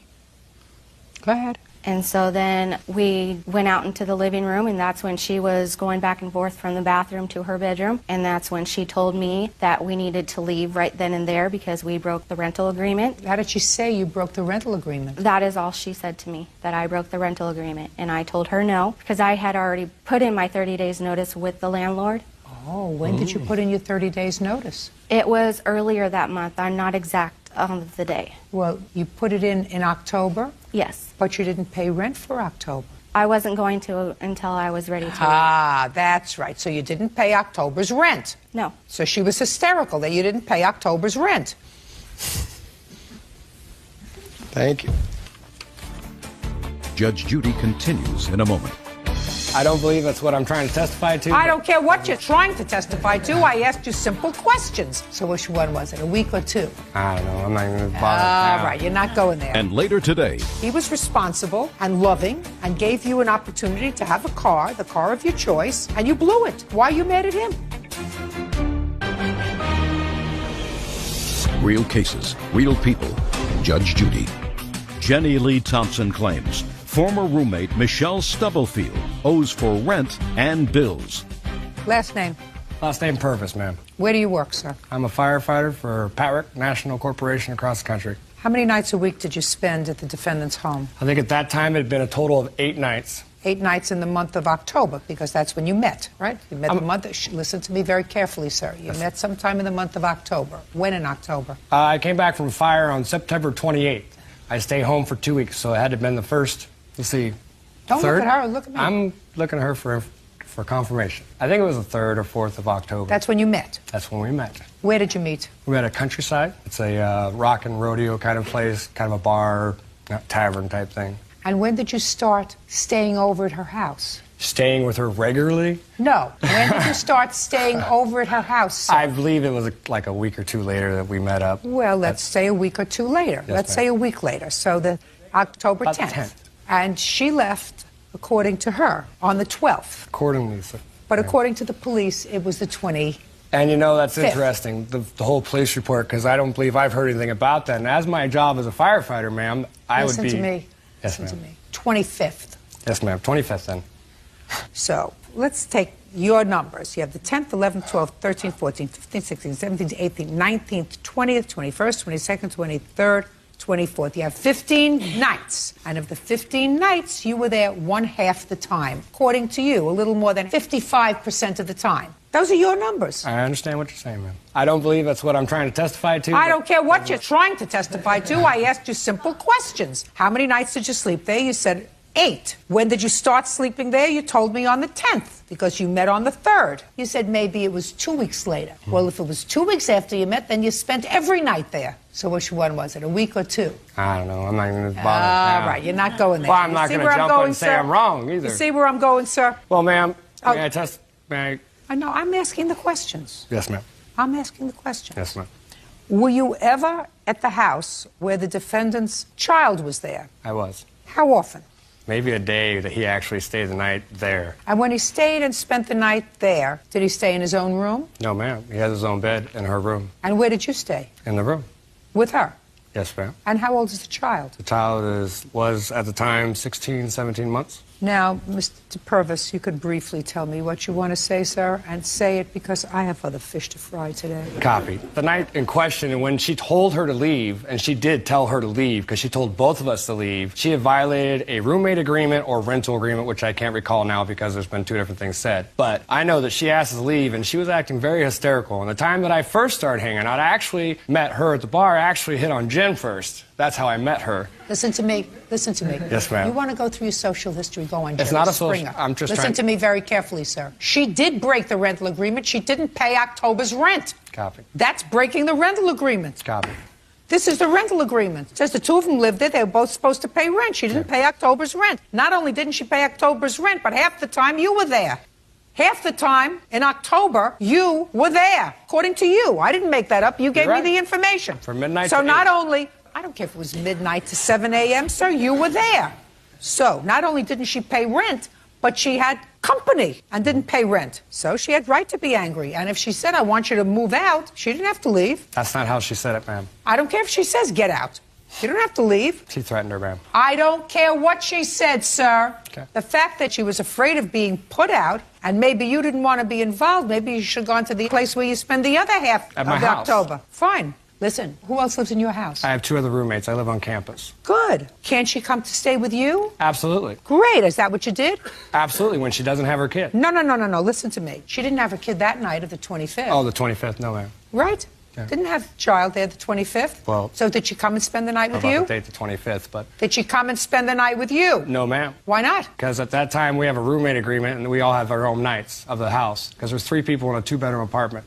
So that night was not my night to be there. Oh, so you had to find a girlfriend to No, I don't. Oh, I got it. I have another home. Oh, I got it now. Now, Mr. Purvis, when you left that night, where did you go? To a motel. You did? Yes, ma'am. You would have had to have gone someplace else to sleep anyway, Mr. Purvis, because you have a roommate agreement, right? Yes, ma'am. So I assume you paid for the motel. I did. Good. Now, the next night, you are allowed back in your room? Yeah, my place is fine. Because somebody else had to go find a girlfriend. No. Right? No. Right? Did you take her back with you the second night? She actually did stay with me a couple nights after that. Great, terrific. So the first night you would have had to have paid for a motel room. This time you had a comfy roommate to spend it with, because that's part of her counterclaim, which is nonsense. A, you didn't have to leave, Miss Stubblefield, when she told you to leave. If you'd paid your rent, you may have had difficulty, but you certainly would have had more of a case if you paid your rent. You can't keep yourself there, not only yourself, but yourself in company without paying. Anyway, are you still in the apartment? Yes, I am. Do you like it? I love it. Do you live by yourself? Yes, I do. Very smart. Yes. You owe $395 and your counterclaim's dismissed. That's all. Thank you. Thank you, Your Parties Honor. are excused. You may step out. Well, she kind of ruined it when she tried to control what I did and what I couldn't do. In reality, she's very naive and ignorant. Everything had to be her way. And doesn't believe that she owes anybody anything. And now the next case. All parties in the matter of Rios versus Mendez. Step forward, please. 24-year-old Lorena Rios is suing her uncle, Jesus Mendez, for the return of car payments on a 2006 Toyota Corolla. Lorena claims her uncle illegally repossessed the vehicle.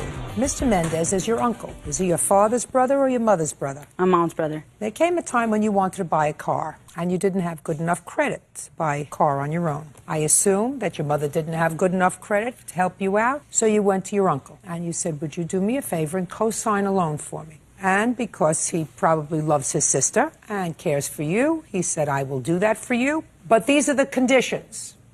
Right? Mm-hmm. And what were the conditions, Miss Rios? His conditions were pretty much for me not to let him down with the payments. So he gave you specifics, not just to not let him down. He gave you specifics. And what were the specifics? That I made my payments on time. And what was on time? On time? Well, pretty much... No, look at me. You had an agreement with him to make payment on a specific date every month. Mm-hmm. What was that date? They told me... That day. The 21st. That's not what you say in here. Here you say the 18th of the month in your complaint. The 18th is the due date. No.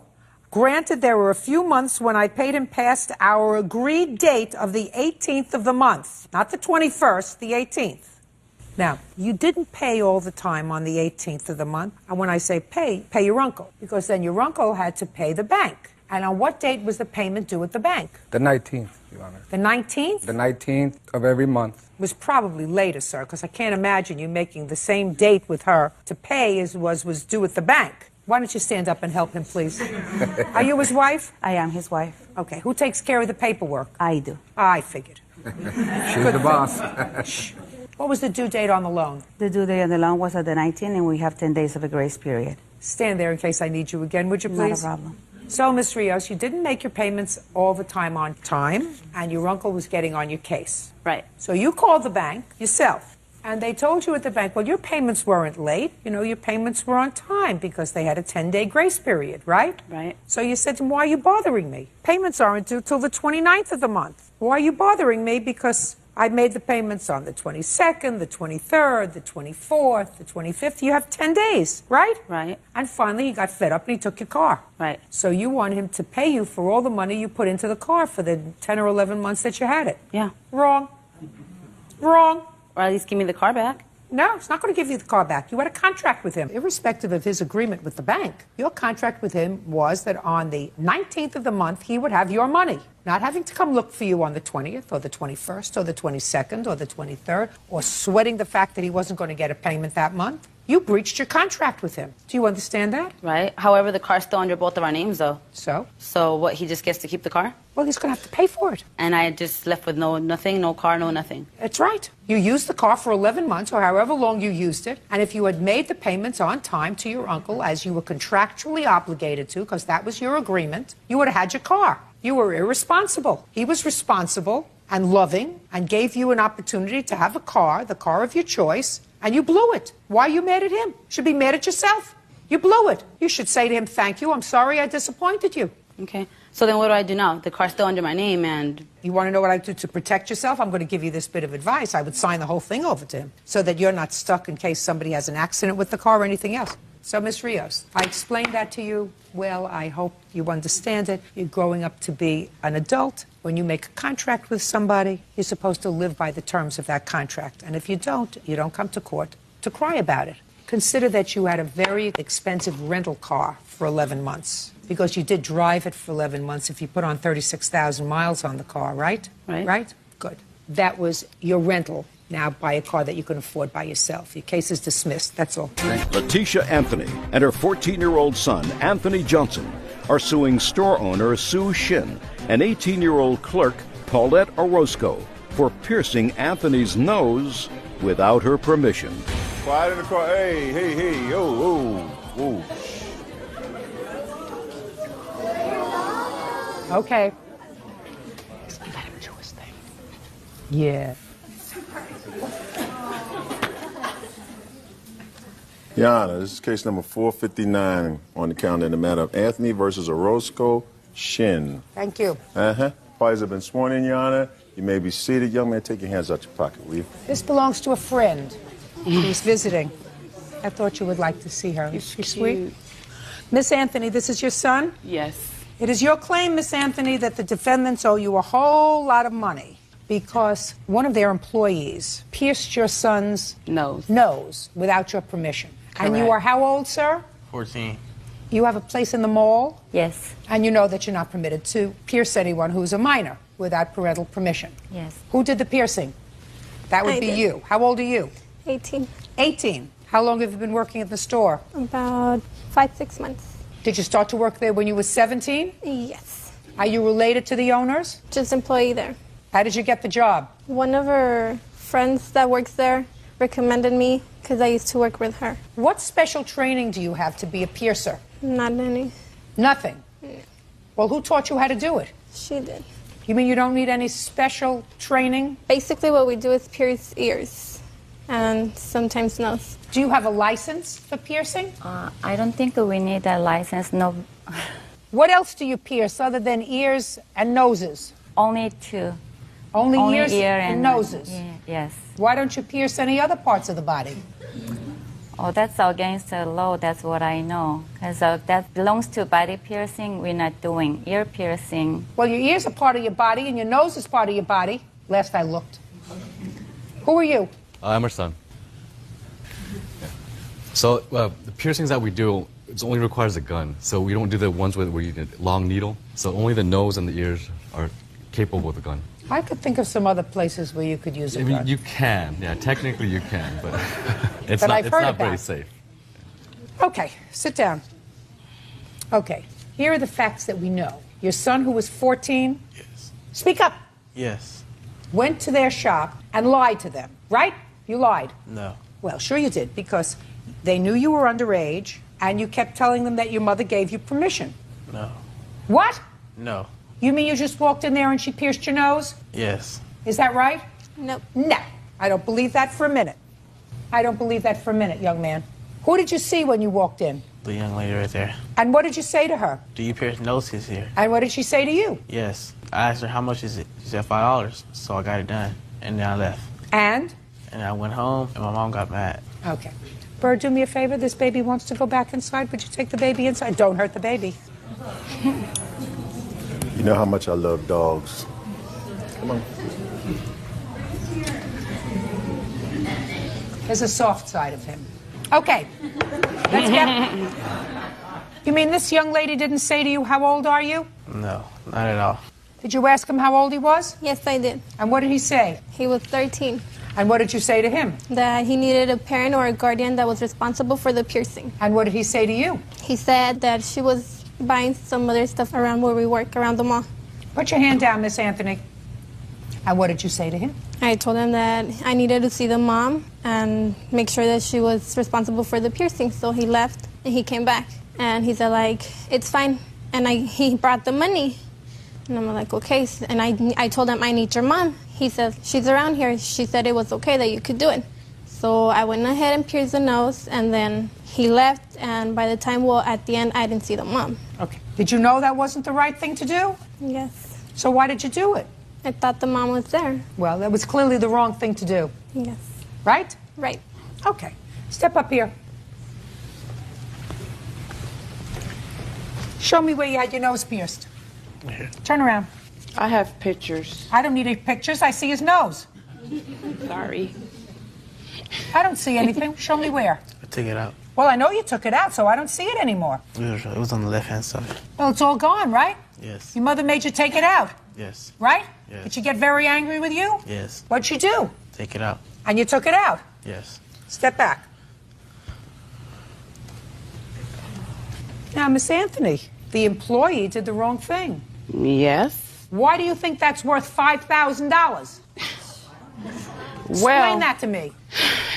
I mean, she had no right pissing. I didn't give her permission to do anything. Agreed. You don't understand what I'm saying? I But, agree. mean, Just a second. I understand English, and I understand your statement that you didn't give permission. Right.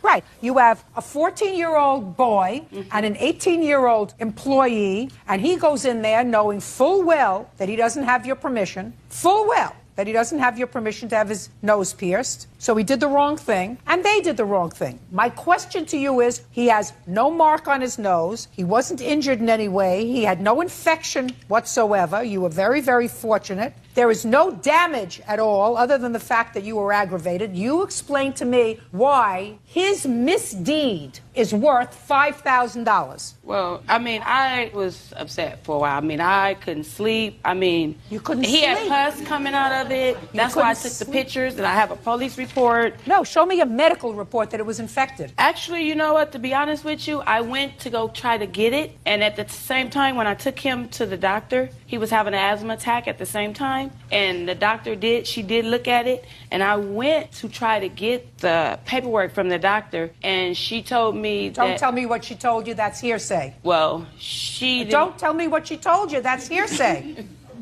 Miss Anthony, you're not following me, madam. Not everything is a lawsuit. Yeah? Yeah?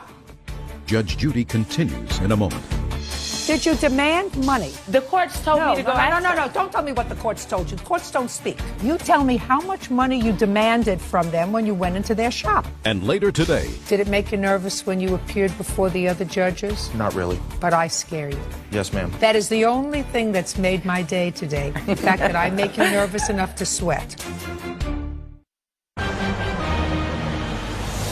Real cases, real people. Judge Judy.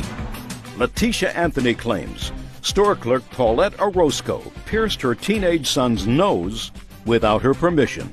So what I'm saying to you is, what makes this non-injury to your son, who did the wrong thing? She didn't chase him in the mall with a piercing gun and pierce his nose. No, she didn't. He went in, listen to me.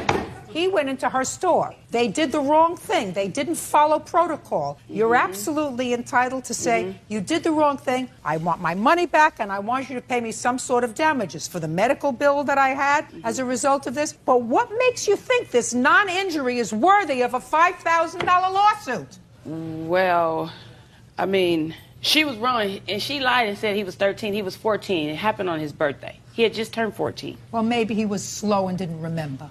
Maybe so. I don't But know. that's not my question. What difference does it make whether he was 13 or 14 and it was his birthday? What makes it worth $5,000 is my question. the negligence and the stupidity that they did. You understand what I'm saying? I mean, it was just uncalled for. But what I'm trying to explain to you is, yes, he probably was negligent. I mean, he went in a store just like you said. He did that.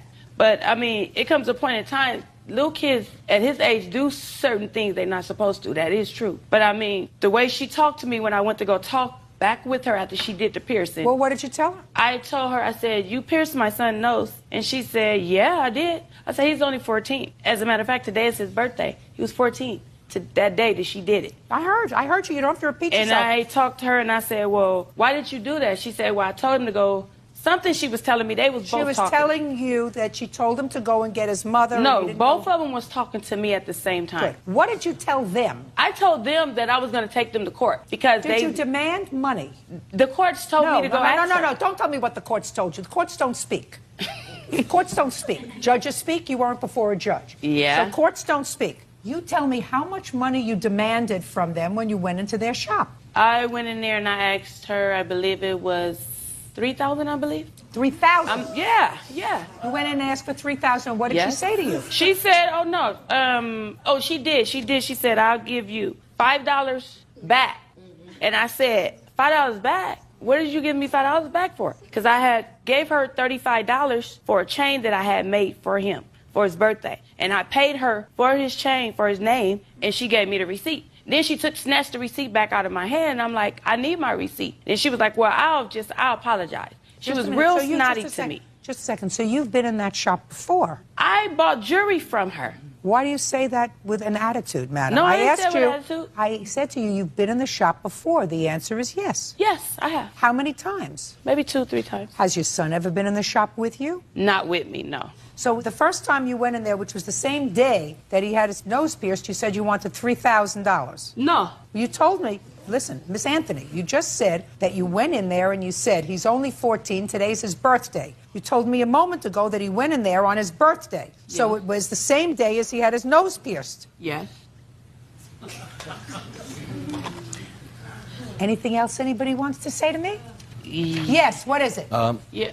It was actually, she came in and she initially asked for $7,000. And then she said, my mom said, oh, we don't have that kind of money. Oh, okay, God, that is a lie. I'll settle for $3,000. He wasn't even there. Well, sit down. He wasn't there, Your Honor. I don't care if it's, listen to me, Miss Anthony, I don't care if it's $7,000 or $3,000. God knows that. I don't know where you're operating from, but your son had no injury whatsoever. They did the wrong thing. You're absolutely entitled to something for your aggravation and inconvenience. For your aggravation and inconvenience, you're entitled to $250. Judgment for the plaintiff, that's all.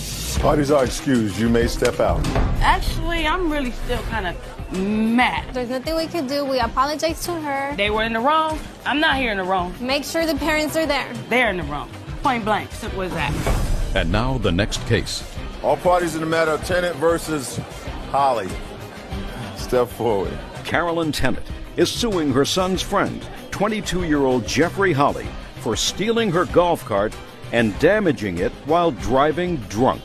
Miss Tennant, this young man was a friend of your son's? Yes, ma'am. You all went camping together? Yes, ma'am. And you had a golf cart that sort of takes you to and from, I guess, a lake or shopping or whatever? Well, it's like the major mode of transportation out there. I know that people have golf carts. Yes. Mr. Holly took your golf cart without your permission. Correct. And he was drunk. Yes. You agree with that? Yes, ma'am, I do. And he had an accident. Yes. Your golf cart was damaged. Correct. And the golf cart of the other people was damaged. Yes, ma'am. The other people sued you as the golf cart owner. Yes. Successfully. Yes. And do you believe that Mr. Holly has the responsibility of compensating you for both that judgment and the damage to your golf cart? Correct. Mr. Holly says that it wasn't his fault. Yes, ma'am. And he should have been able to go to court and prove that. And since he didn't have that opportunity because you proceeded without him, he's not responsible. Did I identify your position, Mr. Holly? Yes, ma'am, you did. I have to find out a little bit about you, sir. Age? Age 22. Occupation? Basement waterproofing and foundation wall rebuilds. Number of times arrested? Since I turned 18, 3 times. For what? Disorderly conduct, a malicious assault, and unauthorized use of heavy equipment. Were you drinking during any one of those 3 arrests? Yes, ma'am, the disorderly conduct. Now, have you ever had convictions for any of those things? Yes, ma'am. Ever go to jail? Yes, ma'am. For how long? I did 1 week, and then I got out on a signature bond. Are those cases over? Yes, ma'am. Mr. Holly, you and booze don't get along, sir. Yes, I agree, ma'am. You want to tell me what happened with Miss Tennant's golf cart? Yes, ma'am, I do. That night, it was Memorial Weekend, you know, and there was a bunch of us out there together, and, you know, everybody being of age recently, we all decided, you know, we were going to get drunk and have a good time. They have dances at the bar and whatnot. You know that you don't have a good time when you get drunk. Yeah, I'm starting to You realize really that, understand ma'am. that. You know, most of the time you don't remember. Most of the time you act stupid. Most of the time you get sick afterwards. You really have a much better time if you're sober. That doesn't mean you can't drink. That just means that you have a better time if you're not drunk. Yes, ma'am. But you got drunk. Yes, ma'am. And? And I decided to take the golf cart keys from the top of the fridge. Because, I mean, I figured, you know, there was people driving it all day and most of the night. I figured, why not? You know, I mean, we were just going to go around the block and come right back. There was another golf cart passing filled with some people that lived down at the next camper down. And I thought they were going to stop, and I guess they thought I was going to stop, and it didn't work out that way. So? So I ran into the side of them. They proceeded to get off the golf cart and just completely make an enormous deal of it. I mean, they're golf carts. They don't go over 10 miles an hour. No, they go faster in there. And during all this, I mean, everything started getting out of control. People were yelling at each other. One of the ladies on the golf cart, her fiance decided to sucker punch me. Then I was held from defending myself once I found out in that township I could legally defend myself once somebody put their hands on me. I was held from defending myself. And I mean, why couldn't I get any, you know, closure on that? Because I did make a police report on it, and I figured You not wanted closure. Tell me how you wanted to get closure.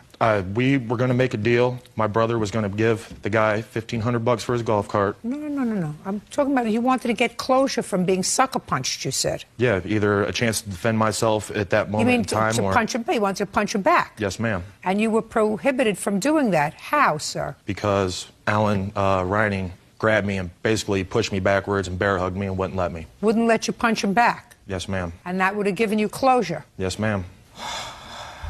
You've been watching too many psychological programs that seem to be proliferating in daytime television, sir. Not everything gives you closure. You usually refer to the fact that you want closure when somebody in your family dies. You go and visit them and you say, now I have closure. You know, I've seen them, I've said goodbye. Closure is not usually a thing that one refers to, punching somebody back. That doesn't give you closure. Mr. Holly, you're a very polite young man. Do I make you nervous? Yes, ma'am. Is that why you're sweating? Yeah. Yes, ma'am. Did it make you nervous when you appeared before the other judges? Not really. But I scare you. Yes, ma'am. That is a really, really good thing. I've not had a particularly good day today. That is the only thing that's made my day today. The fact that I make you nervous enough to sweat. You owe Mrs. Tennant money. You owe her the money that she spent or will spend to fix her golf cart. And you owe her the judgment that was entered against her for the accident you had when you took her golf cart without permission. Because if you go back, Mr. Holly, these are the objective facts. I'm not going to really scream and yell at you because you've been so polite. I'm going to say it easily so you can get my drift. A, you were drunk. You should never have gotten behind the wheel of any instrument that was moving because you weren't exercising good judgment. B, you got behind the wheel of it without permission. So, in effect, you stole it. You had an accident. You're responsible to reimburse her for any out-of-pocket expenses that she had. And her out-of-pocket expenses were? $1,782.50. $1,782. And 50 cents. And 50 cents. That's your liability, Mr. Holly. That's your legal responsibility. And if you don't want to incur that kind of obligation, you're not supposed to get drunk and act stupid so that you really don't know what's going on. You're not supposed to take people's property without permission. You're not supposed to get behind something that goes even 10 miles an hour when you're drunk. All of those things you did. Just say it's going to make you feel better and you're going to stop sweating. It's my fault. Really, it's man, my fault. I was drunk. I took your property. I caused you aggravation. I'm sorry. I will make you whole. And if you can't do that, Mr. Holly, I will. Judgment for the plaintiff in the amount of $1,782.50. That's Thank all. you, ma'am. I'm Judge Judy. You may step out. I think that she just did a wonderful job. I mean, I'm a little, upset about it. He's poor. Is suing his ex-girlfriend, 23-year-old Mindy Golden, for damages resulting from a false arrest for burglary. Mindy claims Ray unlawfully entered her home after they broke up. Order. All rise. Yes, case number 473 on the calendar in the matter of Wood versus Golden. You're welcome, Judge. Parties have been sworn in. You may be seated. Ma'am, have a seat, please. Mr. Wood, this lady used to be your girlfriend, and I would assume that the person standing on your side is your brother. Is that right? Yes. It is your claim, Mr. Wood, that the defendants falsely reported that you were burglarizing their home, causing you to be arrested. You spent money on attorneys, and you want to be compensated for their false reporting of this burglary. Miss Golden and her brother say that you actually were in their home without permission, which is a burglary. They say that you retaliated by calling Child Protective Services and claiming that the two of them were using drugs in front of their children, in front of your children. Right. And in addition, Ms. Golden is counterclaiming because she says because of your action, she was fired from her job. She wants to be compensated for her lost wages. When did this unholy alliance begin? June 2004. Did you live together? No. Ever? No. Did you ever stay over? Occasionally. How many times a week, Mr. Wood? Once, maybe twice. Did you have a key? At one time, yes. Would you occasionally go over to the house and answer my question? I don't want you to think of where I'm going, Mr. Wood. All I want you to do is try to tell me the truth. Okay. The truth will set you free. Okay. Did you ever go over to the house and wait for her to come home? Yes. Went into the house by yourself? Yes. That happened frequently? No. In the course of the year and a half that you were together, did it happen 10 times? No. Happened 5 times? Maybe, yes. When you went over there and neither she nor her brother were there, prior to February of 2006, did anybody report that you were in the house without permission? No. Did you ever take anything that you weren't supposed to? No, I did not. Tell me what happened on February 17th, 2006. It was about 7 o'clock in the evening, 7:15. I was in Binghamton, and I got a call from Mindy stating that her brother had caught me in the trailer. And she said that I didn't have any business being in there because we had broken up the previous week again. It was longer. Shh, shh. And what did you say to her? What's going on? Why are you doing this? I'm in Binghamton. I haven't been in Windsor for over an hour. Why are you doing this? And she said, you were there. I'm going to see you in jail. I'm calling the troopers, and slammed the phone down. Okay. Miss Golden, were you at home? No, I was at work. Your brother was at home? Yes. Your first name, sir? Kevin. Do you remember what day of the week the 17th of February was? Remember the day? No, I don't. Do you? Yes, Tuesday. Do you remember what time she called you? 7:45. In the evening? Yes. All right, Mr. Golden. I want you to tell me what happened on the 17th of February. Yeah, I went out to eat. No, look at me. Oh, I went out to eat with my girlfriend, came home from dinner, proceeded to enter in the door, and when I bumped into Ray coming out as I was coming in. He was coming out? Yes, ma'am. And what did you say to him, and what did he say to you? Just nothing. We were just both like, yeah. And I heard a hissing noise, and that was the propane. So I went to investigate that, and I turned around. By the time I fixed that, he was gone. What was wrong with the propane? It was unhooked from the tank. Hooks up to the trailer for heat and cooking. And it's outside? Outside, correct. Now, when you went inside, what did you see? Nothing really. It was dark. No, inside the trailer, sir. Oh, what did I see?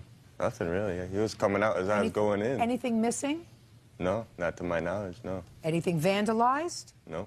The only thing unusual that you found was outside the trailer? Correct. Mr. Golden, I'm unclear, sir. Was Mr. Wood inside the house or outside the house? Inside the house, ma'am. Inside? Yes. Is there a key that you used to get inside the house? Yes, ma'am. How do you think Mr. Wood got inside the house? Had his own key. Did you have a key to the house? No, I gave it back to Mindy. I had asked for it back, and it took him a week to give it back to me. So you got it back? Yes, I did. When, Mr. Wood, did you call Child Protective Services on the Goldens? I didn't hear from the troopers for a week to 10 days on the charge.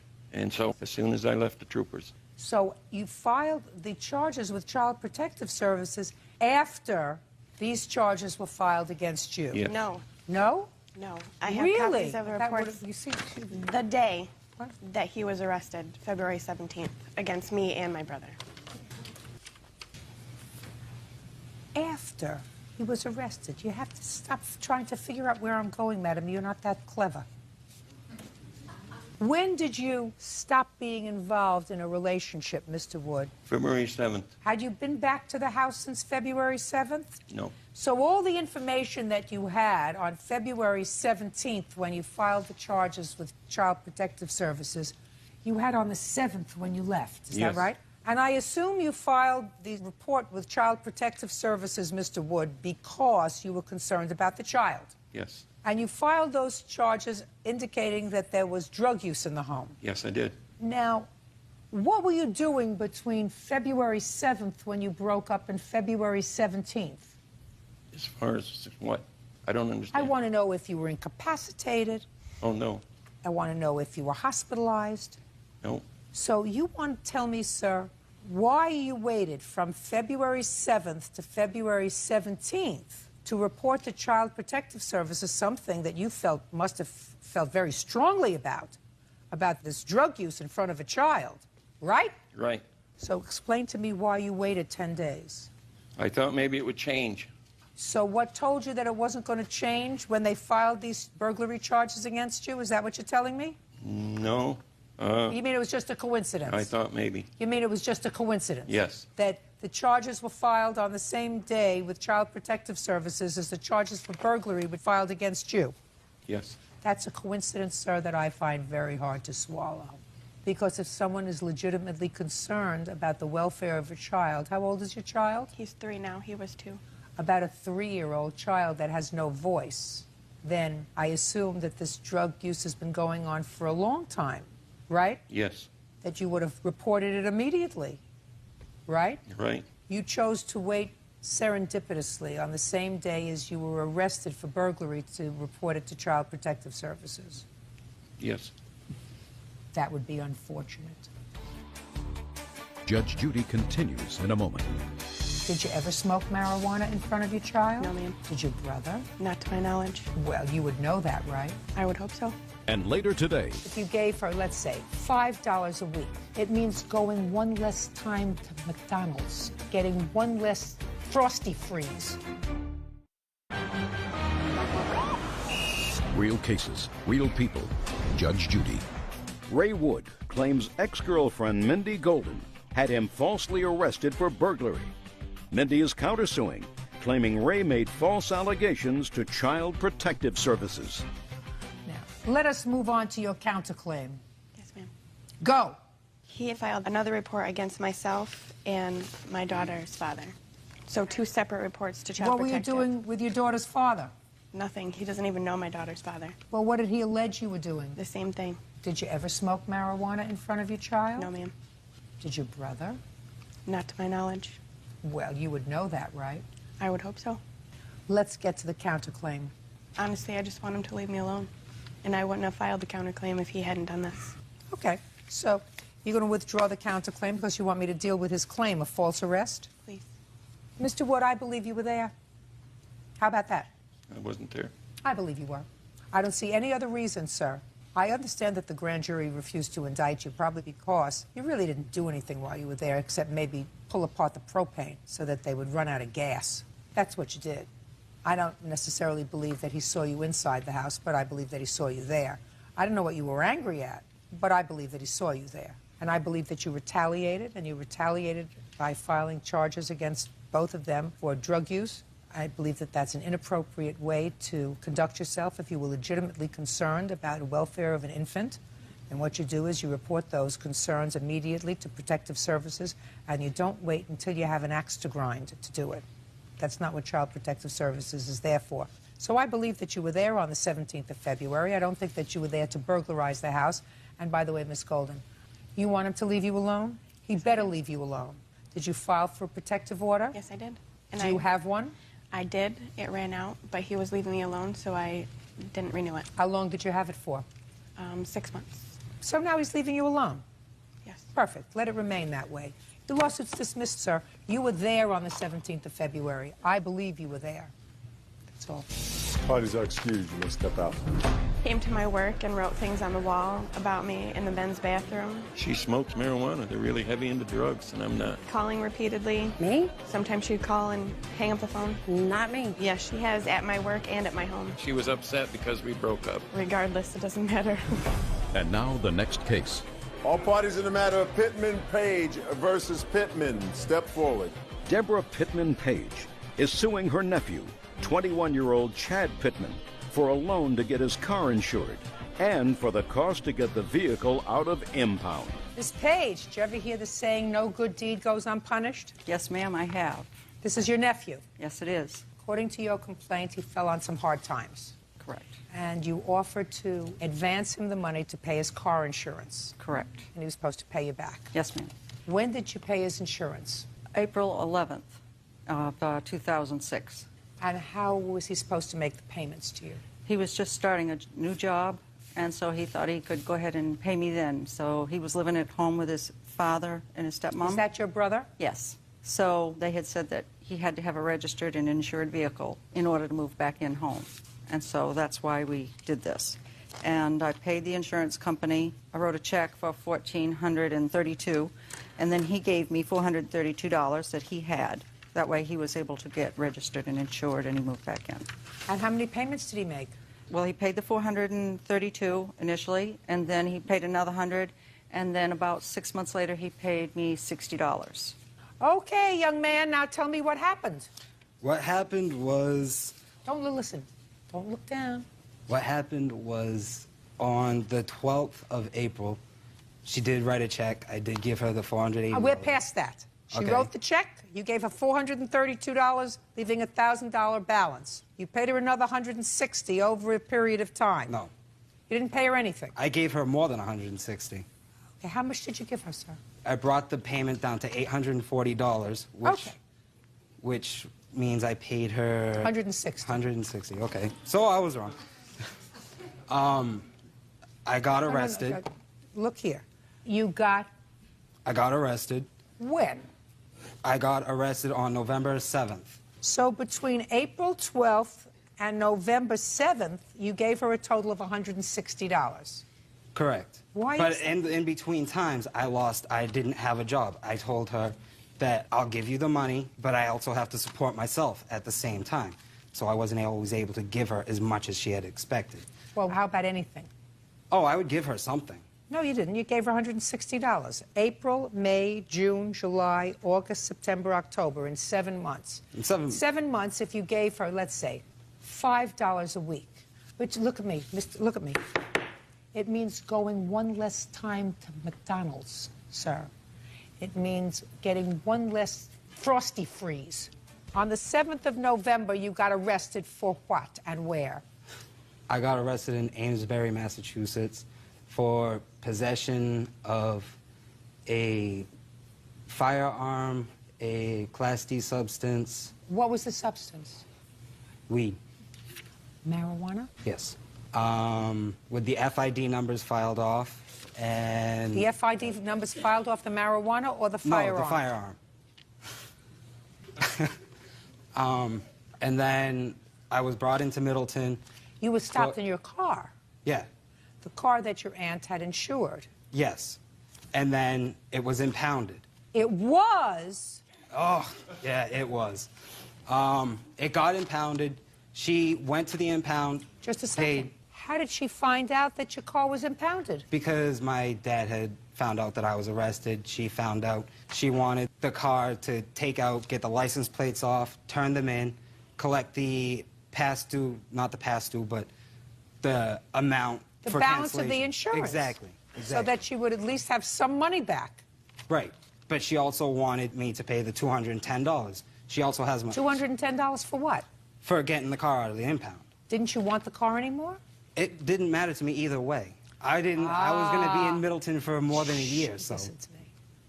So at that point, it didn't matter to you that the car was an impound. What kind of car is this? 96 Ford Contour. So you didn't care whether the car was an impound. As far as you were concerned, they could have turned it into a toaster. Exactly. Right?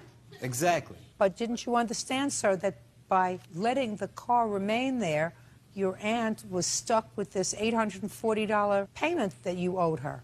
I had full intention on paying her, but I couldn't justify why am I paying her. She has my car, she has my title, threatened to forge my signature on my title, said that she could get $1,300 at a junkyard for it, tried signing it. She didn't seem to want either, so I just was like, well, make up your mind.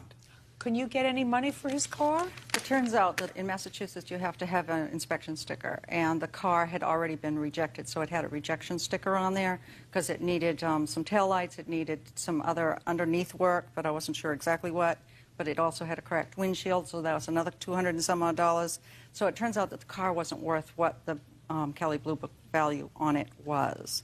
So when he wanted to change the deal and just sign that over to me and say, well, you get to sell the car for whatever, he couldn't understand that I didn't want to deal with selling the car, plus the car wasn't worth the money, and so I wanted him still to pay me the money he owed me. And he Fabulous. just didn't Where understand. is the car now? It's in the parking lot of my parents' house. Where's the title to the car? I have the title here. May I have it, please? Yes, ma'am. Now, he gave you the title, I assume, because you indicate that in your complaint, to hold as collateral. Correct. Mr. Pittman, Chad. Yes. That would be you, right? That's me. Guess what I have for you, Chad? A title? You know how quick and clever he is? Sharp as a bowling ball. Sharp as a bowling ball. Now you have the car. She wants her $840 and what she spent to get it out of impound. I didn't ask her to get it out of impound. She went out to get it by herself. Well, I let was me in ask you Middleton this at the question, time. Mr. Pittman. Let's follow your logic, sir. We're now talking about a substantial amount of time later, 10 months. Ultimately, you were going to either get your car back or be stuck with paying her $840. What I'm giving you the opportunity to do is to take the car now that you have the title, and you can sell it. Maybe you can sell it for junk. Maybe you can get $200 for it. Maybe you can get $300 for it. Or you can sign the car over to her. Do you understand? Yeah, that was Sign the car original- over to her, and you're still going to pay her $840. I'm going to see how smart a boy you are. You can either sign the car over to her now and pay her $840, or you can keep the car and pay her $840. What would you like to do? Well, I'll keep the car. I'll give her the $840. Perfect. Love it. Thank you good. very much, in addition to the towing. You got it? Gotcha. Perfect. Judgment for the plaintiff in the amount of $1,050. Thank you, Your Honor. Parties are excused. You may step out. We had a gentleman's agreement, so to speak, and he didn't want to comply with it. She decided that